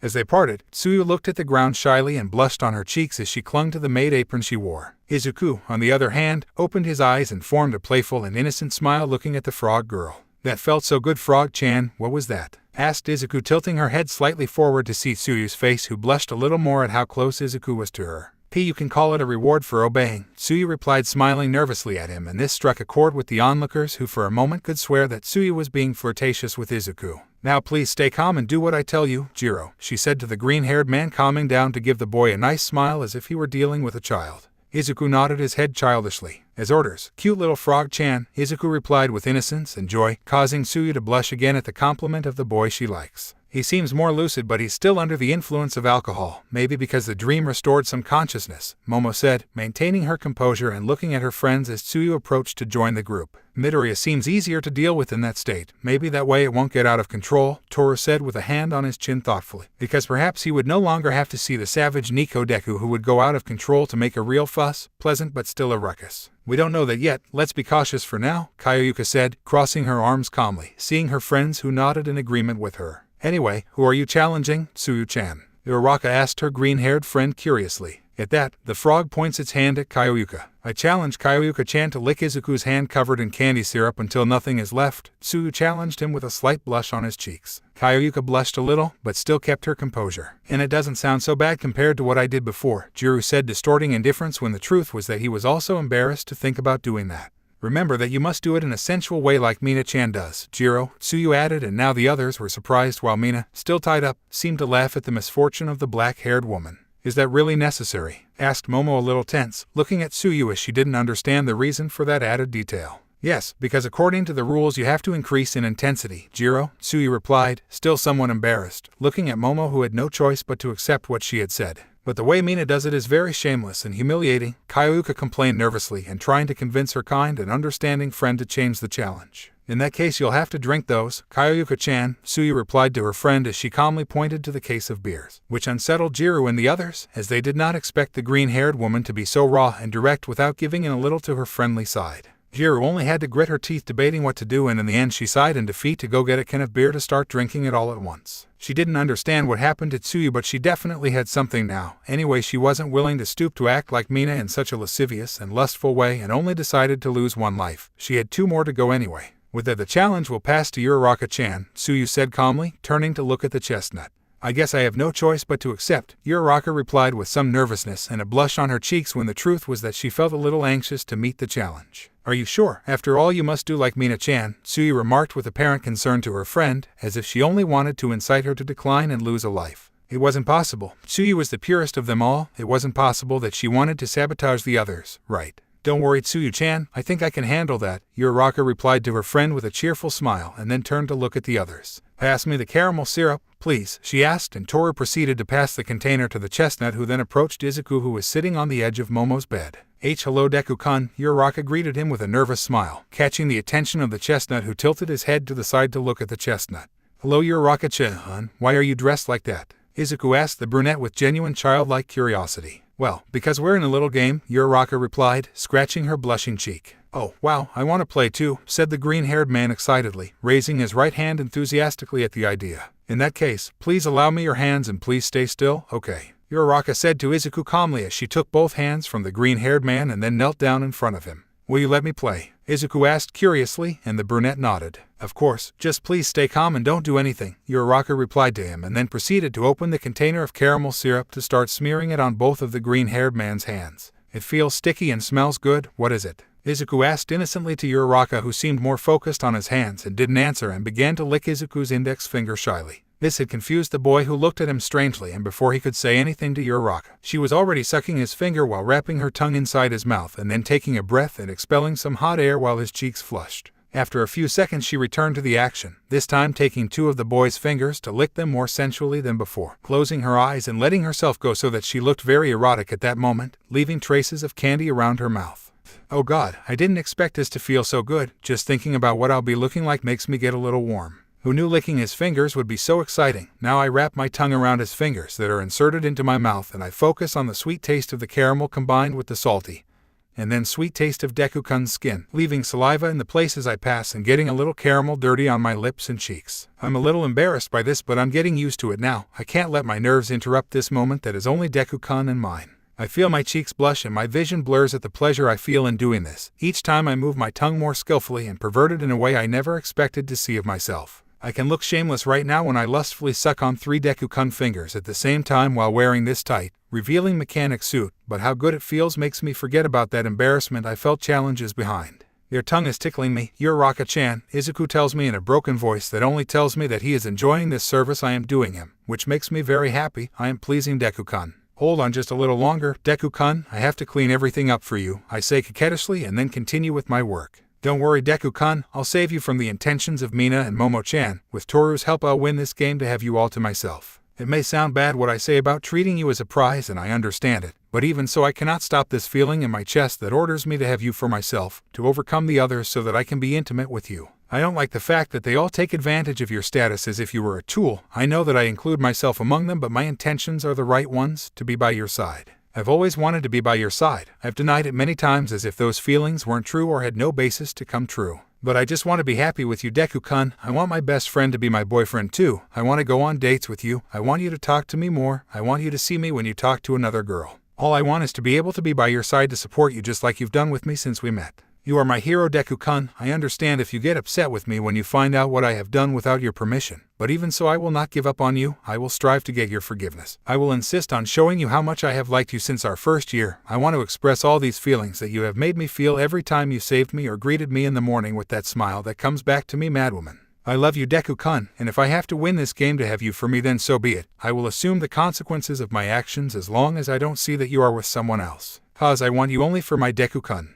When the caramel syrup was completely wiped from Izuku's hands, Uraraka was still licking and sucking his fingers as if he didn't care about finishing the challenge. It took Momo, Kyoyuka, Toru and Tsuyu to clear their throats sonorously, waking Uraraka from her trance to return to reality and realize that there was no more candy to remove, and therefore she had to stop, which she did because she did not want to be too suspicious in the eyes of Toru, who was her ally. That's it, he said, closing his eyes with a blush on his cheeks as he stood up and prepared to walk away from Izuku. Uraraka-chan, the green-haired man called to her, and she turned to look at him. Yes, Deku-kun, asked Uraraka, curious at what her platonic love had to say to her. You look very sexy dressed like that, Izuku said to her with a flirtatious smile, and then winked at the brunette who turned red from nerves, feeling happy inside while the others felt a little envious of Uraraka. GG, thank you Deku-kun, now you better lie down, she said to the green-haired man with a nervous smile and scratching the back of her neck without being able to erase the blush on her cheeks. I'm not sleepy, I don't want to, Izuku replied like a little child, crossing his arms and closing his eyes, causing the girls to be moved by the sight of him so childish. At least sit quietly, Jiro, Tsuyu said to Izuku with a warm, cute smile. Okay, pretty little frog, Izuku replied with innocent glee, then hummed a song to himself as he undulated his head back and forth with his eyes closed.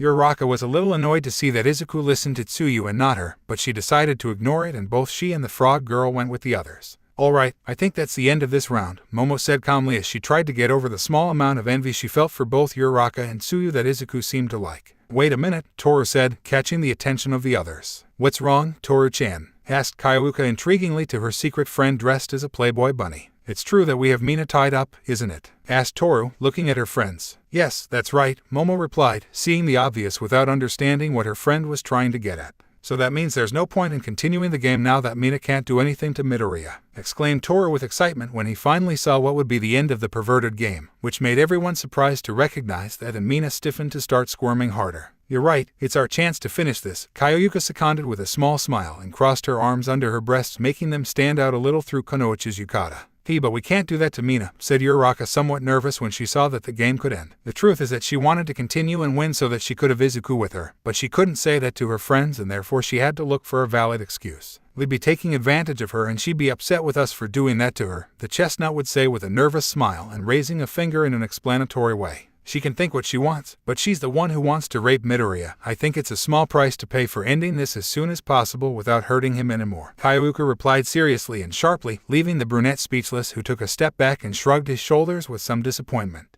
There, a hand rests on Jiru's shoulder. Wait a minute, Kyoka-chan, Momo said to her ally, capturing her attention. I don't like the idea of continuing this, but I think we should beat Mina at her own game. Only then will we make sure she doesn't try anything to abuse Midoriya again, said the black-haired woman with a determined look, while a small part of her thought similarly to Uraraka, only she didn't even know. I think we'll continue too, Jiro, Tsuyu said with a small smile, looking at Kyoka, who was thoughtful for a few seconds until she sighed in defeat. I suppose you're partly right, Kyoka agreed, closing her eyes indifferently when the truth is that a small part of her thought the same way as Uraraka and Momo. She should continue with what she had started. Then I'm going to untie Mina since the round is over, Toru said calmly, and then walked to where Mina was to proceed to free her. Again, another magical transition occurs in which we move further back in time to when they were all in a circle again while Mina stood idly by, glaring at them angrily. I still can't believe they were planning to do that to me, said Mina to the others in reproach without believing that they were about to betray him to end the game. Well, to say planned is to give us a lot of credit. Let's just say that it was improvisation on the fly and things turned out like this, Momo said calmly without paying much attention to Mina's continuous complaints that she had been letting out for 2 minutes. Anyway, I'm glad they decided on their own to keep playing. I knew they liked the game, Mina said, changing her mood to a cheerful and pleased smile. Apparently you only listen to what you want, Uraraka said with a drop of sweat on the back of her neck at the particular personality of her hairy friend.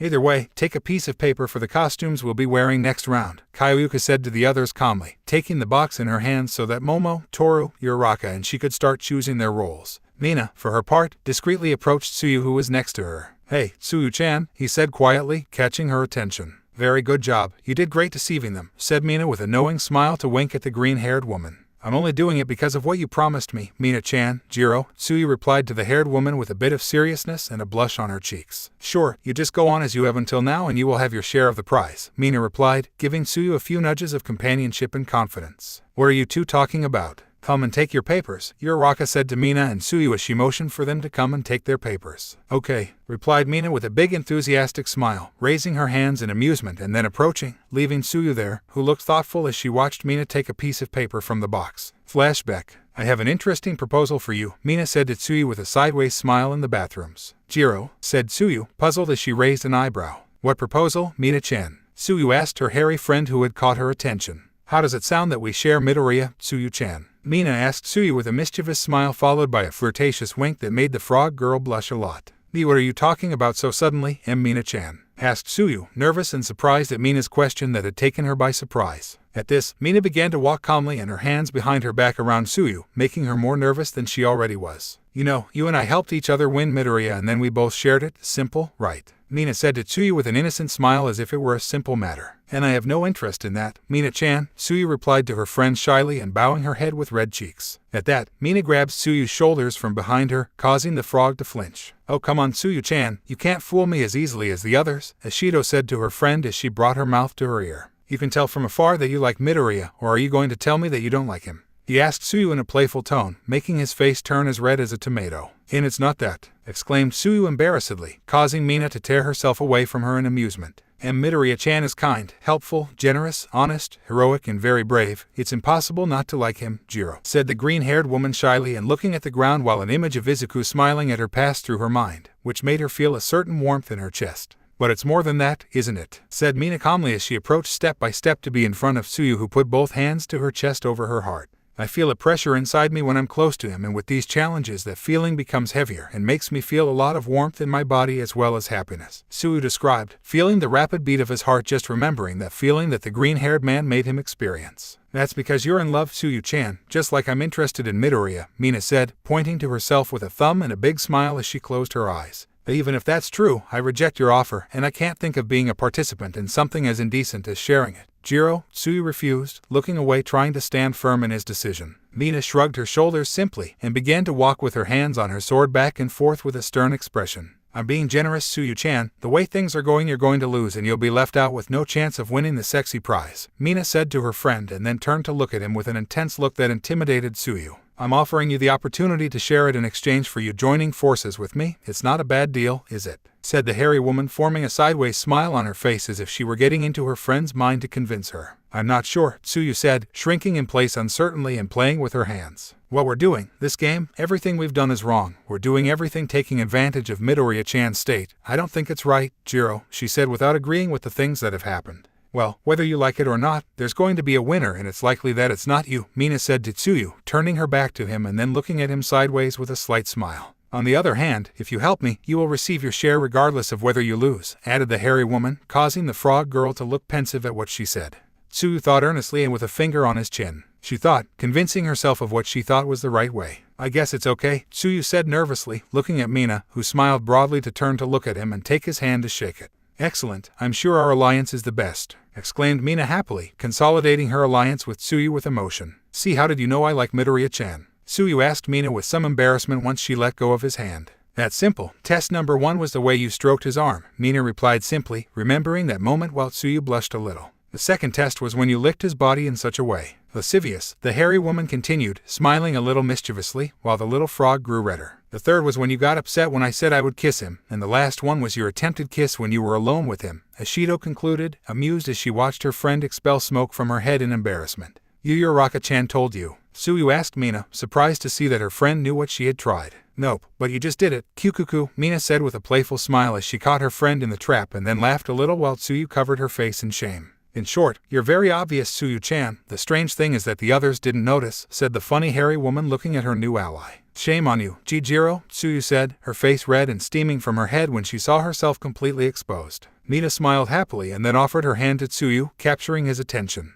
Either way, it's a pleasure that we're allies, Tsuyu-chan, Ashido said to the green-haired woman with kindness and genuine happiness at having a companion. Tsuyu somewhat shyly reciprocates the handshake and the hairy woman widens her smile. Go for that Midoriya, cried Mina, eagerly ready to win for herself and her friend. Hi, Tsuyu said with a little nervousness and with a slight blush on her cheeks. Perhaps it wasn't so bad to team up with her lively friend, who, though perverted, was still the mind who was pleasant to cooperate with. End of flashback. What are you doing standing there, Tsuyu-chan, having a flashback or something? Toru asked her green-haired friend, amused as Tsuyu was staring into nothingness thoughtfully for almost a minute of silence. Come and take your paper, Momo said to Tsuyu with a slight smile as she handed her the box with the names of the costumes, and at that the frog girl nods her head to approach her friend. Meanwhile, Izuku sat on the edge of the bed, looking a little dizzy and smiling as he muttered to himself. Then he looked down at her lap as he rubbed her legs and had his hands on her crotch looking uncomfortable for some reason. Why, Izuku said as he squirmed trying to hold on. I need to go to the bathroom, he added with a silly smile and tilted his head slightly to the side, wanting to urinate. The girls would face this challenge as their rivalries increase and alliances strengthen their bonds. Each of them had their own ways of thinking about their path to be the victors, and they certainly would not have it easy because of the intervention of their rivals. That game was far from over. Chapter 7, There is no return. It was already the beginning of the 6th round of the game and the girls had already changed into the costumes they had been given minutes before. Okay, now that we're all ready, let's take a look, said Mina with a broad smile, wearing a sexy devil outfit that consisted of high-heeled boots and red leather that covered above her knees, a red miniskirt with black borders that barely covered anything and left a lot to the imagination, a very tight red bikini, a small pair of demon wings on her back, a small demonic tail sticking out of her skirt, and finally she was wearing some small red horns on her head. This is a strange thing. Why would Mina give away a copy of the sports uniform? Asked Kyoryuka, somewhat annoyed and slightly blushing, hugging herself and looking at her suit, which was none other than Yui's sports uniform. Although it was only the bottom garment, while she was wearing a black sports bra that revealed her shoulders and covered her cleavage to some extent. For the same reason you're embarrassed to wear it, Mina replied mockingly and pointing at him with amusement, causing Kyoryuka to look away in annoyance. What nonsense, said the black-haired woman, feeling embarrassed even though it was just a uniform, perhaps because of the fact that her front was shown so vulgarly because her bra was tight.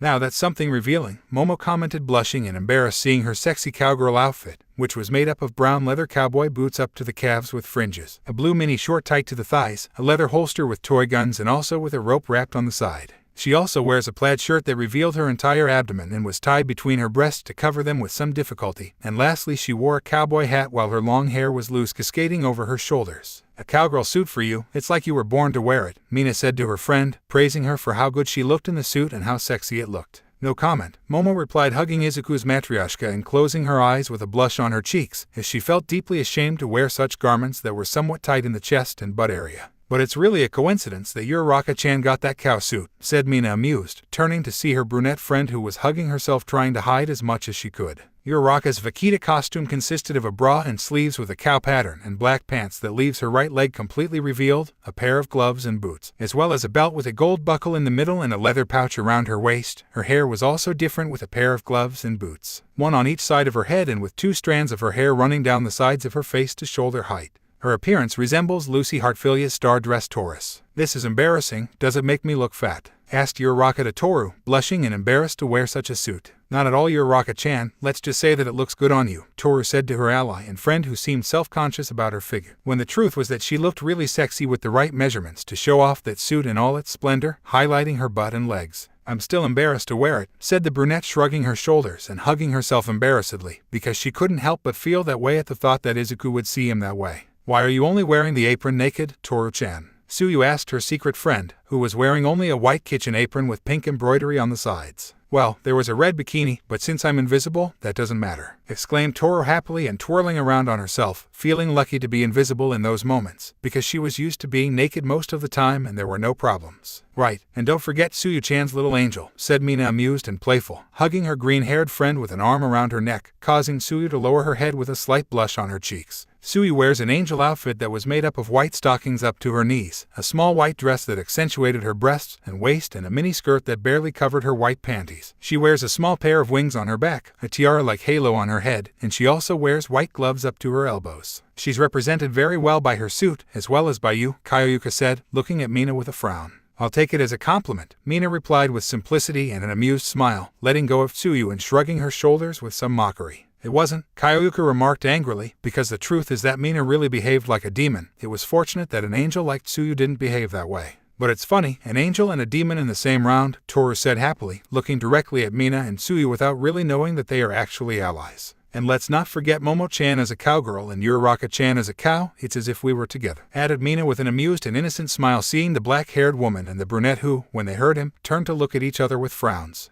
Apparently you have to play the country girl, Momo-chan. You can tell it's something opposite to what you're used to, said Uraraka with a defiant sideways smile and a mocking tone directed at Momo, who was offended but would not let herself be defeated. Excuse me, at least I'm not part of simple cattle to be processed, Momo replied with superiority and a certain arrogant tone that irritated the chestnut in a great way, while the tension between them rose and you could even see lightning striking in their eyes as they approached each other. Don't tell me that because you're wearing that suit you already think you're tough as a cowgirl, Uraraka said with a mocking and tense smile as she reached Momo's front, being both very close and bumping their breasts, noticing the difference in height between them, but still Uraraka looked at him defiantly. Momo smiled arrogantly, knowing that her answer would really hurt. If you look fat in that suit, said the black-haired woman, and Uraraka opened her mouth offended and hurt while the others covered their mouths in disbelief of what Momo had said. Hey, there's no fighting, Izuku said with a small silly smile, catching the attention of everyone who turned to see how he got out of bed with some awkwardness. Deku-kun, divided by Izuku-kun, asked Uraraka and Momo, intrigued to see that he had interrupted their little quarrel. What are you doing, Midoriya? Toru asked the green-haired man curiously. The boy managed to stand up and was dizzy, tilting his head to the side. I have to go away for a while, girls. I feel like going to the bathroom, said the drunk and disoriented green-haired man to start walking in the direction of the exit. Will she be able to go in that state? Tsuyu asked the rest of her friends, leaving behind the tension that had formed. Izuku was about to open the door, but he couldn't get a grip on the knob, and it didn't help that he could barely stumble upright. I doubt it, Kyoyuka said with a sigh, closing her eyes and then turning to look at her friends. Someone must take him to the bathroom, she said, her cheeks flushed slightly, and the others looked surprised. What? The others exclaimed, blushing and getting a little nervous at the idea. In that state you can't go on your own, someone must accompany you and wait outside, Kyoyuka explained, trying to stay calm, and Mina smiled bitingly. I like the way Kyoyuka-chan thinks, we can't just leave it like that, Mina said to her friends with a broad smile that didn't give the others a good feeling. One of us must go with him, she declared, and in the meantime he stood leaning his hand against a wall to keep from falling. Mina stared at her ally and smiled innocently. How are you, Tsuyu-chan? Asked the hairy woman, taking Tsuyu by surprise, who blushed even more. Accompany Midoriya-chan to the B bathroom, asked the little frog nervously and turning to see Izuku, who greeted him innocently. I don't think I'm ready for that, she replied, bowing her head in embarrassment and shyness, causing Mina to sigh tiredly. In that case, I'll take it, cried Toru, raising a hand, which didn't help as she was invisible and didn't have her gloves on. Toru-chan and I can take it together, Uraraka proposed with a nervous, somewhat blushing smile, while Toru next to her nodded his head, which the others couldn't see either. Nope, only one can go, besides I have someone better in mind, Mina told them with a funny smile, causing intrigue in her friends. To whom? Asked Momo curiously. To Kyoyuka-chan, the author of the idea, replied Mina, pointing her two hands at the aforementioned one, who widened her eyes a lot and blushed even more. What? Kyoyuka exclaimed, nervous and surprised, taking a step back. Of course, you were the one who proposed the idea and you're the one who's going to carry it out, Mina replied simply, shrugging her shoulders simply, as if she were talking about something obvious. Momo stood idly by with one hand on her chin. I agree that you should wear it, Kyoyuka-chan, she said, turning to look at her ally with a smile, knowing that she is trustworthy except for Uraraka and Mina. Tsuyu, on the other hand, approached Izuku. Kyoyuka-chan will accompany you to the bathroom, Midoriya-chan, he said politely, earning a nod from the dazed green-haired man. Okay, Frog-chan, Izuku accepted with a broad smile that made the frog girl blush and Kyoyuka, who would be in charge of accompanying him. Do I have the option to refuse? Asked Kyoyuka, raising her hand with her eyes closed. Nope, Mina replied amusedly and tilted her head to the side, causing Kyoyuka to sigh. Then I guess it's fine, Jiro said, defeated and slightly blushing, approaching Izuku, who looked at her curiously. Give me your arm, Midoriya, she asked him, and he obeyed by putting his bare arm around her neck for support, and Kyoyuka opened the door and then they both left the room. Shouldn't we escort her to make sure she's okay? Remember that she'll be with Deku-kun, Uraraka said to the others with a tense smile, thinking to make sure that Kyoyuka didn't try something with her crush. We don't have to worry, Izuku-kun is not as unstable as before and Kyoyuka can call us in case something happens, Momo replied with her eyes closed and her back to him, blindly trusting her ally. Meanwhile, Mina surreptitiously approached Tsuyu to speak close to his ear. You would have taken that opportunity I gave you, Tsuyu-chan, Mina chided the green-haired woman with some annoyance, causing Tsuyu to bow her head timidly. I'm sorry, I was embarrassed, Tsuyu replied with a slight blush on her cheeks and shrugging in place, as the very thought of accompanying Izuku to the bathroom was hard for her to process. With Kyoyuka and Izuku,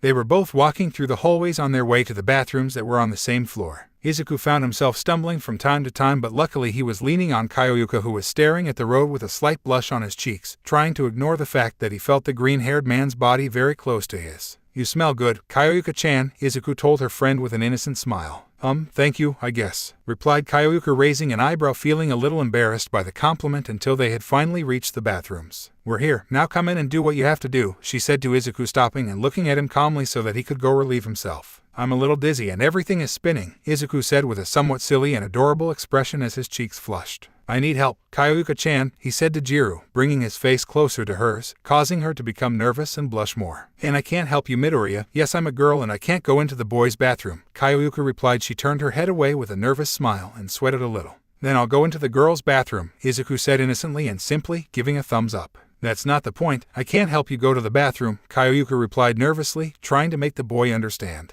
I just need to pee. It won't be too much of a problem, the green-haired man insisted in a pleading tone, bringing his face closer to Kyoyuka again to make her doggy eyes. Pee but, said Kyoyuka, a little hesitant whether to accept or not, since the green-haired man's attack of tenderness had made her let her guard down. Don't worry, I won't tell anyone that I went into the girls' bathroom, Izuku said with an innocence that eventually made Kyoyuka sigh in defeat. I'll just hold you and close my eyes, is that clear?" said Kyoyuka, trying to appear demanding and authoritative, while still slightly blushing. The boy smiled happily at the answer. "Of course, Kyoyuka-chan, thank you very much," Izuku thanked, and she nodded her head with her eyes closed. In the end, it was impossible for her to say no to her friend. A few minutes later, almost 6 minutes later, they were both walking in the direction of Momo's room, and Izuku could already walk on his own while Kyoyuka was red as a tomato with her hair covering her eyes while steam was coming out of her head. "Thank you again very much, Kyoyuka-chan," Izuku said to the black-haired woman with a broad smile, still slightly blushing from the alcohol. "Just don't mention it to anyone," Kyoyuka said, dying of embarrassment at what she had to see and hear inside the bathroom.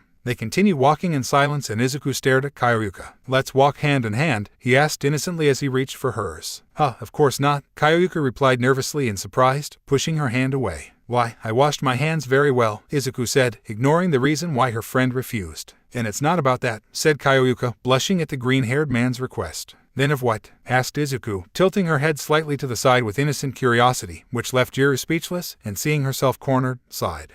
Only until we get there with the others," Kyoyuka said to him, closing her eyes and holding the hand of the boy, who smiled broadly as they both walked. "Kyoyuka-chan," Izuku called calmly. "What's going on?" asked Kyoyuka, opening one eye to look at him out of the corner of her eye. What she didn't expect was that Izuku with one hand would gently lift her chin and then kiss him on the lips. Kyoyuka widened her eyes as the colors rose to her face at the sudden kiss the green-haired man was stealing from her. Then, after a minute, he pulled away, releasing Kyoyuka's lips, who were stunned and genuinely surprised, briefly ignoring how good she felt. "Why was that?" asked Kyoyuka, looking puzzled at the tall green-haired man, who smiled amused at her question. "It was a reward for helping me. So did Renita-chan when I listened to him," Izuku replied to his friend with innocence and somewhat dazed, smiling happily. She, on the other hand, had no words in those moments. They escaped from her mind the moment her brain short-circuited. He couldn't reprimand Izuku for so boldly stealing his first kiss. He wasn't aware of what he was doing, and it was partly the alcohol's fault. Besides, it's not like he disliked it. "Are we leaving?" Izuku asked her friend with an adorable smile that woke her up from her thoughts. She shook her head to calm herself and looked at him. "Sure," she replied with a slightly silly smile, then lowered her head with a strong blush on her cheeks and started back to Momo's room.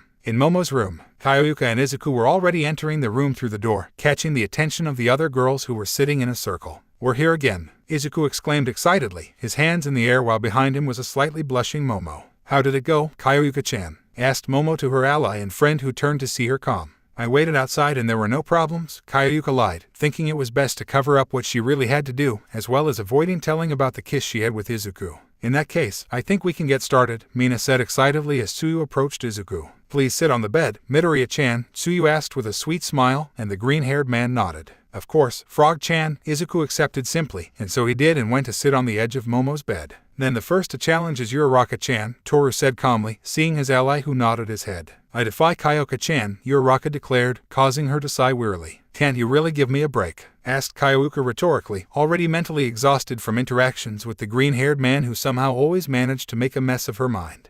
"I dare you lick chocolate syrup from Deku-kun's abs," the brunette challenged her somewhat nervously, and the black-haired woman's cheeks blushed. "Oh, that's a good challenge, Uraraka-chan," Mina praised Uraraka with a big smile and a thumbs up. "You're free not to accept if you want, Kyoyuka-chan," Toru told Jiru as he tentatively showed him a can of beer. "Forget it, I'm going to do it," Kyoyuka replied earnestly and plucking up the courage to stand up. "Pass me the syrup," she added, and Mina handed the container to her friend. Then Kyoyuka went in front of the green-haired man to look at him with a small calm smile that barely managed to hide the nerves he was actually feeling. "Hey Midoriya, I'm going to need you to lie on the ground, please," Jiru said to the green-haired man, and he nodded without problems. "Of course, you helped me after all, Kyoyuka-chan," he replied innocently and calmly, and proceeded to lie down on the floor looking at the ceiling. Kyoyuka crouched down until she was sitting next to him. "I'm going to need you to please hold out until I'm done, okay?" said Kyoyuka with an obvious blush on her face, and then proceeded to pour the syrup on Izuku's marked abdomen. "It's a little cold," the green-haired man complained at the thick chocolate that was beginning to cover his abdomen.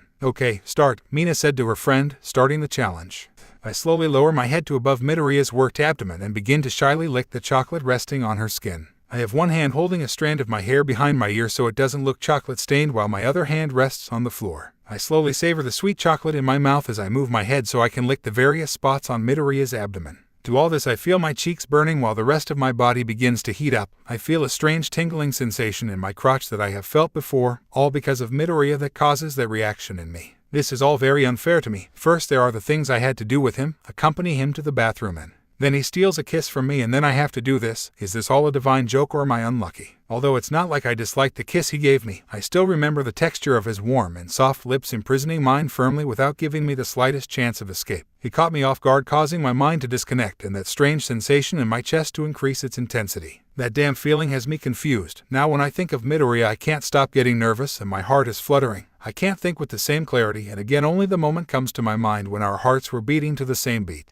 This is wrong, it must be. I can't feel what I think I'm feeling, can I? That I feel strangely happy to be next to him doesn't mean anything, nor does it mean that I want to taste his lips again and share a bed with him again. Those things don't mean anything either. It's just some kind of weird illness that keeps me from keeping my composure in front of him, just that. Although, I'm not sure if I'm just denying the obvious. My tongue now comes into contact with her firm and warm skin, asking to feel her abs with my tongue that continues minutely in its task without hesitating to continue. I feel like I'm slowly ceasing to think so clearly and my instincts start acting on their own. I hope I don't look lewd and kinky like Mina. I hope I'm not going crazy for the captivating taste of Midoriya's skin on my taste buds. I hope I'm not seriously considering that what I'm feeling is what I'm thinking. I hope this isn't love time, exclaimed Uraraka when she saw that there were no more traces of chocolate on her friend's skin. But even so, it seems that Kyoyuka had not listened to her as she continued to lick Izuku's abs in a thorough way while shaking his ass slightly. You can stop now, Kyoyuka-chan, Toru said to her friend as she approached her to place a hand on her shoulder, causing the black-haired woman to wake up from her thoughts and push Izuku's head away. I knew, I just had to make sure, Kyoyuka replied with a nervous, blushing smile as she stood up, scratching her cheek. Sure, and I was born yesterday, said Mina, looking in another direction mockingly. Kyoyuka turned to look at the green-haired man who was barely opening his eyes. You can get up now, Midoriya, she said to the green-haired man with a small nervous smile as she offered him a hand to get up.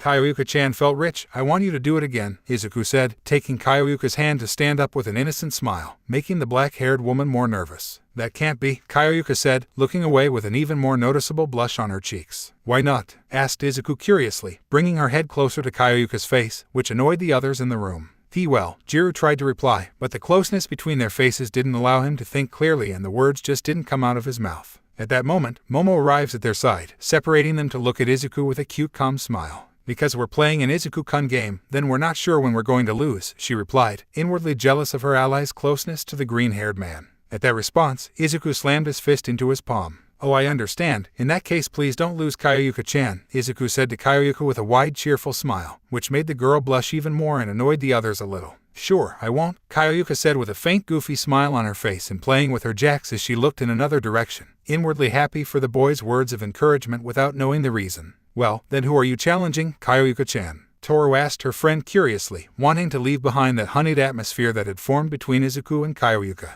I challenge Uraraka-chan, Jiru replied, returning to her serene demeanor, though still slightly blushing. Yes, I suppose it's fair, Uraraka said calmly, folding her arms ready for the challenge. I dare you to rub your breasts on Midoriya's back with lube for 5 minutes, Kyoyuka challenged her with a small sarcastic smile in revenge. And I suppose you can't challenge me to anything else, can you? Asked the brunette, bowing her head, knowing the answer. No, now do it or drink, Kyoyuka said, looking a little mockingly at her friend who had sought to be treated like this. Uraraka stood up with a slight blush on her cheeks. Pass me the lube, she asked, and Toru passed the lube to his ally while internally wishing him luck and giving him his support. It's a good thing I brought it from Toru-chan's room, said Mina, relieved. Then Uraraka nervously approached the bed to climb up and stand behind Izuku, who looked strange. Oh, okay, Deku-kun, I'm going to need you to stay still while I'm going to massage your back, she said, blushing and not quite sure how to explain what she'd be about to do. Unmassage Suna mai bayan, Dijo Izuku Sarando los Ojos con Kama y una pequeña sonrisa para jurar saber al frente. Y entonces, aquí voy, si dijo le castana más para si misma juntando un poco sus brazos para apretar sus pechos y luego ponerlos lubricante sin importar el sostén, provocando que el liquido les haga verse algo brillosos y resbalosos. Luego de eso Uraraka convergens hacia cerco para comenzar a restregar sus suaves pechos con la fuerte espalda del peliverde.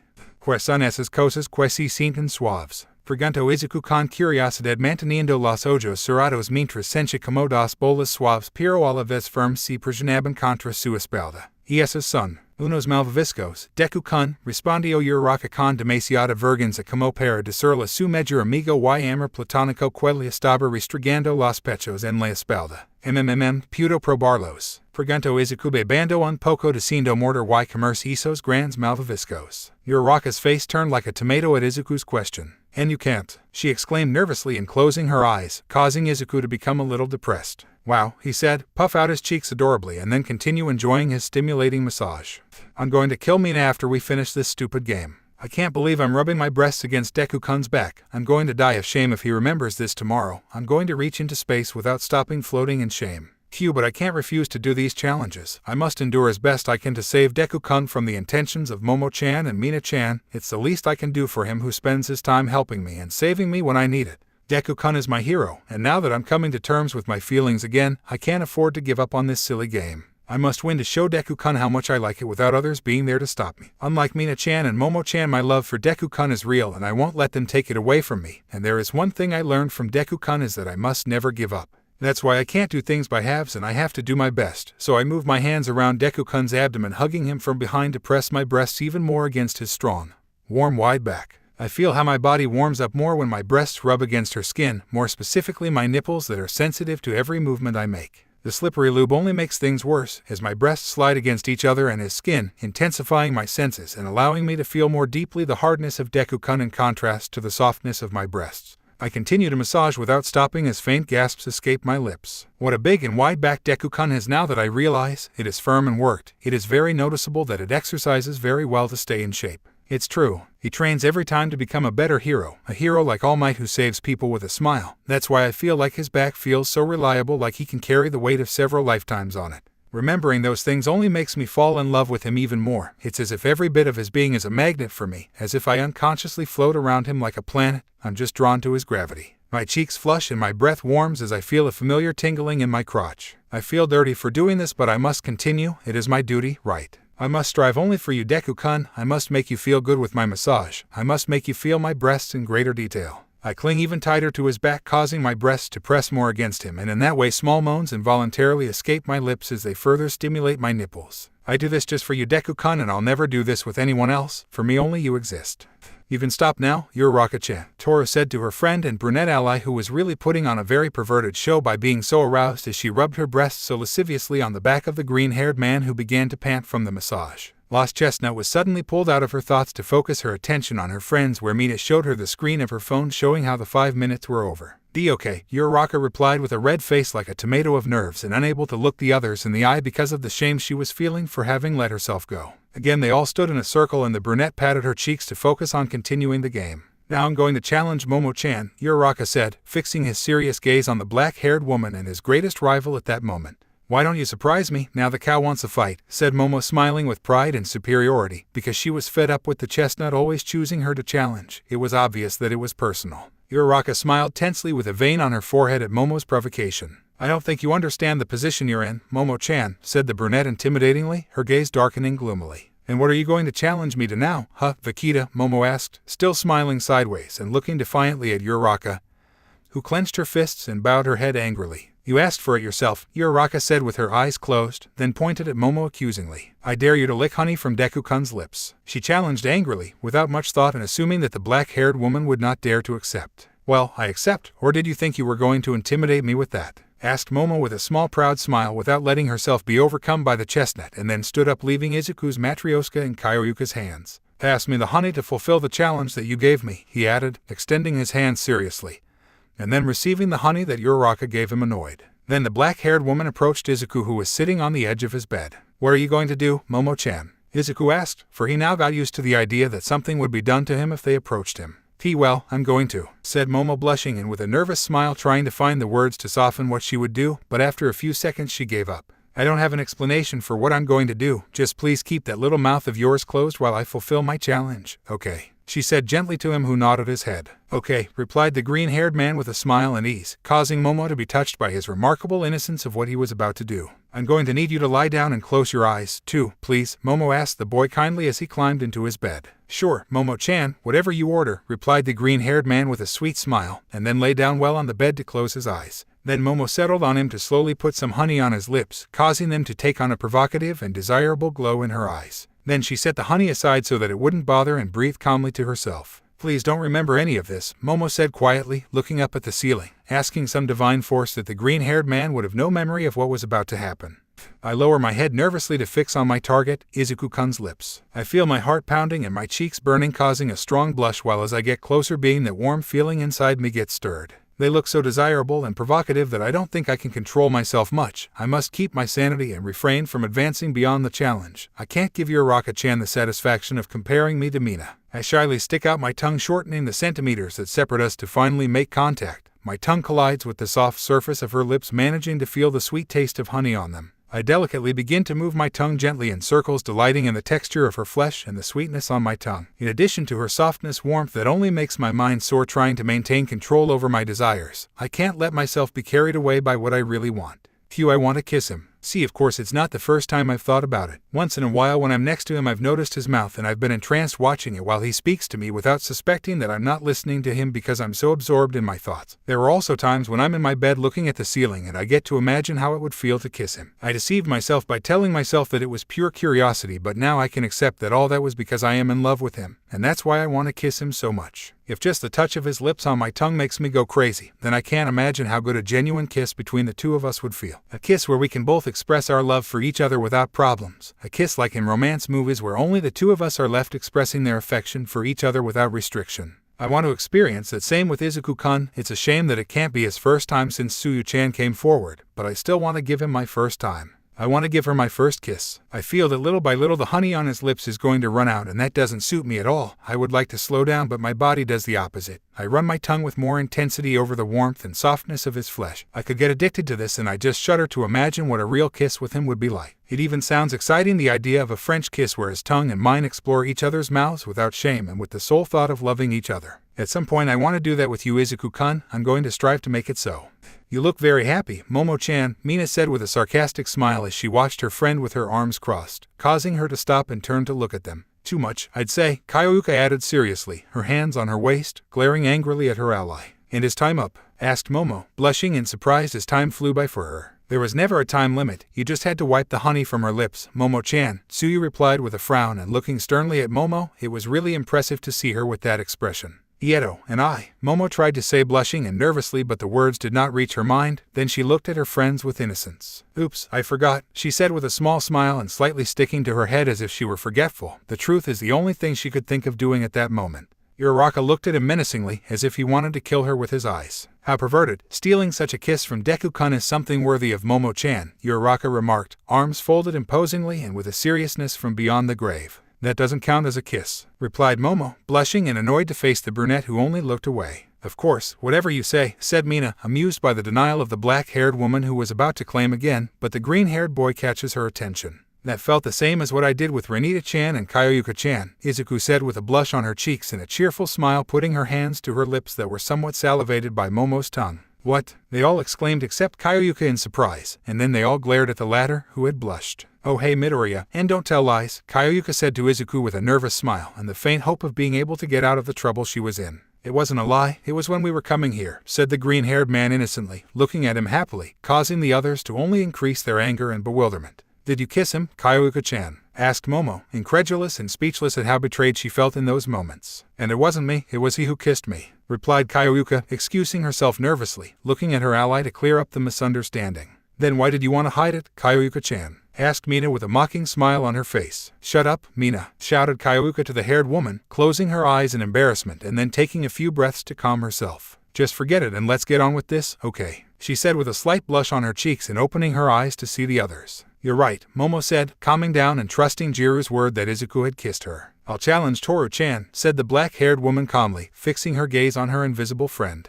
Please, don't let it be too bad, Toru asked Momo shyly and somewhat nervously. Then she turned to look at Izuku. Hey Izuku-kun, do you want something sweet? Momo asked the green-haired man sweetly, earning a nod from the boy. Yes, Izuku replied with enthusiasm and joy like a small child. Then Momo turned to look at her friend again. Cover your back with honey or candy so that Izuku-kun can wipe it with his mouth, Momo challenged him serenely and his cheeks flushed. And I haven't done you anything wrong, Momo-chan, Toru said, hoping to appeal to her friend's compassionate side so she wouldn't have to make that challenge. It's not like you have to do much, plus I have to take it out on someone. I'm sorry it has to be you, Momo said calmly and looking at her friend gently even though she didn't plan to take the challenge away. It's okay, please someone cover me, Toru replied embarrassed and blushing as she lay face down on the floor. I do, Mina offered quickly with a malevolent smile and then took the candy container and proceeded to throw it on her invisible friend's back. It's cold, cried Toru in discomfort at the cold liquid running down his back. What he didn't expect was that the hairy woman would suddenly throw an exaggerated amount at him. That's too much, Mina, Uraraka shouted at him to reprimand him, as the honey covered Toru's back almost entirely. Oops, I think I went a little too far, Mina replied, feigning awkwardness and sticking out her tongue playfully, which made her friends angry. Anyway, help yourself, Midoriya, added the hairy woman, moving away from Toru to make room for the green-haired man who approached, attracted by the sweet smell of honey. Please be kind, Midoriya, Toru asked the green-haired man with embarrassment and shyness, knowing full well what he was capable of. Don't worry, Toru-chan, I'm going to leave you very clean, he replied with a cheerful, innocent smile, and then went over to start licking the invisible girl's back. I shudder as I feel Midoriya's tongue touch my skin to begin to move it gently, as if patiently painting a canvas with her tongue. It moves by pressing on different points in the area above my hip to begin to rise slowly, causing my faint moan to escape from my lips. The sensation it makes me experience is amazing, and I quickly feel my body begin to react to its subtle caresses. My cheeks feel them burning, my heart flutters, and again an agonizing tingle in my crotch cries out to be attended. I can't quite understand how Midoriya is so skilled with his tongue. Is it because of the alcohol? Anyway, he is turning me on a lot just with the skillful touch of his warm tongue furrowing the most sensitive areas of my back. I start rubbing my thighs against each other in a vague attempt to try and quench the itch in my crotch. If only the others weren't here, I could be satisfied with it. It's falling off the sides. I'm going to have to clean up there too. I hear Midoriya talking in my ear, causing me to shudder even more and my fluids to begin to escape my intimacy. After that, I feel his hot breath descend the sides of my waist to place his tongue in those areas that are very sensitive for me, causing me to have to cover my mouth to hide the moans that he caused me. It doesn't help that the honey descends on the sides because Midoriya begins to lick with more speed and intensity in those areas.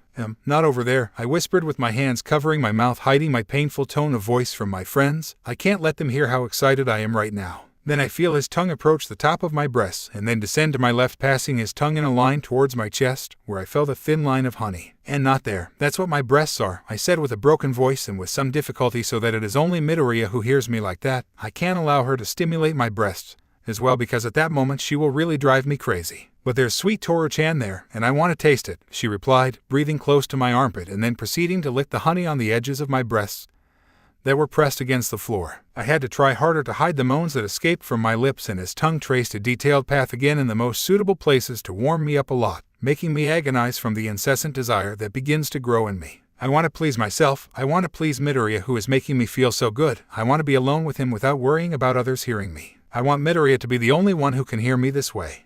You can stop now, Deku-kun, Uraraka asked the green-haired man with some nerves and cautiously, so as not to be the next one subdued by him. The green-haired man, out of what they expected, walked away from Toru with joy and with a little honey on his lips and cheeks. Toru-chan tasted delicious, Izuku said with a wide, cheerful smile, and satisfied by the sweet taste of the invisible girl who was now breathing heavily to catch her breath. Let her rest for now, Midoriya-chan, Tsuyu asked the boy with a blush on her cheeks and softly because she was a little nervous. All right, little frog, the green-haired man accepted simply, then stood up with some difficulty and then walked over to Momo's bed to sit on the edge. Are you better yet, Toru-chan? Kayuka asked her friend as she crouched beside her. Yes, don't worry, I'm just a little tired, Toru replied with a silly smile that luckily her friends weren't able to see. After a couple of minutes they were all sitting in a circle again and Toru had already recovered from the challenge. Now I'm going to challenge Tsuyu-chan, Toru said calmly, and she tensed. Jijiro, Tsuyu said somewhat nervously. I dare you to lie on Midoriya to lick her nipples for 4 minutes, Toru challenged him calmly without seeing much of a problem, because the truth is that he thought it was a gentle challenge compared to his. Do you think you can do it, Tsuyu-chan? Asked Uraraka with feigned concern, for deep down she just wanted Tsuyu not to do that to her platonic love. Remember that you only have one life left, Kayuka said to the green-haired woman serenely while unconsciously having the same thoughts as the brunette. She was bothered by the idea of seeing Izuku being spoiled by another. Tsuyu surreptitiously shifted his gaze to Mina, who smiled broadly at him and nodded her head. Then the frog girl turned to look at the others calmly. I give up. Please pass me a can, Jiro, Tsuyu said calmly, closing her eyes, surprising her friends as she extended her hand to Mina, who handed her a can that she quickly opened and drank suddenly. You accepted it very easily, Tsuyu-chan, Momo said, somewhat incredulous at the ease with which her green-haired friend gave up. I have to accept that I can't do it, Jiro, Tsuyu replied with a blush on her cheeks from the alcohol. The others had been left with a bad taste in their mouths at what had just happened. Some didn't see the point of it and others were suspicious, but Mina stood up, capturing everyone's attention. Well, then the challenge goes to me, said Mina, pointing to herself with a thumbs up accompanied by a wide, cheerful smile. After that, the hairy woman began to walk up to Izuku to rest her knee between his legs while resting her hand on his chest to forcibly lay him on the bed. What are you going to do, Ashido-chan? asked Izuku, somewhat nervous and frightened by the predatory smile that the haired woman had. Stop with formalities. We've done a lot of things so far to call us by our last names, don't you think, Izuku-kun? Said Mina in a flirtatious and seductive way as she settled down looking at the green-haired man with one hand making circles on his chest. You're scaring me a little, Mina-san, said the boy, somewhat fearful because of how daring his friend was being. Mina smiled mischievously, bringing her mouth close to his right ear. It's still not enough, he said, then bit his ear coquettishly. Mina-chan, Izuku said, looking vulnerable and submissive to do what she said. That's better, said Mina, pleased and satisfied, and then bit her lower lip as she took a good look at her friend's elaborate body. Don't worry, I'm just going to make you feel very good, she added seductively, and then lowered her face to Izuku's chest to begin her task. I begin to move my tongue in circles on the areola of her right nipple, feeling her body tighten at my touch. I slowly bring her closer to her nipple to start subduing him with my tongue without giving him any rest so that I can stimulate him more and make him feel good about the treatment I am giving him. With my other hand he starts to pinch his other nipple in a playful way and then lightly bites the one I am licking. It hurts a little, Midoriya tells me in a somewhat forced voice and in an adorable way. It's very nice that he looks submissive for just this, which encourages me more to play with him. You'll get over it. Maybe later you'll do the same to me, I said flirtatiously, and then winked at him and continued with my little game. My tongue dances lasciviously, savoring and playing with its buttons without worrying about being watched by others. Of course, I wouldn't offer this game without being prepared to get my hands dirty. I don't plan on missing the opportunity to desecrate this adorable cinnamon roll even if my friends want to stop it. In the end, they can try all they want to stop me, but it's clear that I'll be the one to get hold of this perfect, pure-hearted heartthrob in the end. Sure, I'll have to share half of it with Tsuyu now that we're allies, but it's a small price to pay for ensuring victory. In the end, she is too shy to come up with anything, and all that is left is for me to have fun with this provocative and sexy wolf in sheep's clothing. I've seen him throughout the game. He becomes a real sexual beast with the others, but with me he only shows his submissive and vulnerable side. But I'm also going to receive the stimulation of his hands and his tongue when he finally decides to be rough with me. I'm going to do whatever it takes for this attractive green-haired man to dominate me as I've dreamed on hundreds of occasions. To please the fantasies I've been thinking about on the nights where I indulge myself imagining in thousands of different scenes where we both finally join our horns under pure carnal instinct to satiate our most primitive desires. I want him to be the one to take my first time and stay by my side forever. I must show the others that I am willing to meet any challenge to stay with him. Stop the now, Kyoyuka yelled at Mina angrily, hitting her on the head and knocking her out of her concentration. Ouch, that hurt Kyoyuka-chan, Mina said in pain, rubbing her head while a tear was on the edge of her eyes. Can't you see that your time has passed? Leave it alone, Kyoyuka reprimanded her perverted friend, as Mina had been ignoring their continuous wake-up calls that her time was up. Kyoyuka-chan is right. If you continued you could have made it get out of control, Momo said seriously, seeing Mina who got off the green-haired man. And that would have been bad for her, Mina asked simply, not seeing the problem, which only made the others angrier. Just shut up and get this round over with, Kyoyuka said, getting over it, tired of tolerating Mina's attitude. How rude, replied Mina, a little hurt by her friend's words, but she cheered up anyway. But you're right, as you already know, Tsuyu-chan doesn't have lives and therefore it's game over for her, she declared happily, causing everyone to turn to look at the green-haired woman who blushed instead in embarrassment. Therefore, according to the fifth commandment of the sacred game, the hairy woman continued in an authoritarian pose, but was interrupted by her friends. Fifth commandment? Asked Kyoyuka in confusion. Sacred game? Asked Momo, intrigued, raising an eyebrow. What the hell are you talking about, Mina-chan? You're Raka, asked Mina, for none of them understood what the hell she was talking about. Leave me alone, I just want to make this dramatic. Don't be boring, Mina replied in an adorable pout and then continued where she left off. As I said before, as the fifth commandment dictates, now that Tsuyu-chan has lost her 3 lives, she has to be subjected to a challenge and then expelled from the game, said the hairy woman and then smiled playfully. And I, who by coincidence am the administrator, have to choose that challenge, the hairy woman concluded, causing several to automatically feel sorry for Tsuyu. I feel sorry for Tsuyu-chan, Toru said, bowing his head. We wish you luck, Tsuyu-chan, Uraraka said to her green-haired friend, feeling sorry for her and looking at her comfortingly, causing Tsuyu to tense, thinking that she would not like the challenge that her ally had prepared for her. Mina smiled scathingly as she pointed at Tsuyu. Your punishment will be to be locked in Momo-chan's closet with Izuku-kun for 7 minutes without letting out any noise. The hairy woman challenged her with pride in herself for such a challenge, causing the others to be surprised. What, why in my closet? Asked Momo, nervous and blushing. Are you really just asking that? Kyoyuka asked her friend with a bead of sweat on her temple. And to make things more interesting, Mina said, again capturing the attention of the others who saw how he took a can of beer and opened it to get closer to Izuku. Drink this, Izuku-kun, the hairy woman asked with a kind smile, and the green-haired man nodded. Okay, he accepted simply, to everyone's surprise, and then proceeded to slowly drink the liquid. No, they all shouted except Tsuyu and Mina when they saw that the green-haired man would drink alcohol again, and that couldn't mean anything good. They watched attentively as Izuku finished his drink to drop it on the floor while her cheeks again blushed heavily and the goofy smile showed on her face again. "Whoa, hick are my cute friends hick," Izuku said somewhat dazed and with a little hiccups as he was more influenced by alcohol than before. "Why the hell are you making him drink again?" Momo asked Mina angrily and exasperated, as she could now be dangerous and savage again. "I said to make things more interesting, didn't I?" replied Mina with an innocent and malevolent smile worthy of an evil being. "Damn, you're really a demon," Kyoyuka said to the hairy woman with a frown. "Stop flattering me, Kyoyuka-chan, you're making me blush," Mina replied, hugging herself with a slight blush on her cheeks and smiling mockingly. "Don't worry girls, this was inevitable, Jiro," Tsuyu would say calmly to her friends to calm them down. "Tsuyu-chan, you're Raka said, feeling sorry for her friend who would undoubtedly be in danger if she were left alone with Izuku in that state. "Come with me, Midoriya-chan," Tsuyu said to Izuku with a bit of nervousness and taking him by the hand to take him to Momo's closet where they could perfectly fit both of them despite the black-haired woman's clothes. "Hick Frog-chan," Izuku said, dazed and bowing his head from being dizzy from the alcohol. They both sat on the floor of the closet and Mina walked over to the sliding door. "We'll open the door after 7 minutes. Until then remember to keep quiet, okay?" said Mina to her friend and ally with a smile. "It's all right, Mina-chan," Tsuyu replied nervously and blushing.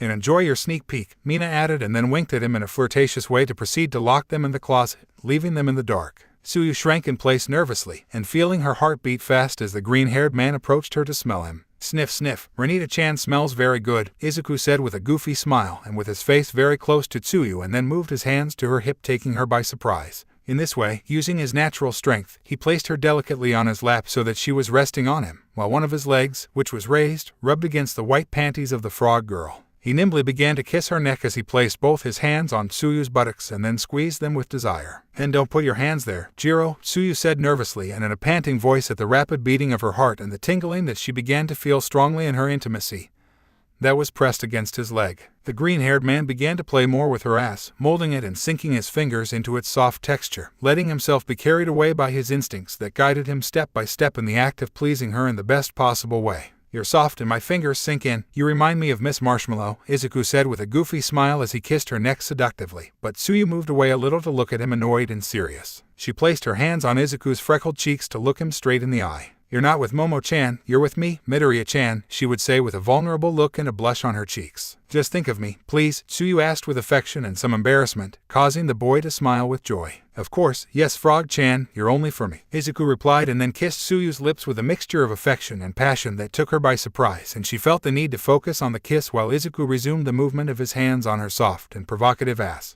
"I feel really strange," his tongue shamelessly explores mine covering the moans he provokes by playing with my ass the way he is doing. "I feel a continuous tingling in my intimacy that is constantly rubbing against Midoriya-chan's leg. In this way I also feel how that area gets wet and I begin to release my juices on the panties I am wearing.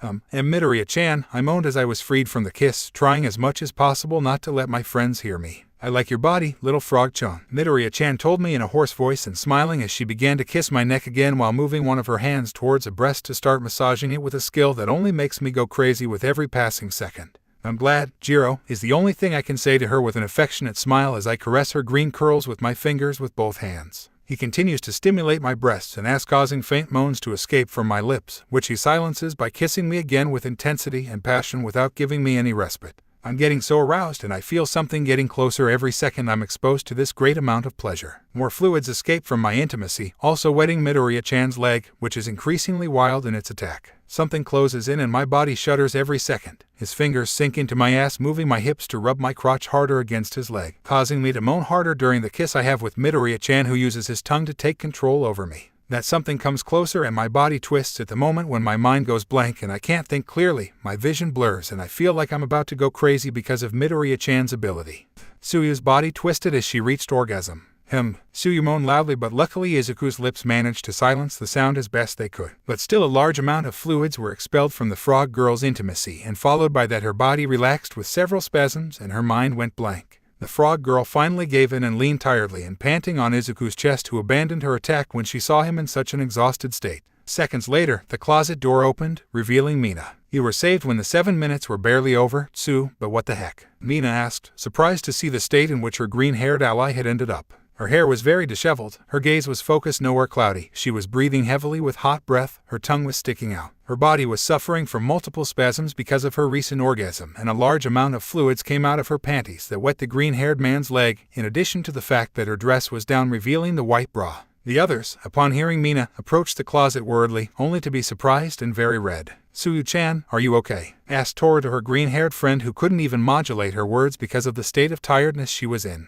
"Deku-kun, please stay calm," Uraraka asked his friend with some nervousness in the hope that he would not get out of control as he has done many times throughout the game. "Of course, Uraraka-chan," Izuku replied calmly and with an innocent smile dedicated to the chestnut, causing her and the others to be surprised to see him more lucid. "Are you okay?" Momo asked him intriguedly. "Just a little dizzy. Why is this little frog-chan?" asked the green-haired man, looking worriedly at Tsuyu who was leaning on his chest with her tongue sticking out. "Don't you remember anything?" Kyoyuka asked him intriguedly. "Everything is a blur, I just remember that my hands felt very good," he replied innocently looking at his hands and then smiling lustfully. "I want to do it again," he said, and for some reason the other girls shuddered and blushed at the tone and manner in which he had said it. Mina smiled proudly. "Well, in that case I'll offer myself too," she said, wanting to be the next victim of the green-haired man, but she is quickly interrupted by an arm of Kyoyuka in front of her. "Don't even think about it," Kyoyuka said sharply and seriously, and the hairy woman had no choice but to resign herself. After that, Toru, Uraraka, and Kyoyuka grabbed Tsuyu and took her out of the closet while Izuku went out on her own. "Please sit on the bed, Izuku-kun," Momo asked the green-haired man with a small kind smile accompanied by a small blush. "Okay," he accepted with simplicity and innocence and then went to sit on the edge of the bed. Then the black-haired woman turned to look at the rest of her friends. "Now it's time for the 10-minute break, so it'll be better for Tsuyu to rest in his room," Momo told them calmly to take command of the situation. "I'll take her, leave her to me," Mina said to the rest of them and then took Tsuyu's arm around her neck so that they both left the room, Tsuyu being tired and barely consenting to put all her weight on her friend. "In that case, now it's Toru-chan's turn and might take care of Deku-kun," Uraraka said seriously, looking at Momo as she wouldn't let him go with the green-haired man again. "I suppose it's the right thing to do," Momo replied, calmly closing her eyes, not wanting any conflict at that moment. Then she and Kyoyuka headed for the exit, and before leaving, Momo looked seriously at Uraraka. "See you here in 10 minutes, don't do anything strange," he said menacingly, then closed the door, leaving Uraraka and Toru alone with the green-haired man. "As if he was capable of doing something to Deku-kun," Uraraka said irritated by Momo's reminder. "It's not like he's going to be able to subdue Izuku who surpassed him in any physical aspect and could defend himself easily, although he had to admit that if it was the case he could do it to Izuku in his current state." Toru dropped his arms and sat down heavily on the bed. "God, this round was too much," she exclaimed with some fatigue at the intensity of the round with the challenges and then the punishment of Tsuyu. "I think so, but at least Tsuyu-chan won't be forced to do any more challenges," Uraraka said calmly and sitting down next to her friend. "But I'm a little envious of him," Toru said to herself in a small whisper as she puffed out her cheeks, a notable part of whether she wanted to be in the frog girl's shoes. "What did you say, Toru-chan?" Uraraka asked his ally intriguingly, unable to hear what he said. "And nothing. Anyway, now there are only 5 of us left," Toru said with some nervousness to divert the conversation. "It's true, there's less time left for us to save Deku-kun," replied the chestnut with a warm and affectionate smile looking at the ground while he put a hand to his heart. There was little left to accomplish his goal. "Save me from what?" asked the aforementioned with adorable curiosity, catching the attention of both of them, who for a moment did not know that he was right next to them. "Nothing you have to worry about, just leave it to us," Uraraka replied with a cute, trustworthy smile and a flushed cheek as she gave a thumbs up. "Do you mind if I get some sleep? I'm a little tired," said the green-haired man with a small smile and a little drowsy as he rubbed his eye, causing both girls to be moved to see him.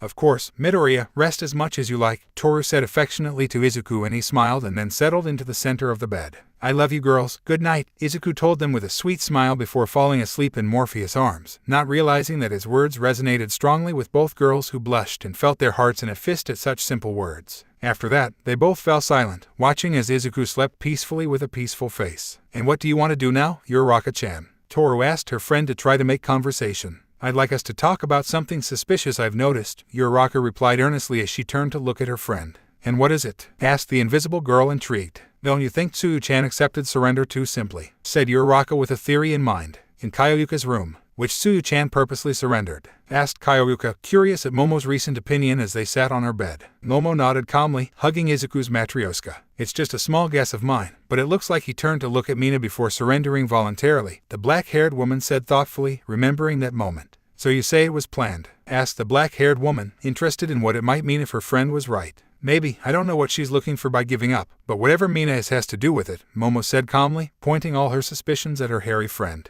I may have convinced him to quit the game, Kyoyuka said with a slight idea. Let's hope it's that and nothing else, Momo replied calmly, looking away. Anyway, there are 5 of us now and the next one will be the 7th round. We have to be tougher in the challenges if we want Mina and Uraraka-chan to give up. He added as he put a hand to his chin in a thoughtful and analytical way, seeing the strategies they could use. At that moment an idea came to Kyoyuka's mind, and she smiled sharply. I think I have a way for Mina-chan to lose her first life, she said, catching Momo's attention, who smiled knowingly. You have my attention, Kyoyuka, she said, with the impression that the next round they would have something to act against Mina. In Mina's room. You did a great job, Tsuyu-chan. You really won't regret it, Mina said excitedly to her green-haired friend who was sitting on her bed hugging her legs as she turned her back to him in embarrassment as she remembered what she did to Izuku. I'm sure you enjoyed Midoriya. She even made you orgasm, added the haired woman mischievously, approaching Tsuyu to give her a few playful nudges on the back. Please let's not talk about it anymore, Mina-chan, Jiro. Tsuyu asked, blushing and burying her face shyly between her legs in the face of the embarrassment she felt when she had very clear the memory of what she had just done with her green-haired friend. Her mind simply did not process what happened. As you wish, but you know what you should do now, don't you? Said Mina to her ally with a sideways smile. Tsuyu, without looking at him, nodded. Yes, that way the others will give up until we finally win, Midoriya-chan, right? She said a little nervously, remembering Mina's plan to win. Mina smiled analytically and calmly. Exactly, everything will go according to plan and the others will fall one by one, she said as if it were an infallible master plan. The angel and demon duo will end up with the perfect green-haired hero. He added as he smiled broadly, putting both hands on Tsuyu's shoulders to shake her with emotion. Jijiro, said Tsuyu, agitated by being shaken so abruptly by her hairy friend and ally. Chapter 8, A Small Detour. At this time Mina and Tsuyu were entering Momo's room to continue the game since the time of rest had ended. But when they entered they found Uraraka and Toru around the sleeping Izuku and were turning their backs on the newcomers who were intrigued by what their friends were doing.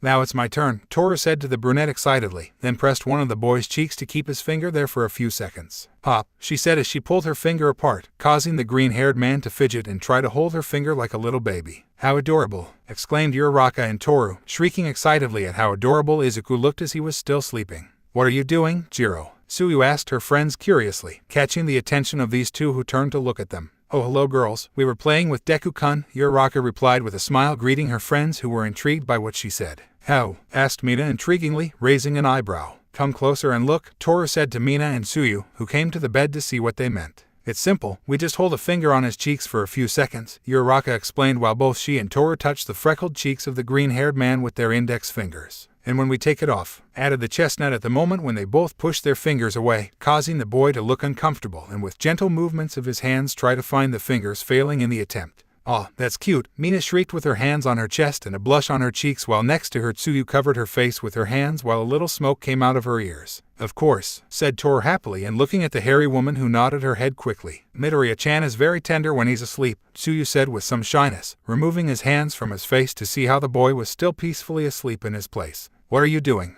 Momo asked them all earnestly from the entrance as both she and Kyoyuka entered the room, catching the attention of the others who turned to look at them. What are they doing to Midoriya? Asked Kyoyuka just as seriously, as she was uneasy at the thought that they were doing something to the green-haired man. Wow, what a way to kill the atmosphere, Mina said with a somewhat nervous smile as the two girls entered the room. Anyway, forget that and let's choose our next outfits. The hairy woman exclaimed excitedly to her friends as she took the box with the names of the costumes to extend it to the others. They all looked at each other intensely. Toru looked at Uraraka who felt with a determined gaze. Kyoyuka and Momo interspersed knowing glances to both nod their heads. Tsuyu glanced sideways at Mina who smiled happily and then gave her a little playful wink. Then a magical transition occurs a few minutes later in time where we are placed with the girls who had already changed into the outfits they had to wear in this round. This costume does seem more decent to me than the previous ones, Momo said with a small smile inspecting herself as she fixed the glasses she was wearing. She is dressed as a teacher, wearing a brown office skirt to below the knees, a simple white button-down shirt rolled up at the elbows and unbuttoned at the top revealing part of the neckline of the black-haired woman who was wearing a black bra. She also has black heels, reading glasses and has her hair pulled back in her usual ponytail. Without a doubt, her figure stands out perfectly, giving it a very seductive air. You're right, I like this one better that doesn't reveal so much skin, Kyoyuka commented calmly seeing Momo who nodded her head being both comfortable with their new outfits. Kyoyuka on the other hand was dressed as an office secretary, wearing a business skirt down to the knees, black mayhems down to the skirt, black heels. She also wore a white shirt and over top a dark jacket. The subtlety of her movements and the slender figure of her legs and hips gives a sexy touch to her appearance. Okay, this one is more normal, but it's still embarrassing to wear, Uraraka said somewhat embarrassed as she pressed her hands into the skirt she was wearing. Uraraka wore a Sailor Fuku school uniform with a primarily black and red ensemble, which consisted of a black skirt above the knees, a black shirt with a loose red tie revealing part of her cleavage, black stockings up to her calves, and finally her hair was arranged in a braid leaving the strands still on the sides of her face. "Oh, I gotta repeat one," said Mina, disappointed that she got the mechanic suit that Uraraka used a few rounds ago. "Me too, but I think this nurse's outfit is cute," Toru said cheerfully, inspecting herself wearing the nurse's outfit that Kyoyuka had worn long ago. "Since I don't play anymore, I'll stick with the angel one, Jiro," Tsuyu said calmly and with a finger on her chin looking at her friends. "Speaking of which, Tsuyu-chan, now that you're free, shouldn't you go to sleep?" Kyoyuka asked her green-haired friend curiously, causing the frog to tense up a bit. "That's true, you're no longer obliged to stay and see what happens," Momo said calmly, turning to see Tsuyu who was starting to get nervous at the attention of all her friends. "Well, I really do," Tsuyu said, playing with her fingers and a little nervously, trying to give a valid excuse to stay, mainly because she had to make sure she went through with the plan Mina had formulated. After that, Mina stands next to Tsuyu to place a hand on his shoulder. "Leave her alone. If she wants to see perverted scenes, then I say leave her. We shouldn't criticize Tsuyu-chan's tastes," the haired woman said to the others with a smile, causing Tsuyu to blush a lot. "Of course not," Tsuyu complained to Mina with some anger and embarrassment, causing Mina to smile in amusement. "I just thought that it's still a girls' night out and that I'd feel lonely without my friends, Jiro," she added more calmly and looking with some shyness at the others, who were moved by her words. "Oh, you really are a Tsuyu-chan little angel," exclaimed Toru moved and joyfully, approaching Tsuyu to hug him without really suspecting that Tsuyu's intentions were not those. Then Mina took a few steps forward to take the floor. "Anyway, it's time for us to start the 7th round of this beautiful game, and since I was the last one to be challenged, it's up to me to choose," she said with a proud smile and crossed arms and then pointed at Toru. "Therefore I choose Toru-chan," exclaimed the hairy woman, causing the invisible girl to break away from the embrace with some trepidation. "I dare you to pass 3 chocolate balls to Midoriya's mouth through a kiss one by one," Mina challenged, causing surprise in some of those present. "Qui!" exclaimed Uraraka and Toru surprised and blushing at the challenge that Mina had given, while Momo and Kyoyuka watched everything calmly while Tsuyu seemed to expect something. Momo hugged Izuku's doll a little more as she sharpened her eyes at Mina's challenge. She thought seriously, watching in detail how the situation would unfold. And I can't do that with Midoriya, that's too much for my first kiss," complained Toru very nervously and blushing, trying to make Mina understand that she should only smile maliciously. "Change the challenge to something else, that's too much," exclaimed Uraraka with some annoyance as she did not want her ally to touch the green-haired man's lips. Kyoyuka thought, closing her eyes simply and crossing her arms, knowing the answer Mina would give to the two of them. "It's either that or lose a little life, you choose Toru-chan," Mina replied smugly and with a certain chilling wickedness that made Toru bow his head mentally debating what he should do. At that, Tsuyu approaches her friend to place a hand on her shoulder, capturing her attention. "Jiro, I shouldn't say this, but I think the most correct thing to do in this case would be to surrender Toru-chan," she recommended with some shyness, causing both Uraraka and Toru to be shocked. "Why do you say that, Tsuyu-chan?" Toru asked her friend, somewhat hesitant and intrigued by what she would say. "Well, you should consider that you'll remember that as your first kiss forever, Jiro," the frog girl replied with a slight blush on her cheeks and looking in another direction, causing Toru to become more nervous inwardly and her mind to make a mess. Uraraka was internally debating what she should do, because on the one hand she could support her friend to fulfill the challenge, but that would lead to her kissing Izuku, so the other option of letting her lose a life sounded more tempting.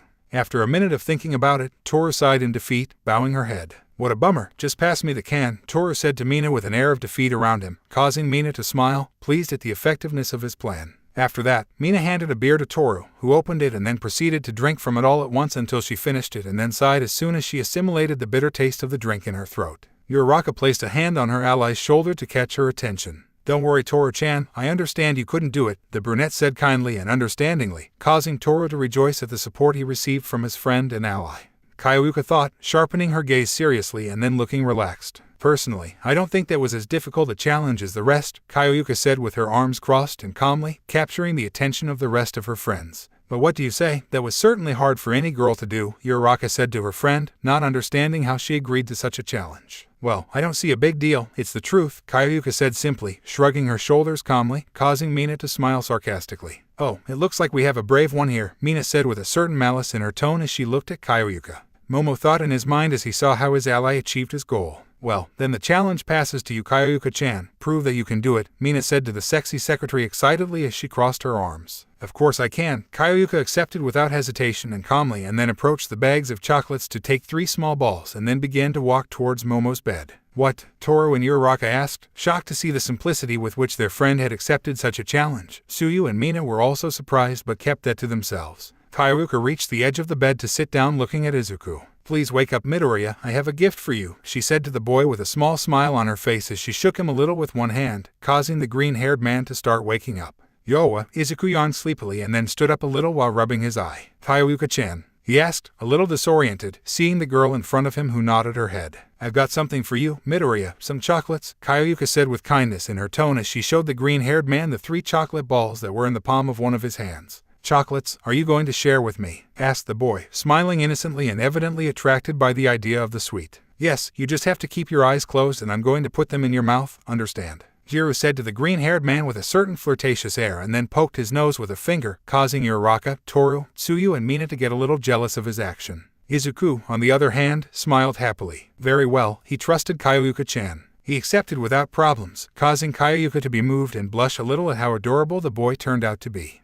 I watch as he calmly closes his eyes, completely oblivious to the nerves I'm feeling inside me. My cheeks soften slightly because of my embarrassment and I turn to look at the palm of my hand where the chocolate balls are that I must deposit in his mouth. The mere thought makes my heart flutter harder. Anyway, I take a breath, calming down a bit, and then take a ball to put in my mouth without chewing it, and then I turn to Midoriya to mentalize myself for what I'm about to do. I bring my face closer to him and close my eyes until our lips meet in a kiss. My heart beats hard and my brain becomes overloaded with thoughts while I savor a little of his soft and warm lips. I subtly use my tongue to push him to open his mouth, which he accepts, also using his tongue that comes into contact with mine, causing my sanity to begin to be jeopardized. But I still focus on my target and transfer the chocolate ball to his mouth and then slowly separate myself from the kiss.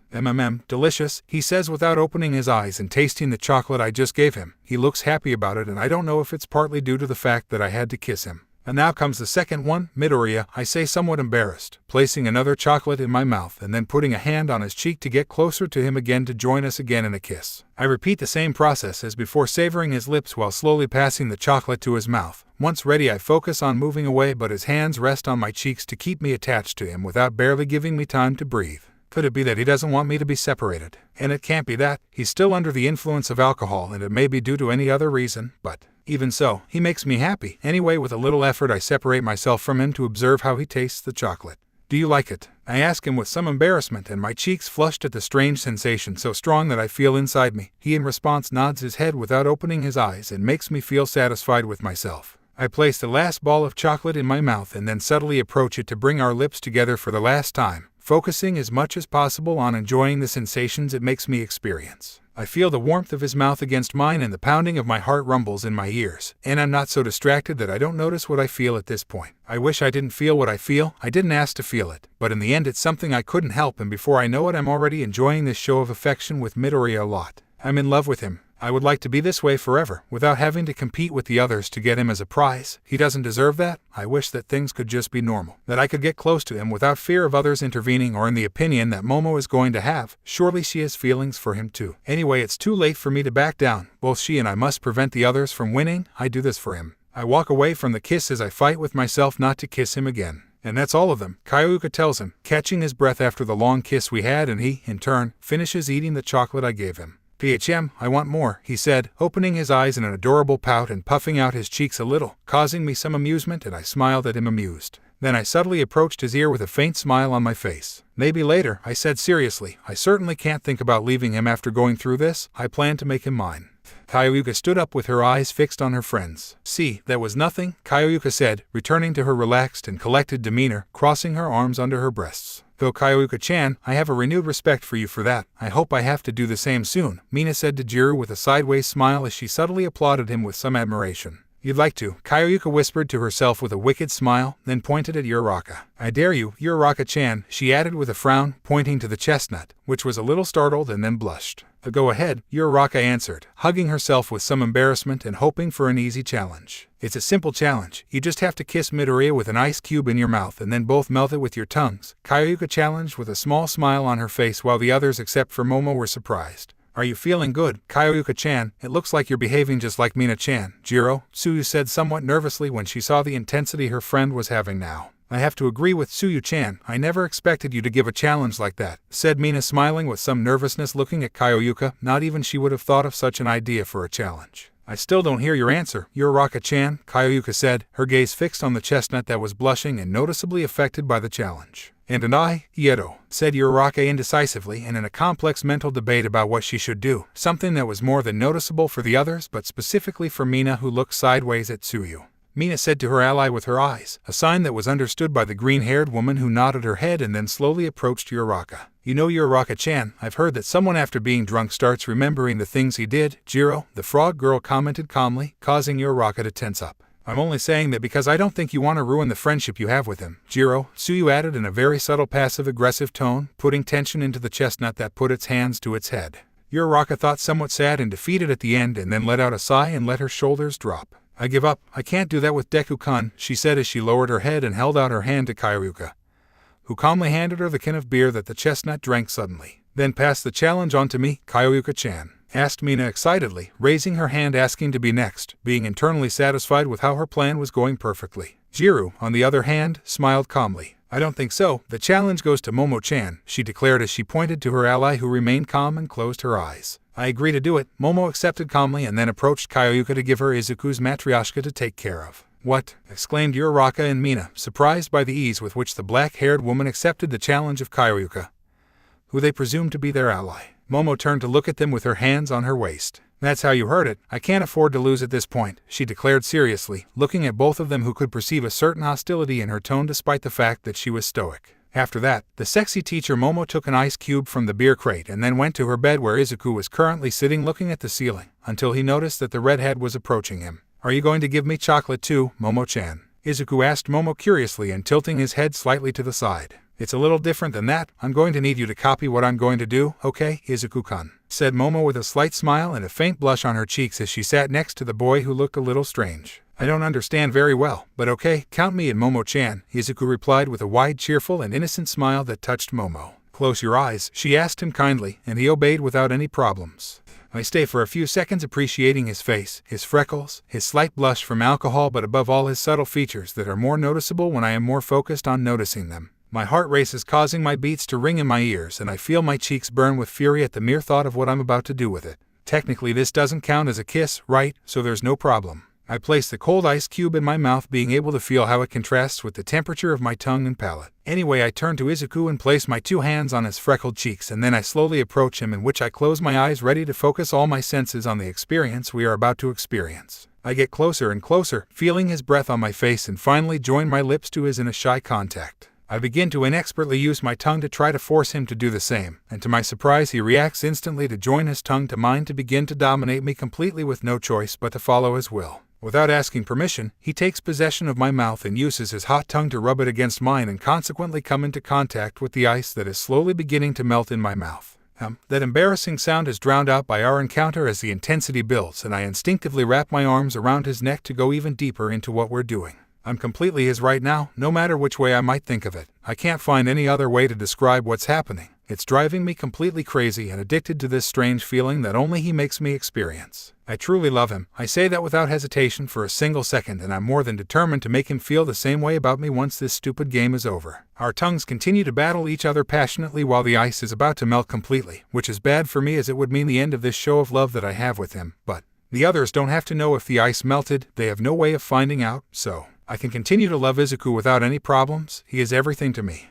I think that's more than enough, Momo-chan, Toru says to her friend with some nervousness as she goes over to place a hand on the dark-haired woman's shoulder. However, Momo continued in her effort for a few more seconds, feigning ignorance until she felt how Toru's grip on her shoulder increased, causing her to resign herself to separate, and she did so with some subtlety and leaving a strand of saliva that connected her lips with those of the green hair. Thank you for obeying, Izuku-kun. You can open your eyes now, Momo said to Izuku with a small smile and a little blushing as she fixed the reading glasses she was wearing. He, for his part, opened his eyes happily and tilted his head forward slightly. No problem, Momo-chan, I like that, Izuku replied, completely oblivious to the weight of his words and the effect he had on all the girls in the place, most of whom were jealous of Momo, who smiled warmly and affectionately at him. After that, they all settled in a circle again with their eyes fixed on the black-haired woman who had to be challenged. Mina folded her arms with a smile to herself. Now after that show it's my turn to be challenged, so I'm anxiously awaiting what you'll say, Momo-chan, she said, completely cheerful at the kind of perverted and risque challenge she might receive. Momo glanced sideways at Kairyuka, who smiled sideways knowingly to nod her head.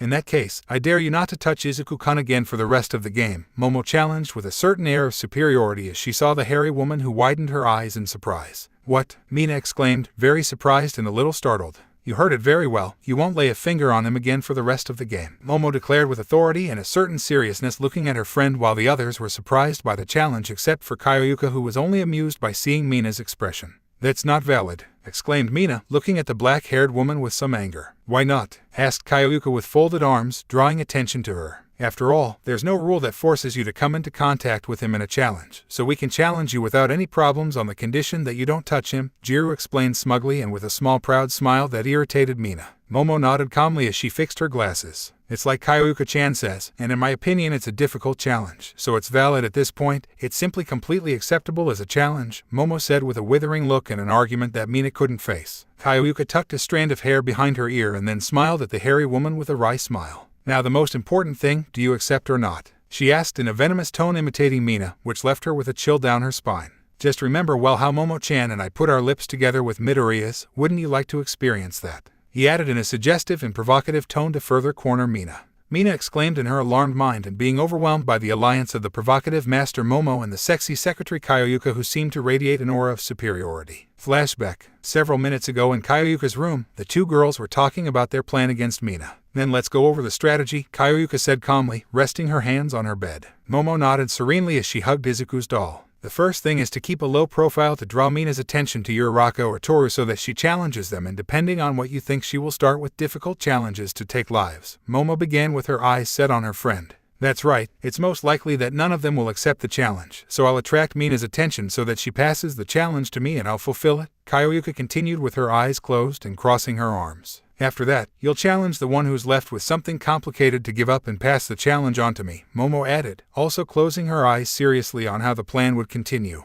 Kyoyuka nodded and opened her eyes to see her ally. And that way you'll challenge Mina not to touch Midoriya again for the rest of the game, knowing her she'd rather lose that challenge than accept it, she said, smiling to herself knowing how predictable the hairy woman turned out to be. Momo smiled smugly and opened her eyes. The conclusion of the game will be the loss of the lives of the three of them. It is certainly a grandiose plan, she said, pleased with the detailed plan and the results it would bring. We just have to be cautious and we have to be as calm as possible. We have to give a good image so that they don't get suspicious, Jiro said calmly. Whatever happens, we do this so that they lose, so there will be no grudges, okay? She asked, extending a hand to Momo since they would both make difficult challenges with the green-haired man. Of course, we're allies after all, Momo replied smiling kindly, and then both of them shaking hands in order to establish their master plan to get Mina out of her comfort zone. End of flashback. Then what are you going to choose, Mina-chan? Momo asked Mina with an authoritative and demanding smile, causing the hairy woman to be forced to grumble with her tongue in annoyance. It's clear that I won't accept it. They finally managed to take my life with dirty tricks, Mina replied reluctantly and turning her head in another direction and then looking at them out of the corner of her eye. But I'm not going to let you do that challenge again. From now on you can handle them better, she exclaimed with some suspicion towards her friends who were only calm.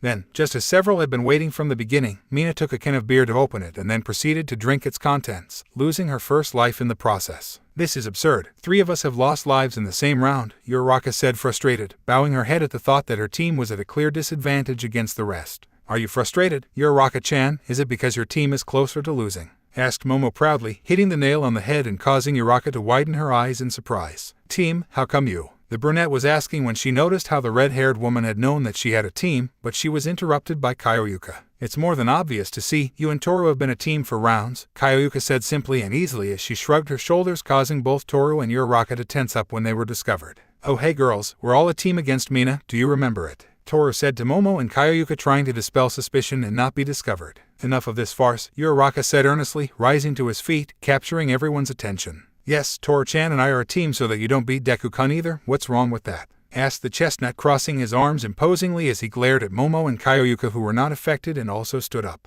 None, after all Momo-chan and I are a team so you don't win either, Kyoyuka replied with a small defiant smile as the intensity of the atmosphere rose to frightening proportions. Wow, I didn't expect them to declare it that way, said Mina, surprised by the hostility they showed each other. You should calm down girls, and there's no need to fight, Jiro. Tsuyu tried to tell her friends so that they would calm down and not say something they would regret, but then she notices a hand on her shoulder that belongs to her hairy ally. Let them follow Tsuyu-chan, let them attack each other, that way victory will be easier, Mina said to the frog girl with a malicious smile, causing Tsuyu to be somewhat hesitant but in the end decided not to do anything. Momo listened perfectly to what Mina had said and then turned to glaze at her. "We won't indulge you," she declared, and the others agreed. "She's right. Don't forget that the goal of all of us is that you don't get Deku-kun," Uraraka said earnestly and with a determined look directed at Mina as Toru also stood up. "My enemy's enemy is my friend. That doesn't apply here. You are our enemies too," Kayuka said to Uraraka and Toru in a direct and crude way with signs of hostility. "The same goes for you. We won't let you win," Toru replied to the opposing side, and you could already see lightning and sparks impacting because of the looks that the three alliances were directing at each other, being more specific Uraraka, Momo and Mina, who only smiled defiantly. "Jijiro," Tsuyu said, somewhat intimidated as she raised her hand to catch the attention of the others. "Does anyone know where Midoriya-chan went?" she asked, and automatically the tension disappeared completely and they all quickly turned to look at Momo's bed, which was completely dislodged. "Yes," Kayuka said, stuttering a little with shock as she and the others watched in different parts of the room.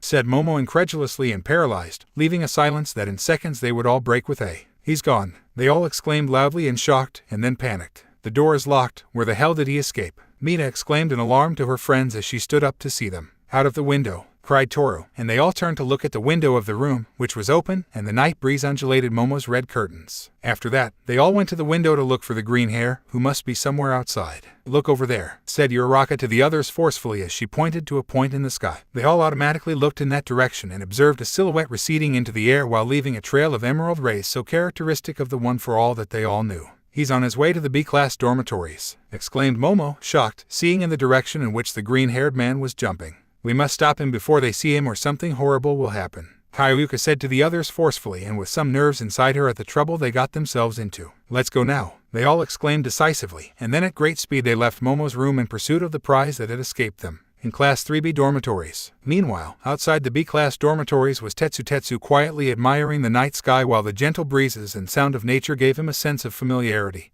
and comfort. "This is what I needed, some fresh air," Tetsu said with a smile to himself, and his cheeks flushed a little, mainly because he was drinking a little with his friends. After that he heard a sound coming from some nearby bushes.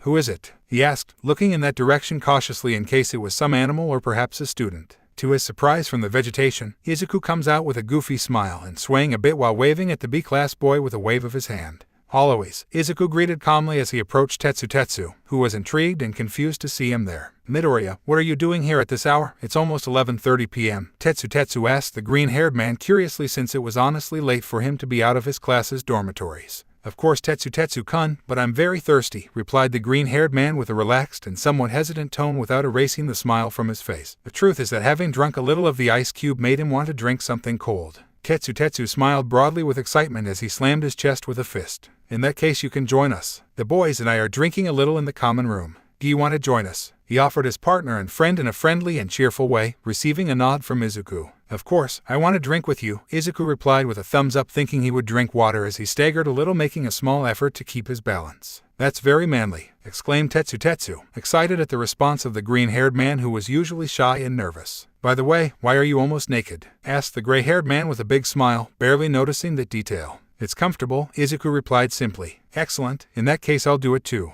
replied Tetsu animatedly, then took off his shirt and pants and then threw them aside and also stayed in gray underpants. "Now let's go inside, Midoriya. The others will be glad you drink with us," he said to the green-haired man as he took his arm to help him walk inside the building where the voices and laughter of the B-class boys could be heard. "You're a great friend, Tetsu-kun," Izuku said to the B-class boy with a thumbs up and a goofy smile before the two of them entered the room. About 15 minutes later we met the girls of classe who were already arriving at the dormitories of Class 3B. They could now hear how attacks were being made from the building and different rumblings somewhat loud. The 6 girls ran to the front of the building, but a tremor caused them to temporarily lose their balance. "What the hell is going on in there?" Mina asked, surprised by what was happening inside the dormitories. "Let's go in once and for all to stop Izuku-kun," said Momo to her friends once the shaking stopped, and luckily she had left Izuku's matryoshka in her room. They were all about to run to the entrance, but something flew out of one of its walls. "Liwa!" exclaimed Toru, stepping aside to avoid the large object that left a large hole in the wall after being ejected from the building.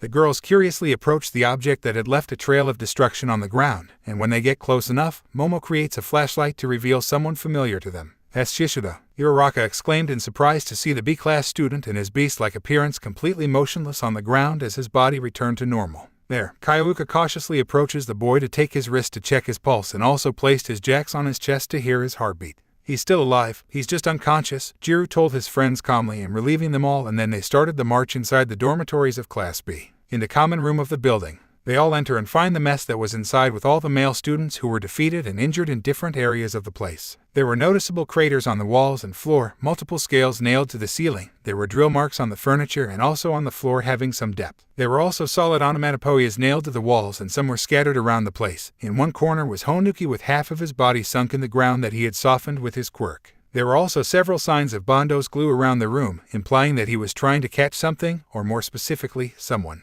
All of them were undoubtedly out of action, and one of them was Monoma, who was lying next to a crater on the ground with both arms exposed, showing a violet hue since he may have tried to use the one for all when copying it. The girls were distributed around the place, confirming the condition of their classmates, and also realized the complete disaster that Izuku had caused. Damn, we're too late, Kyoyuka said, somewhat frustrated and clenching her fists. In small part she was a little sore in her feet from running for 15 minutes around campus with her secretary's heels on. They all looked defeated. I still can't believe how Deku-kun could have done this to them, Uraraka told her friends with some concern when she saw the terrible state of the place. She didn't know whether to say which place had been destroyed more, if the dormitories of Class A or B. Without a doubt, if Monoma was conscious, she would insist that B was the winner. I wonder where he could have gone, Jiro, Tsuyu said with a finger on his chin as he stared at the ceiling, trying to think of the place where his crush might be. What the hell happened here? They all heard the kendo voice from the stairs, and the girls from Class A watched as the girls from Class B arrived at the scene, horrified by what they saw while wearing their sleeping clothes. Kendo a simple yellow tank top and orange mini shorts. Pony a yellow top with a yellow jumpsuit of the same color. Yui wears a black shirt with a sporty mini short of the same color. Yanagi wore kawaii ghost pattern pajamas. Hinoko wore a full-length red pajamas with white dots similar to her hero outfit. Ibara, on the other hand, wore a long white dress that went down to her ankles and had long sleeves, something very much in keeping with her purity. Setsuna, on the other hand, only wore a black top revealing her midriff and also wore a green sports mini short. Needless to say, they all looked incredibly attractive in their clothes, and their developed bodies did not give much help to hide that fact. Their legs, their breasts, their waists, and how somewhat disheveled they were. Without a doubt, all that was a landscape that any man in Minta would pay to see. Yes, Minta is not categorized as a man according to a unanimous vote of the girls of both classes. He was just Minta. Girls, Toru said with his hands on his chest as he saw them arrive. What happened to them all? A villain? Setsuna asked the girls of Class A with some concern as she put herself on guard for a possible match. What are you doing here? Kinoko asked her class friends with some doubt and intrigue. You see, we, said Uraraka, scratching her head, somewhat embarrassed and blushing for what she would have to say to them. But out of nowhere Mina places a hand in front of her, catching the attention of the others, who saw how she gave them a message with her eyes. Don't tell them anything about the game was the message that Mina gave them, and they all agree. It's not like they could justice that they were doing perverted things with the green-haired man to end up staying with him. Some things were better kept hidden. Momo calmly cleared her throat to take a few steps forward and take the floor. I'll explain it quickly. It turns out that the boys in our class got Izuku-kun drunk, and that caused him to lose control and chase them away. Now it turns out that he escaped from our dormitories to here, and apparently the same result was carried out. Momo explained to the girls in Class B, who were somewhat dubious about that explanation. Are you saying that Midoriya was the one who did all this? That's impossible. He's too good and pure to do that, Yui said to Momo calmly and closing her eyes, knowing full well what the cute boy from Class A looked like.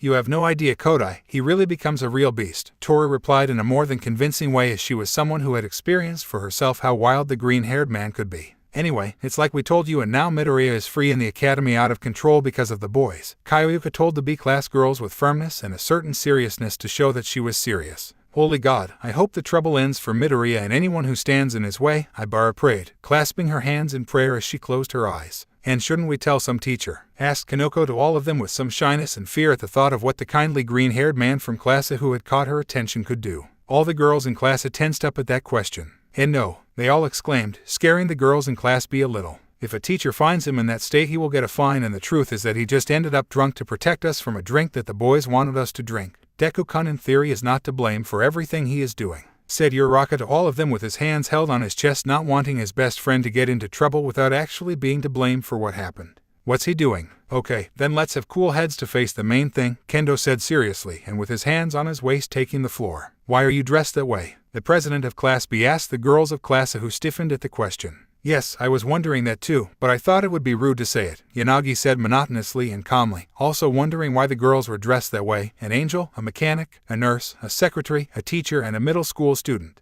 Yep, it certainly wasn't normal. Well, it's a complicated thing to explain, Toru said a little nervously, not knowing how to explain it to them without touching on the subject of the game. We were having a night of cosplay. exclaimed Mina excitedly and saying the first thing that came to her mind as an excuse. Cosplay night? Asked Pony confused, and she wasn't the only one since the other girls in Class B were just as intrigued by what the hairy girl said. Mina had nothing in mind to answer and nudged Tsuyu to help her, to which the frog girl nods with some nervousness. Yes, we do it once a month. We do a giveaway for each of us to try on different outfits. Jiro, Tsuyu said, trying to sound as convincing as possible. And apparently it worked since all the B-class girls had an image of her as someone sincere. Well, what you do shouldn't be my problem. Anyway, the priority now is to find Midoriya, who can be anywhere in the school, Kendo said, crossing her arms seriously, receiving a nod from everyone else. This. They all heard a male voice coming from a dark corner, and there they could all see how Kiwaro materialized from the darkness, who was just as hurt as the rest of the men. Kiwaro-kun, cried Kanoko, worried about her friend, and then they all rushed to him to help him.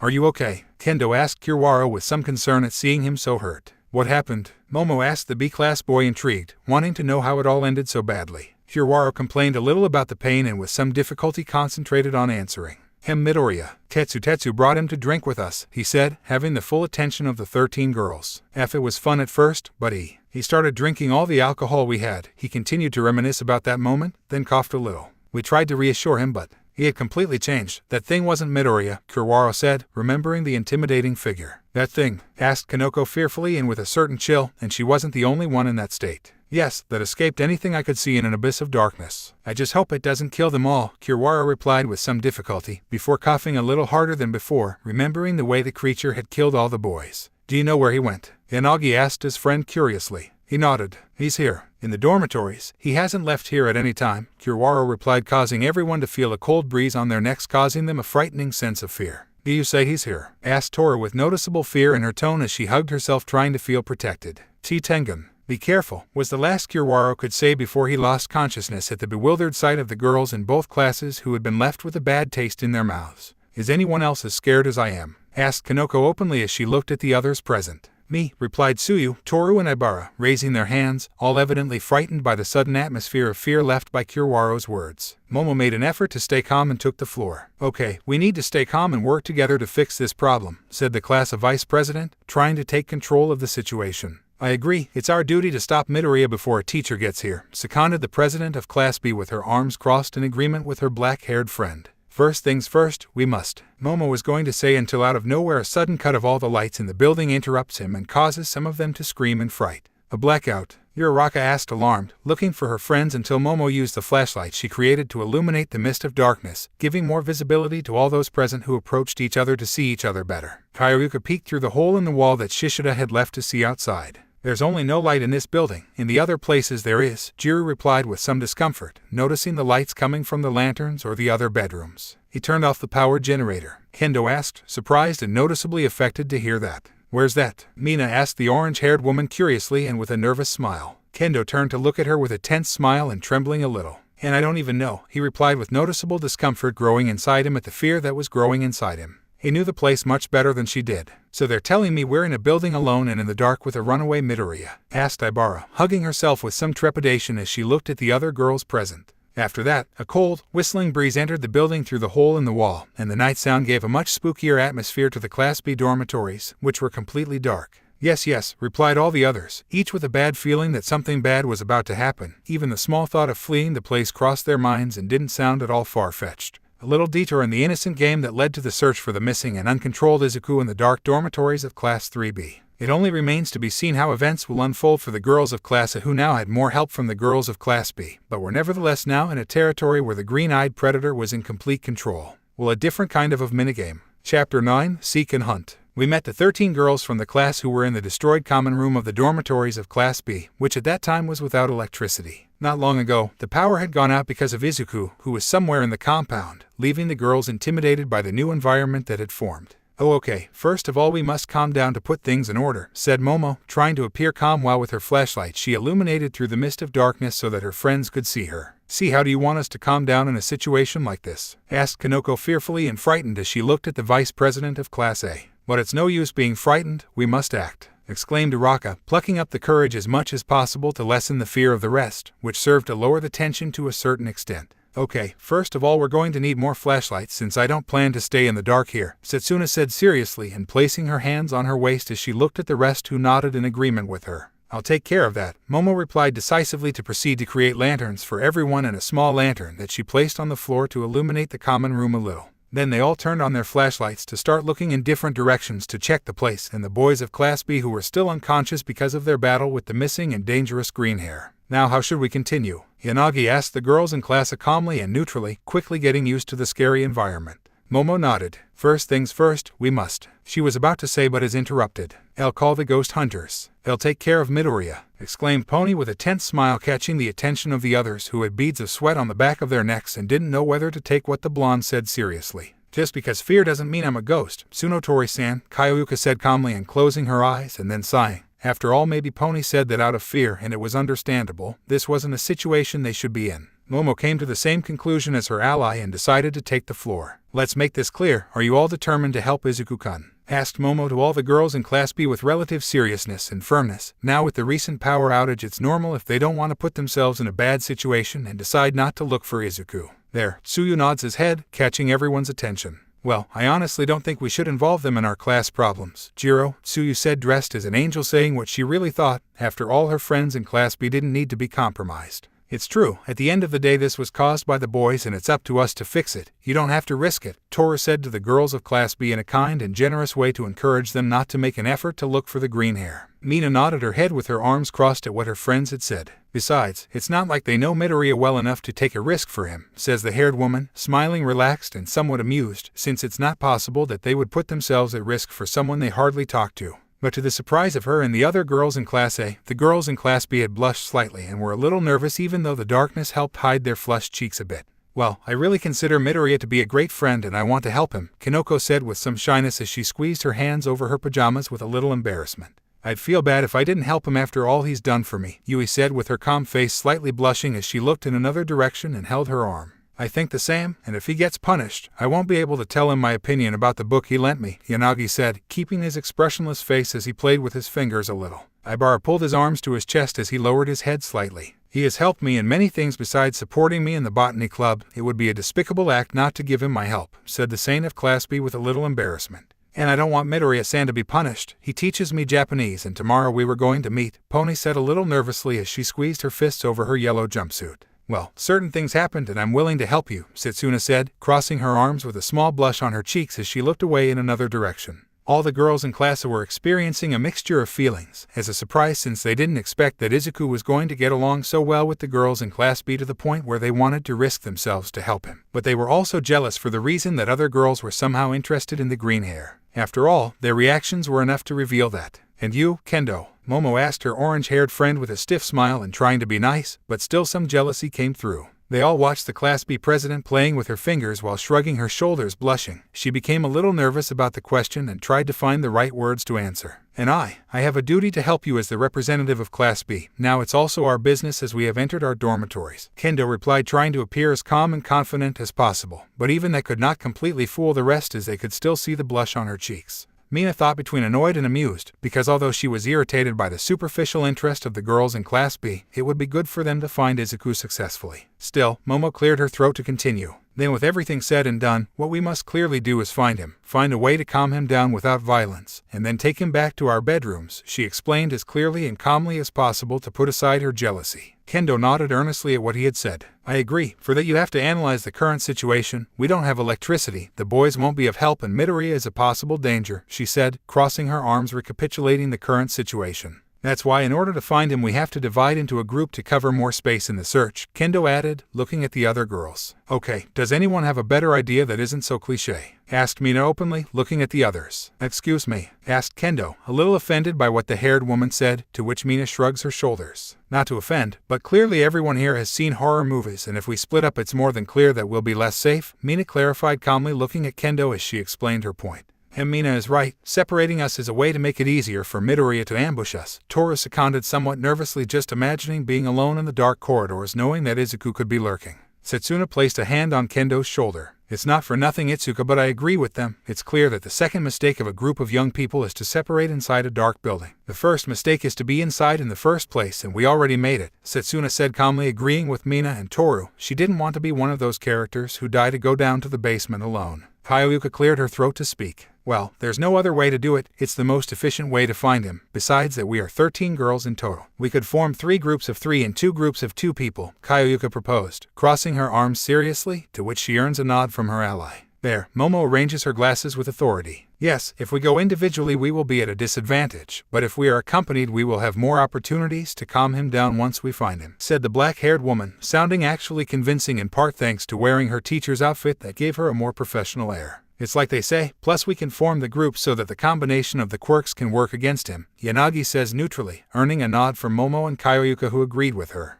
Didn't you see what he did to the boys? Asked Kanoko with some incredulity as she pointed her flashlight at some of her male classmates who were injured and unconscious all over the place. Toru nodded his head and that was visible from the nurse's hat. It's more than clear that we in smaller numbers and separated are not going to have a chance, exclaimed Toru with a little anxiety since she certainly did not want to be the first victim of the green-haired man, although some part of her was curious to know in what way she would be his victim. With that attitude even less, Yui said calmly, looking at the invisible girl dressed as a nurse. In any case, we can't all go together. The best way will be for several groups to come and corner him without giving him any escape, Momo said calmly, convincing several who nodded with determined looks, including Uraraka who took the floor. We should stop talking and start forming the groups, time is money, exclaimed the chestnut confidently and plucking up the courage for everyone to take action. At times like this was when Deku gave courage to the others and she wanted to do the same to save him. Minutes after the conversation, they had all formed the groups with which they would look for Izuku in the dark room. The first is that of Momo, Kendo, and Kaioyuka who were together talking to each other. I have my creation. Kendo has his combat skills and his quirk to catch Izuku, and finally Kaioyuka-chan with his jacks can try to locate him, Momo said serenely, seeing her 2 teammates who nodded determined in their goal of finding the boy. The second group consists of Ibara, Setsuna, and Tsuyu, where Takage was playing around with Tsuyu's angel wings a bit. The green team, exclaimed Setsuna with a big excited smile identifying his team. Jiro, it may work because Shiozaki-chan could immobilize him and Takage-chan can entertain Midoriya-chan with pieces of his body, Tsuyu said calmly, the slight blush on his cheeks from the alcohol that was already running out slightly. That didn't sound very good, Asui-san, Ibara said to the frog girl by way of reproach for the way in which she could have misunderstood what she said. At that, Setsuna hugged herself with a flirtatious smile. Well, I wouldn't mind entertaining Midoriya with my body, said the green-haired woman with a slight blush on her cheeks, causing Ibara's face to light up red. Please don't joke about it. That's a lustful thought, Ibara said to her friend nervously and embarrassed at the fleeting image that flashed through her mind, which caused Setsuna to laugh amused at her reaction. I was just kidding. At least I can lighten the mood by joking a little, Setsuna said with a friendly smile to Ibara as she kept to herself the scenario she had seen in her mind at times where she entertained Izuku in a not very saintly way. The third group is composed of Toru, Yanagi, and Yui, of whom the invisible girl ironically stood out for wearing her nurse outfit. I feel protected with you too, Toru said to the 2B class girls with relief in her tone. After all, she still remembered the battle between classes her freshman year. Well, our quirks as a whole are very useful for attack. I can enlarge objects and Ryako-chan throws them with her poltergeist, Yui said calmly while next to him Yanagi nodded his head. Either way, I hope we don't have to use them against Midoriya, Yanagi said monotonously, and the other 2 agreed with her. Neither had the slightest intention of doing any harm to the green-haired boy. In the fourth group are Mina and Pony who seem to be taking it easier than the rest of the teams. We are well balanced. We can both attack from a distance and in close combat, Mina said with a big smile seeing the blonde since both were actually well matched for a fight, although in close quarters it was more complicated. Yes, we can run away with my horns, cried Pony, less frightened than before, and even a little excited that she would not be alone in the corridors. The last group is that of Uraraka and Kanoko, who were observing the interactions of the rest of the teams. I'm counting on you, Uraraka-san, Kanoko said to her companion with a somewhat nervous smile. After all, she couldn't really do anything in close combat against Izuku. Uraraka turned to look at Kanoko to give her a thumbs up. And don't worry Komori-san, in close combat I might try to immobilize Deku-kun with my quirk, Uraraka said to Kanoko with a somewhat forced smile. After all, she was also slightly scared, but she must have been brave in those moments. Kanoko felt a little better about her partner's confidence and nodded her head. Then I can create mushrooms to lull him to sleep, said the chestnut with a more confident smile. They're the brown team, exclaimed Setsuna with a smile, pointing to both chestnuts, who smiled slightly with a few drops of sweat on their temples. Don't go naming names because of the color of your hair, Setsuna, Kendo said to her friend somewhat strictly, as she could be rude. But we need code names to communicate. It's essential, Setsuna replied with a simple shrug of her shoulders and then placed her hands on her waist as she looked at her president. I think the same as Takage-chan. Besides, it would be funny, said Mina amused and with her hands behind her back, causing Kendo to sigh tiredly. We can leave that absurd thing for later. For now we must plan how we are going to divide, Kendo said and then got serious and took an authoritarian stance looking at them all. The three of us are going to look around the second floor. The green team is going to look for the third, she said, giving the directions, but at a certain point she had to force herself to say the name of the team since it would be simpler than saying Ibar, Tsuyu and Setsuna, but she regretted it when she saw the face of satisfaction on Takage's face. Wow, what were you saying about code names? Setsuna asked Kendo in a playful and joking way, causing Kendo to frown and keep quiet to Setsuna's amusement. Momo cleared her throat to speak. Let's continue. The group of Toru, Kodai and Yanagi will search the fourth floor while Pony and Mina will search the fifth floor, the black-haired woman said to the girls of both teams seriously. We'll be the acid ponies, said Mina to her blonde companion as she slammed her fist into the air. Let's do it, replied Pony just as excitedly, and then raised both her arms in the air. I suppose we can call ourselves the Invisible Race, Yanagi said to Toru and Yui,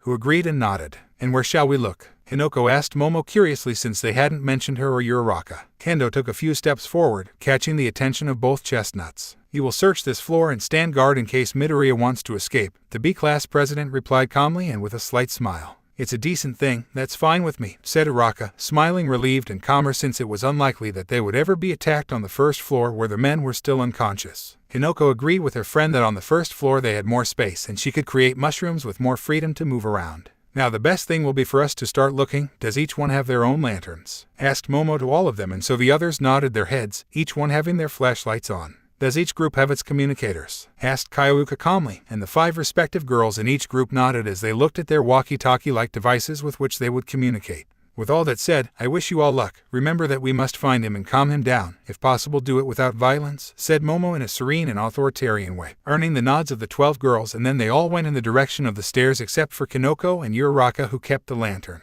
Alone, they fell into awkward silence as the breezes from outside blew in through the hole in the wall that Izuku had caused by ejecting Shishida from the building. Hey Uraraka, do you think Midoriya will ever hurt them? Kinoko asked her companion with a bit of concern for her friends, to which Uraraka shakes her head. No, Deku-kun would never hurt them or us, at least that's what I think, Uraraka replied with sincerity and a small smile as she looked at Komori. You're right, I doubt he would do that, Kinoko said more relieved and holding her hands on her chest as she smiled. But he can do other things, whispered Uraraka with a stiff smile as he imagined the other possibility of what the drunken boy could do to them. What did you say? Asked Kinoko of the chestnut intriguingly, not being able to hear him well. And nothing. The best thing to do is to make sure that all the boys are okay, Uraraka replied, evading the question to receive a nod from Kinoko, and then both of them began to check the status of the boys in Class B. Minutes later we met the green group on the 3rd floor walking through the dark corridors while pointing their flashlights in different directions. Darkness prevailed despite the light coming through the windows. All this added to the silence that was only interrupted by the sound of their voices and their footsteps. Should we search the rooms, Jiro? Tsuyu asked curiously of Setsuna and Ibara, who were walking ahead of her. If one is open then yes, I doubt Midoriya would close a door when entering, Setsuna replied calmly as he stopped and turned to look over his shoulder at the frog girl.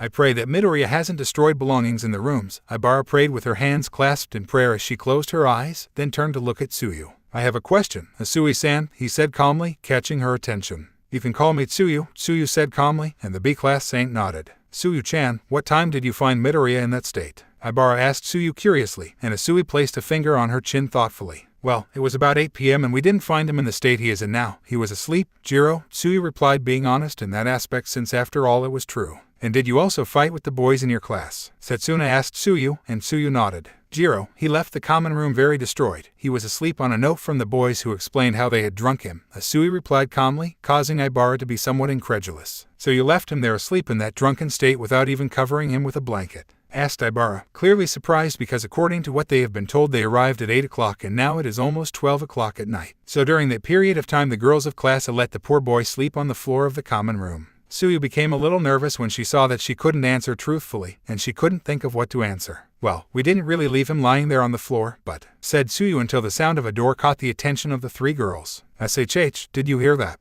Setsuna asked her 2 companions, who nodded and shrugged a little in fear that Izuku was near. It came from there, she added, pointing to a corner with the light of her flashlight, and then the 3 of them began to walk cautiously, and with their guard up. When they reached the corner they turned left and walked a little and saw how one of the doors in the corridor was ajar and moved a little, assuming that it had been opened recently. They approached cautiously while pointing their flashlights at the plaque on the wall that identified who the room belonged to. There they could see the name of Yosu Uwais, and the 3 of them interspersed glances to tell each other that they were ready to enter, and without further ado, they opened the door and entered. They pointed their flashlights at the room in search of Izuku and went inside, a little intimidated by the bad vibes that the place gave in the absence of light despite being just an ordinary room. In the end, after a minute of inspecting the room, they didn't find the green-haired boy. Where is he? He must have come in here, said Setsuna, clearly intrigued, looking in different directions, as it was not possible that the door could have been opened from the inside unless Izuku had hidden himself in the room and decided to leave. He doesn't seem to have made a mess here. Maybe he's being stealthy, Jiro, Tsuyu commented thoughtfully as she observed how nothing seemed to be destroyed or messy. The truth is that Izuku never entered the place.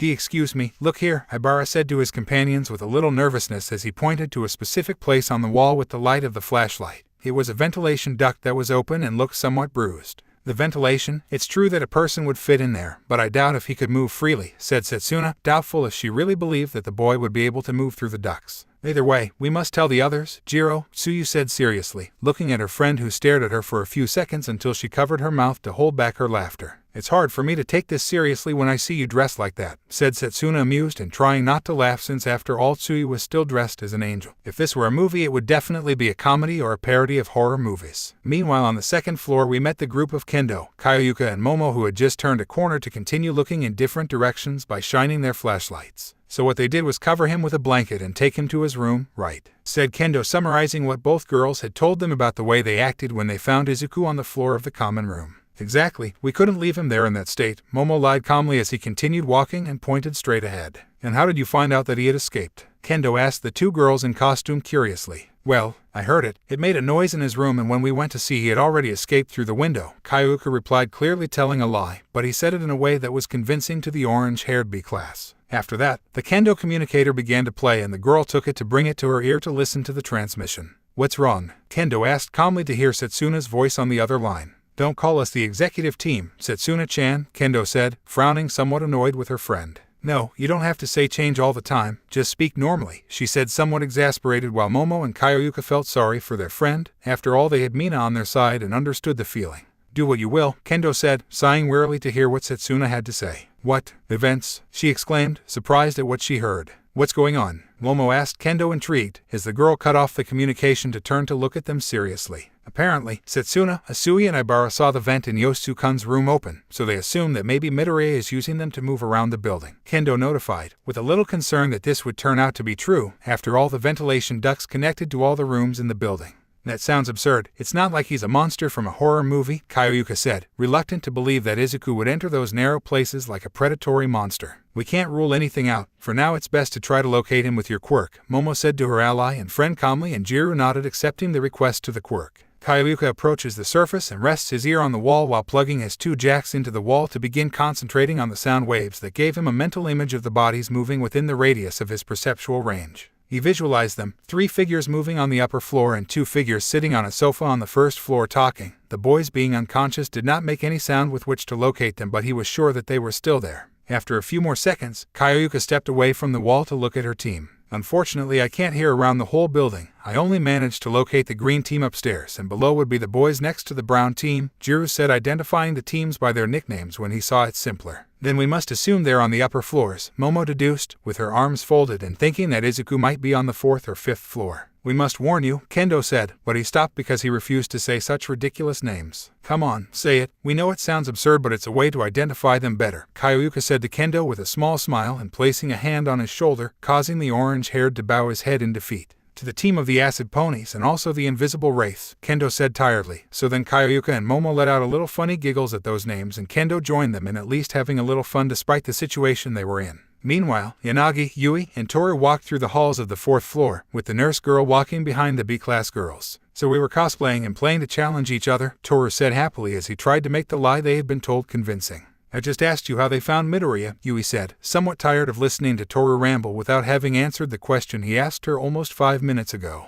Ah, we found him asleep and half naked on the floor of the common room, Toru replied simply, then stiffened when she realized that he had responded very sincerely by revealing that he was without clothes. Half naked? Yui asked in surprise and blushing without being able to help but make a mental image of the boy, which caused her calm countenance to be more disturbed by nerves. As he was only in his underpants, so we covered him with a blanket, Toru said, playing with his hands with a small blush on his cheeks to try not to cause suspicion. Then you can still be half naked while you're hidden, Yanagi said calmly and monotonously as she looked in different directions. Of course she also made a mental image and her cheeks were flushed, but the darkness helped hide it. Please don't say that, Ryuko. The last thing I need now is to have that in mind, Yui said, closing her eyes and trying to get that image out of her head. She would just keep it deep in her mind in case she needs it. It's better not to ask about it. Then the sound of the communicator catches the attention of the three girls and Yanagi pulls it to his ear to hear the transmission. Yes, asked Ryuko to hear what Kendo was saying on the other end of the line. Here or on the 5th floor, are you sure? She asked calmly, then nodded her head. Okay, we'll be careful, he said, and then cut off the communication. What's going on? Toru asked the gray-haired girl who turned to look at them neutrally. Apparently Jiro used his quirk to try to locate Midoriya and suppose he may be on this floor or the 5th. We must stay alert. Yanagi replied, causing both girls to be a little surprised and then nod to continue walking cautiously to any sound or movement they witness. They turn in a corridor and managed to see how one of the doors was open, and from that clear sounds could be heard that attracted the attention of the three girls, who tensed and put themselves on guard, preparing for the case they were forced to attack Izuku. My room? Yui asked earnestly as the three of them got close enough to wait to enter the room. I can't help much, I'll stay behind, Toru said seriously, since wearing clothes would not be useful to his invisibility, so it was best not to be a hindrance to his team. The three girls wait a few seconds and then enter, pointing their flashlights at the male figure that was there, and hearing a growl they acted on impulse. Yui enlarged a ball he had taken and Yanagi with his quirk sent it in the direction of the boy inside, who rubbed his eyes to regain his vision in the light of the flashlights. There they watched as the giant ball hit the boy's forehead, which produced the sound of a metallic thump. Hey, cried the boy, shocked and in pain, as he fell backwards to the ground from the impact on his forehead. The three girls pointed their flashlights at the boy as they approached and saw a half-naked Tetsu rubbing his ass, at least making his metal head to cushion the blow to his forehead. Tetsu, what are you doing here? Yanagi asked her gray-haired friend calmly and unaffected at all by seeing Tetsu's body. Of course, if it were Izuku it would be another story. We thought they had all been defeated by Midoriya, Yui said to his friend and classmate, who stood up from the ground to see the girls in front of him with a big smile. Hello girls, it's good to see you right now. Midoriya swept us away, but it wasn't enough to leave me out, so I was chasing him and this is where I lost track of him. Tetsu replied with his hands on his waist, while the girls focused more on his state, having noticeable bruises on his torso, arms and legs, and bloodlines descended from his forehead and lips. You're in a very bad state, you shouldn't move much, Toru told Tetsu, worried about him and honoring her nurse outfit for caring about the injured boy. Nonsense, I must show Midoriya that I am as manly as he is, exclaimed Tetsu with a big smile, being inspired and excited as he clenched a fist in front of him. You know he's drunk, don't you? Yanagi asked, clearly doubting if his friend was right in the head after Izuku's beating of them. That doesn't matter, he's certainly a man to be feared for the way he defeated us, but for that very reason I must make myself more of a man by finding him and defeating him, replied Tetsu, making it clear that he would not back down from his decision. Because that's what a man does. After that, some sounds from the hallway caught the attention of the three girls and the boy, who turned to look in the direction of the door. Do you hear that? Asked Toru, a little afraid that they would meet Izuku now. Stay tuned, Yui said earnestly as she and her friends stood guard and prepared themselves. I'm ready for round 2, Midoriya, exclaimed Tetsu with a defiant smile as he stared at the door as he turned his entire body into metal. They heard the accelerated footsteps approaching them and the tension was rising. Being able to feel that there were only seconds left for them to meet the cause of everything, there were only seconds left. 3, 2, 1, shouted Mina as she entered the room preparing her acid to attack, but both she and those inside froze when they saw that the green-haired man they were looking for was not there. Mina, asked Toru, confused to see her friend there even though she should be upstairs. Oh, thank God I found them, exclaimed Mina in relief, and then ran to her secret friend to wrap her in a tight embrace. What's going on? Where's Pony-chan? Yui asked the haired woman curiously and calmly, causing Mina to widen her eyes as she remembered what happened and consequently began to tremble a little.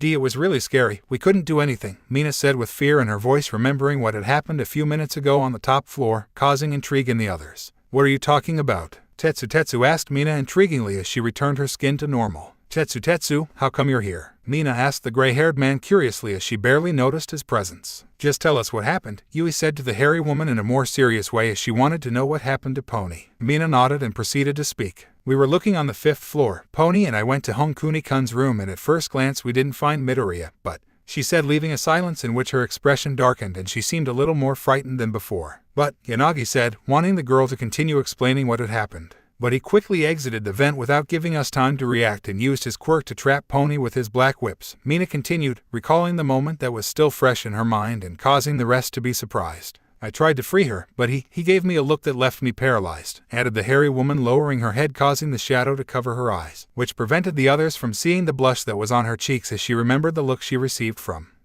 After that he took her through the ventilation and I couldn't ask for help since she had the communicator, he concluded, looking up calmer. This is bad. We've lost Tsunotori-san, Toru said worriedly and somewhat fearfully as she held her hands on her chest, hoping that her friend was okay. We must warn the others, Yui said to Yanagi, who nodded her head to take the communicator, planning to report what happened. One question, why is clase here? Asked Tetsu, clearly distracted by the presence of the girls in the place. We'll explain it to you later, said Toru and Mina at the same time, seeing the boy who didn't give it any more thought and accepted. Meanwhile, on the first floor were Uraraka and Kanoko sitting on one of the sofas in the common room that had been placed near the lantern. This piece of furniture was in a deplorable state, and it was necessary for Uraraka with his quirk to arrange it so that they could both sit down. Both of them had already checked the condition of the other boys and carefully placed them near a corner so that they were not lying all over the place. I hope they're all okay up there, Kanoko said with a little concern for her friends and colleagues who would be in greater danger on the upper floors. So do I. Anyway, it's good to see that all the boys are just unconscious, Uraraka said with a small relieved smile. The truth is that they were hurt, but not as much as would be expected from all the power that Izuku has presented with his attacks.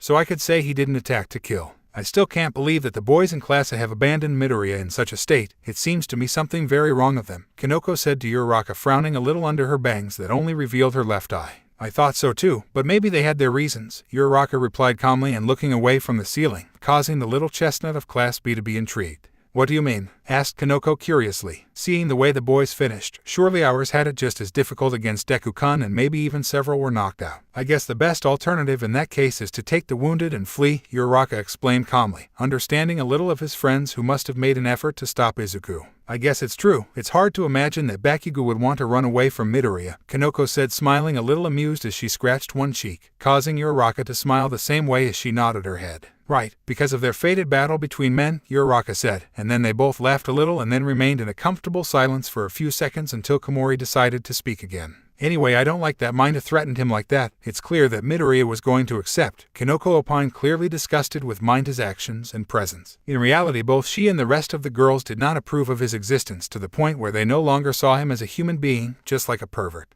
True, Deku-kun is very kind and always thinks about helping others. Surely he would accept again without thinking about it, said Uraraka, smiling warmly as she looked at the lantern and thought about the altruistic and heroic way of being of her best friend and platonic love. Kanoko smiled affectionately, staring into her lap, and then sighed spellbound. That's right, said the brunette, causing Uraraka to raise an eyebrow at her. After all, she was intrigued to know how Kanoko could say that in that way, as if she knew him closely. How do you know Deku-kun so well? Uraraka asked Kanoko curiously, and causing the B-class girl to get a little nervous. And it's not that I know him very well. After all, it's common knowledge that he's kind and heroic, Komori said, smiling a little nervously, then calming down as he looked into her lap. But on a few occasions we started talking about mushrooms, and in the end we ended up talking about ourselves. I guess that way I got a more personal idea of what he is like. Kind, generous, and innocent, Kanoko replied with feeling in her tone as she put her hands to her chest. Uraraka inevitably felt jealous, but despite this she could notice the way in which Kanoko talked about Izuku, a way that did not seem to be perverted like Mina. She could honestly believe for a few moments that maybe Kanoko would actually be in love with Izuku. It was only a guess, but the truth could get along well with her if she understood how good Izuku is, despite feeling jealous. The sound of the communicator captures the attention of both girls, and Uraraka brings it to her ear to hear what they have to say. Yes? Asked Uraraka curiously to hear Yanaga's voice on the other side. Is Tetsu with you? It's a relief since we couldn't find him down here, she said, smiling with relief, while Kanoko was the same, knowing that her friend was okay. Which Deku-kun can move through the vent and caught Pony-chan? That's bad, exclaimed Uraraka in surprise and causing Komori to start. Yes, we'll let you know if we get to know anything else. Be careful, she told Yanagi, and then cut off the communication. Uraraka turned to Kanoko to explain what she heard, but Komori stopped him with one hand. There's no need to explain anything. I could hear you, Kanoko said with a serious expression. Don't you have some kind of blueprints? That way it might be easier to find Deku-kun, Uraraka asked her B-class friend, who crossed her arms and placed a hand on her chin to start thinking. I think Kan-sensei kept it in the closet on this floor so they wouldn't get lost, Kanoko said vaguely, remembering her teacher's words when they arrived at the third-year dorms on the first day. Great, let's go get them, exclaimed Uraraka with a lively smile and a determined look, receiving a nod from Kanoko, and then both chestnuts got up from the sofa for the B-class girl to show the way. They both began to walk through the hallways on the first floor and passed by the girls' restrooms until they reached a door at the end of the hallway. It was not a problem to open it, and both cautiously pointed their flashlights inside to see a room with 4 walls of 6 meters in diameter in which utensils, trinkets, and other things were found. Are you sure she's here? Uraraka asked Kanoko, a little wary of entering the dark room. If I wasn't completely, I wouldn't have walked through the dark corridors, Kanoko replied, trying to keep her fear to a minimum, and then both of them entered and shone in different directions in search of the planes. It took a couple of minutes until Kanoko managed to visualize a blue piece of paper that she approached to review its contents and get excited. I found them, cried the chestnut happily, causing Uraraka to give up her search and approach her. Great, now we'd better go, said Uraraka relieved, receiving a nod from Kanoko, and then they both started heading towards the exit. But they both stopped dead in their tracks when a metallic sound from the ceiling caught their attention. It was faint to the point of almost going unnoticed, but they both stiffened when they heard it for only a second, and then saw themselves again in the silence that had become heavy in the room. "That's Midoriya," Kanoko asked Uraraka beside her with clear fear and nervousness as she hugged the planes. Uraraka certainly wasn't any better, but he tried to keep his composure and pointed his flashlight at the ceiling trying to catch another sound. "Maybe it wouldn't be anything really. I think we'd better leave at once," said Uraraka seriously, looking at Kanoko so as not to tempt her fate. "I think it's for the best," Kanoko replied with a nod of her head, and they both walked back in the direction of the exit. "If you want, go create some sleeping mushrooms," Uraraka said to her friend cautiously as she left the room while Kanoko followed her from behind. Kanoko was just about to do that as she slowly walked away from the closet door they left open, but out of nowhere black whips came from the darkness of the room to quickly go against Kanoko to grab her by the waist. "Kyle, Kanoko shrieked in fright, dropping the blueprints while the whips were tied around her waist, wrists, and ankles. "Komori-san," exclaimed Uraraka, extending her hand in Kanoko's direction to grab her and try to free her, but before Komori is pulled in the direction of the dark closet forcefully, dropping her flashlight in the process and leaving Uraraka shocked. Uraraka started running in the direction of the closet to save her friend, and when she entered she pointed her flashlight at the center of the room where she was stunned to see Izuku standing with her hair in full shadow over her eyes and not wearing any cat ornaments on her body. But what surprised Uraraka was the sight of him putting one arm around Kanoko's waist as he gave a passionate and aggressive kiss on the lips to the B-class girl who couldn't resist being tied up and at his mercy while her cheeks were flushed. Uraraka quickly enters his senses to see Izuku. "Stop, Deku-kun, let her go," shouted Uraraka to the green-haired man who seemed to have ignored her as he continued in the kiss for several more seconds until he finally released Kanoko's mouth that was breathing heavily while a trickle of saliva fell from the corner of her mouth. Izuku then turns to look in the direction of Uraraka while his eyes are still completely covered. The silence on his part was intimidating and even gloomy while he just stood still, and Kanoko seemed not to be in his senses at that moment. Then the green-haired man took a single step forward and the chestnut instinctively backed away too as his logical thinking told him that he had no chance against the predator in front of him. Izuku took another step forward, and Uraraka, even if he didn't want to, backed up again. But what happened next was what really surprised Uraraka, because Izuku only smiled sideways in a predatory way. Just smiled and then in a matter of seconds covered himself with the one for all, holding Kanoko with his black wisp, and then moved with incredible agility in the direction of the ventilation duct that was in the wall of the closet through which he entered. "Deku-kun," exclaimed Uraraka, extending his hand in the direction of his best friend who was out of his senses in the small hope that he would stop to listen to him, but he did not. Uraraka ran in pursuit of him but was not fast enough to prevent Izuku from getting in there along with Kanoko to take her to who knows how to give, leaving the room silent and with a stunned brunette who was processing at full speed what had just happened.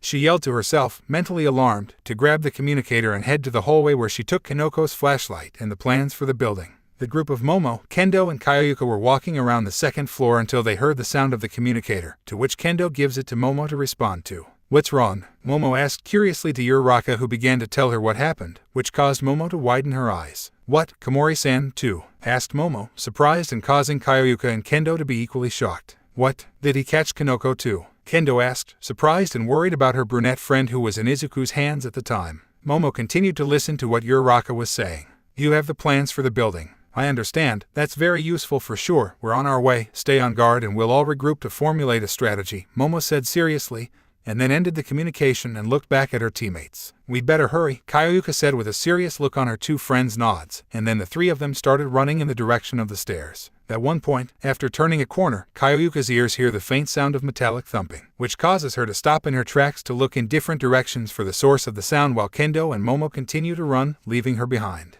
"I swear I heard something nearby," Kyoyuka said, ignoring the fact that she's alone and approaching one of the walls to use her quirk to locate Izuku. There he could visualize how on the upper floor the green team ran in the direction of the stairs, how Kendo and Momo did the same on this floor, and how Uraraka was alone on the first floor. What really frightened her was to feel how she perceived more intense sound waves right above her until suddenly they stopped at the moment when a metallic sound in the corridor caught her attention. Kyoyuka shone in the middle of the corridor to see a crack lying on the floor. She approached it cautiously, feeling that she was doing something wrong, and when she got to the front she could see that it was a vent crack, to which she raised her flashlight to the duct that was in the ceiling, and there she saw it. She was watching him from the dugout with her eyes covered in darkness. Kyoyuka saw him. To him, this would be the perfect time to scream, Kyoyuka said with an emotionless expression, accepting what was about to happen to her since she had brought it on herself. Minutes later, there was no sign of Kyoyuka other than her flashlight and heels, which had been left lying on the ground. Meanwhile, on the first floor, Uraraka was in the common room, along with the sofa and dining table that he had moved to place the lantern above it,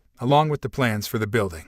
Uraraka stood with her hands on the table in earnest while the girls were already arriving in her direction. "We're here," exclaimed Setsuna, catching her breath a little after the race they made to get down the stairs. "How are you?" Kendo asked the brunette who had met Izuku. "Well, I don't think I can say the same about Komori-san," Uraraka replied, bowing her head in shame of not having been able to do anything because of fear. She could not save her friend ironically from the boy they were both interested in. "The important thing is that you have the plans of the building. With that maybe we can know where Izuku-kun took them," Momo said with a small smile, placing a hand on her shoulder to try to cheer her up. Apart from the fact that they had their clear differences in terms of the game, in those moments they needed to collaborate, and cheering her was a way for everyone to be okay. "It's good to see that I won't be alone to find Midoriya. It will be more manly to beat him as a team," Tetsu said with his fists clenched in front of him and with a wide smile while still half naked, but this seemed to matter nothing to the girls present. "You will only attack him if necessary. We try to calm him down without using violence," Yui told her friend with slight seriousness so that Tetsu wouldn't start attacking Izuku like crazy when they were calming him down. "All right," Tetsu agreed, not really having a problem with it, or that it was Bakugo. "Where's Kyoyuka-chan?" Momo asked openly as she looked in different directions looking for her friend and ally whom she didn't see. "She was behind us when we were coming," Kendo said, also looking for the A-class rocker who was dressed as a secretary.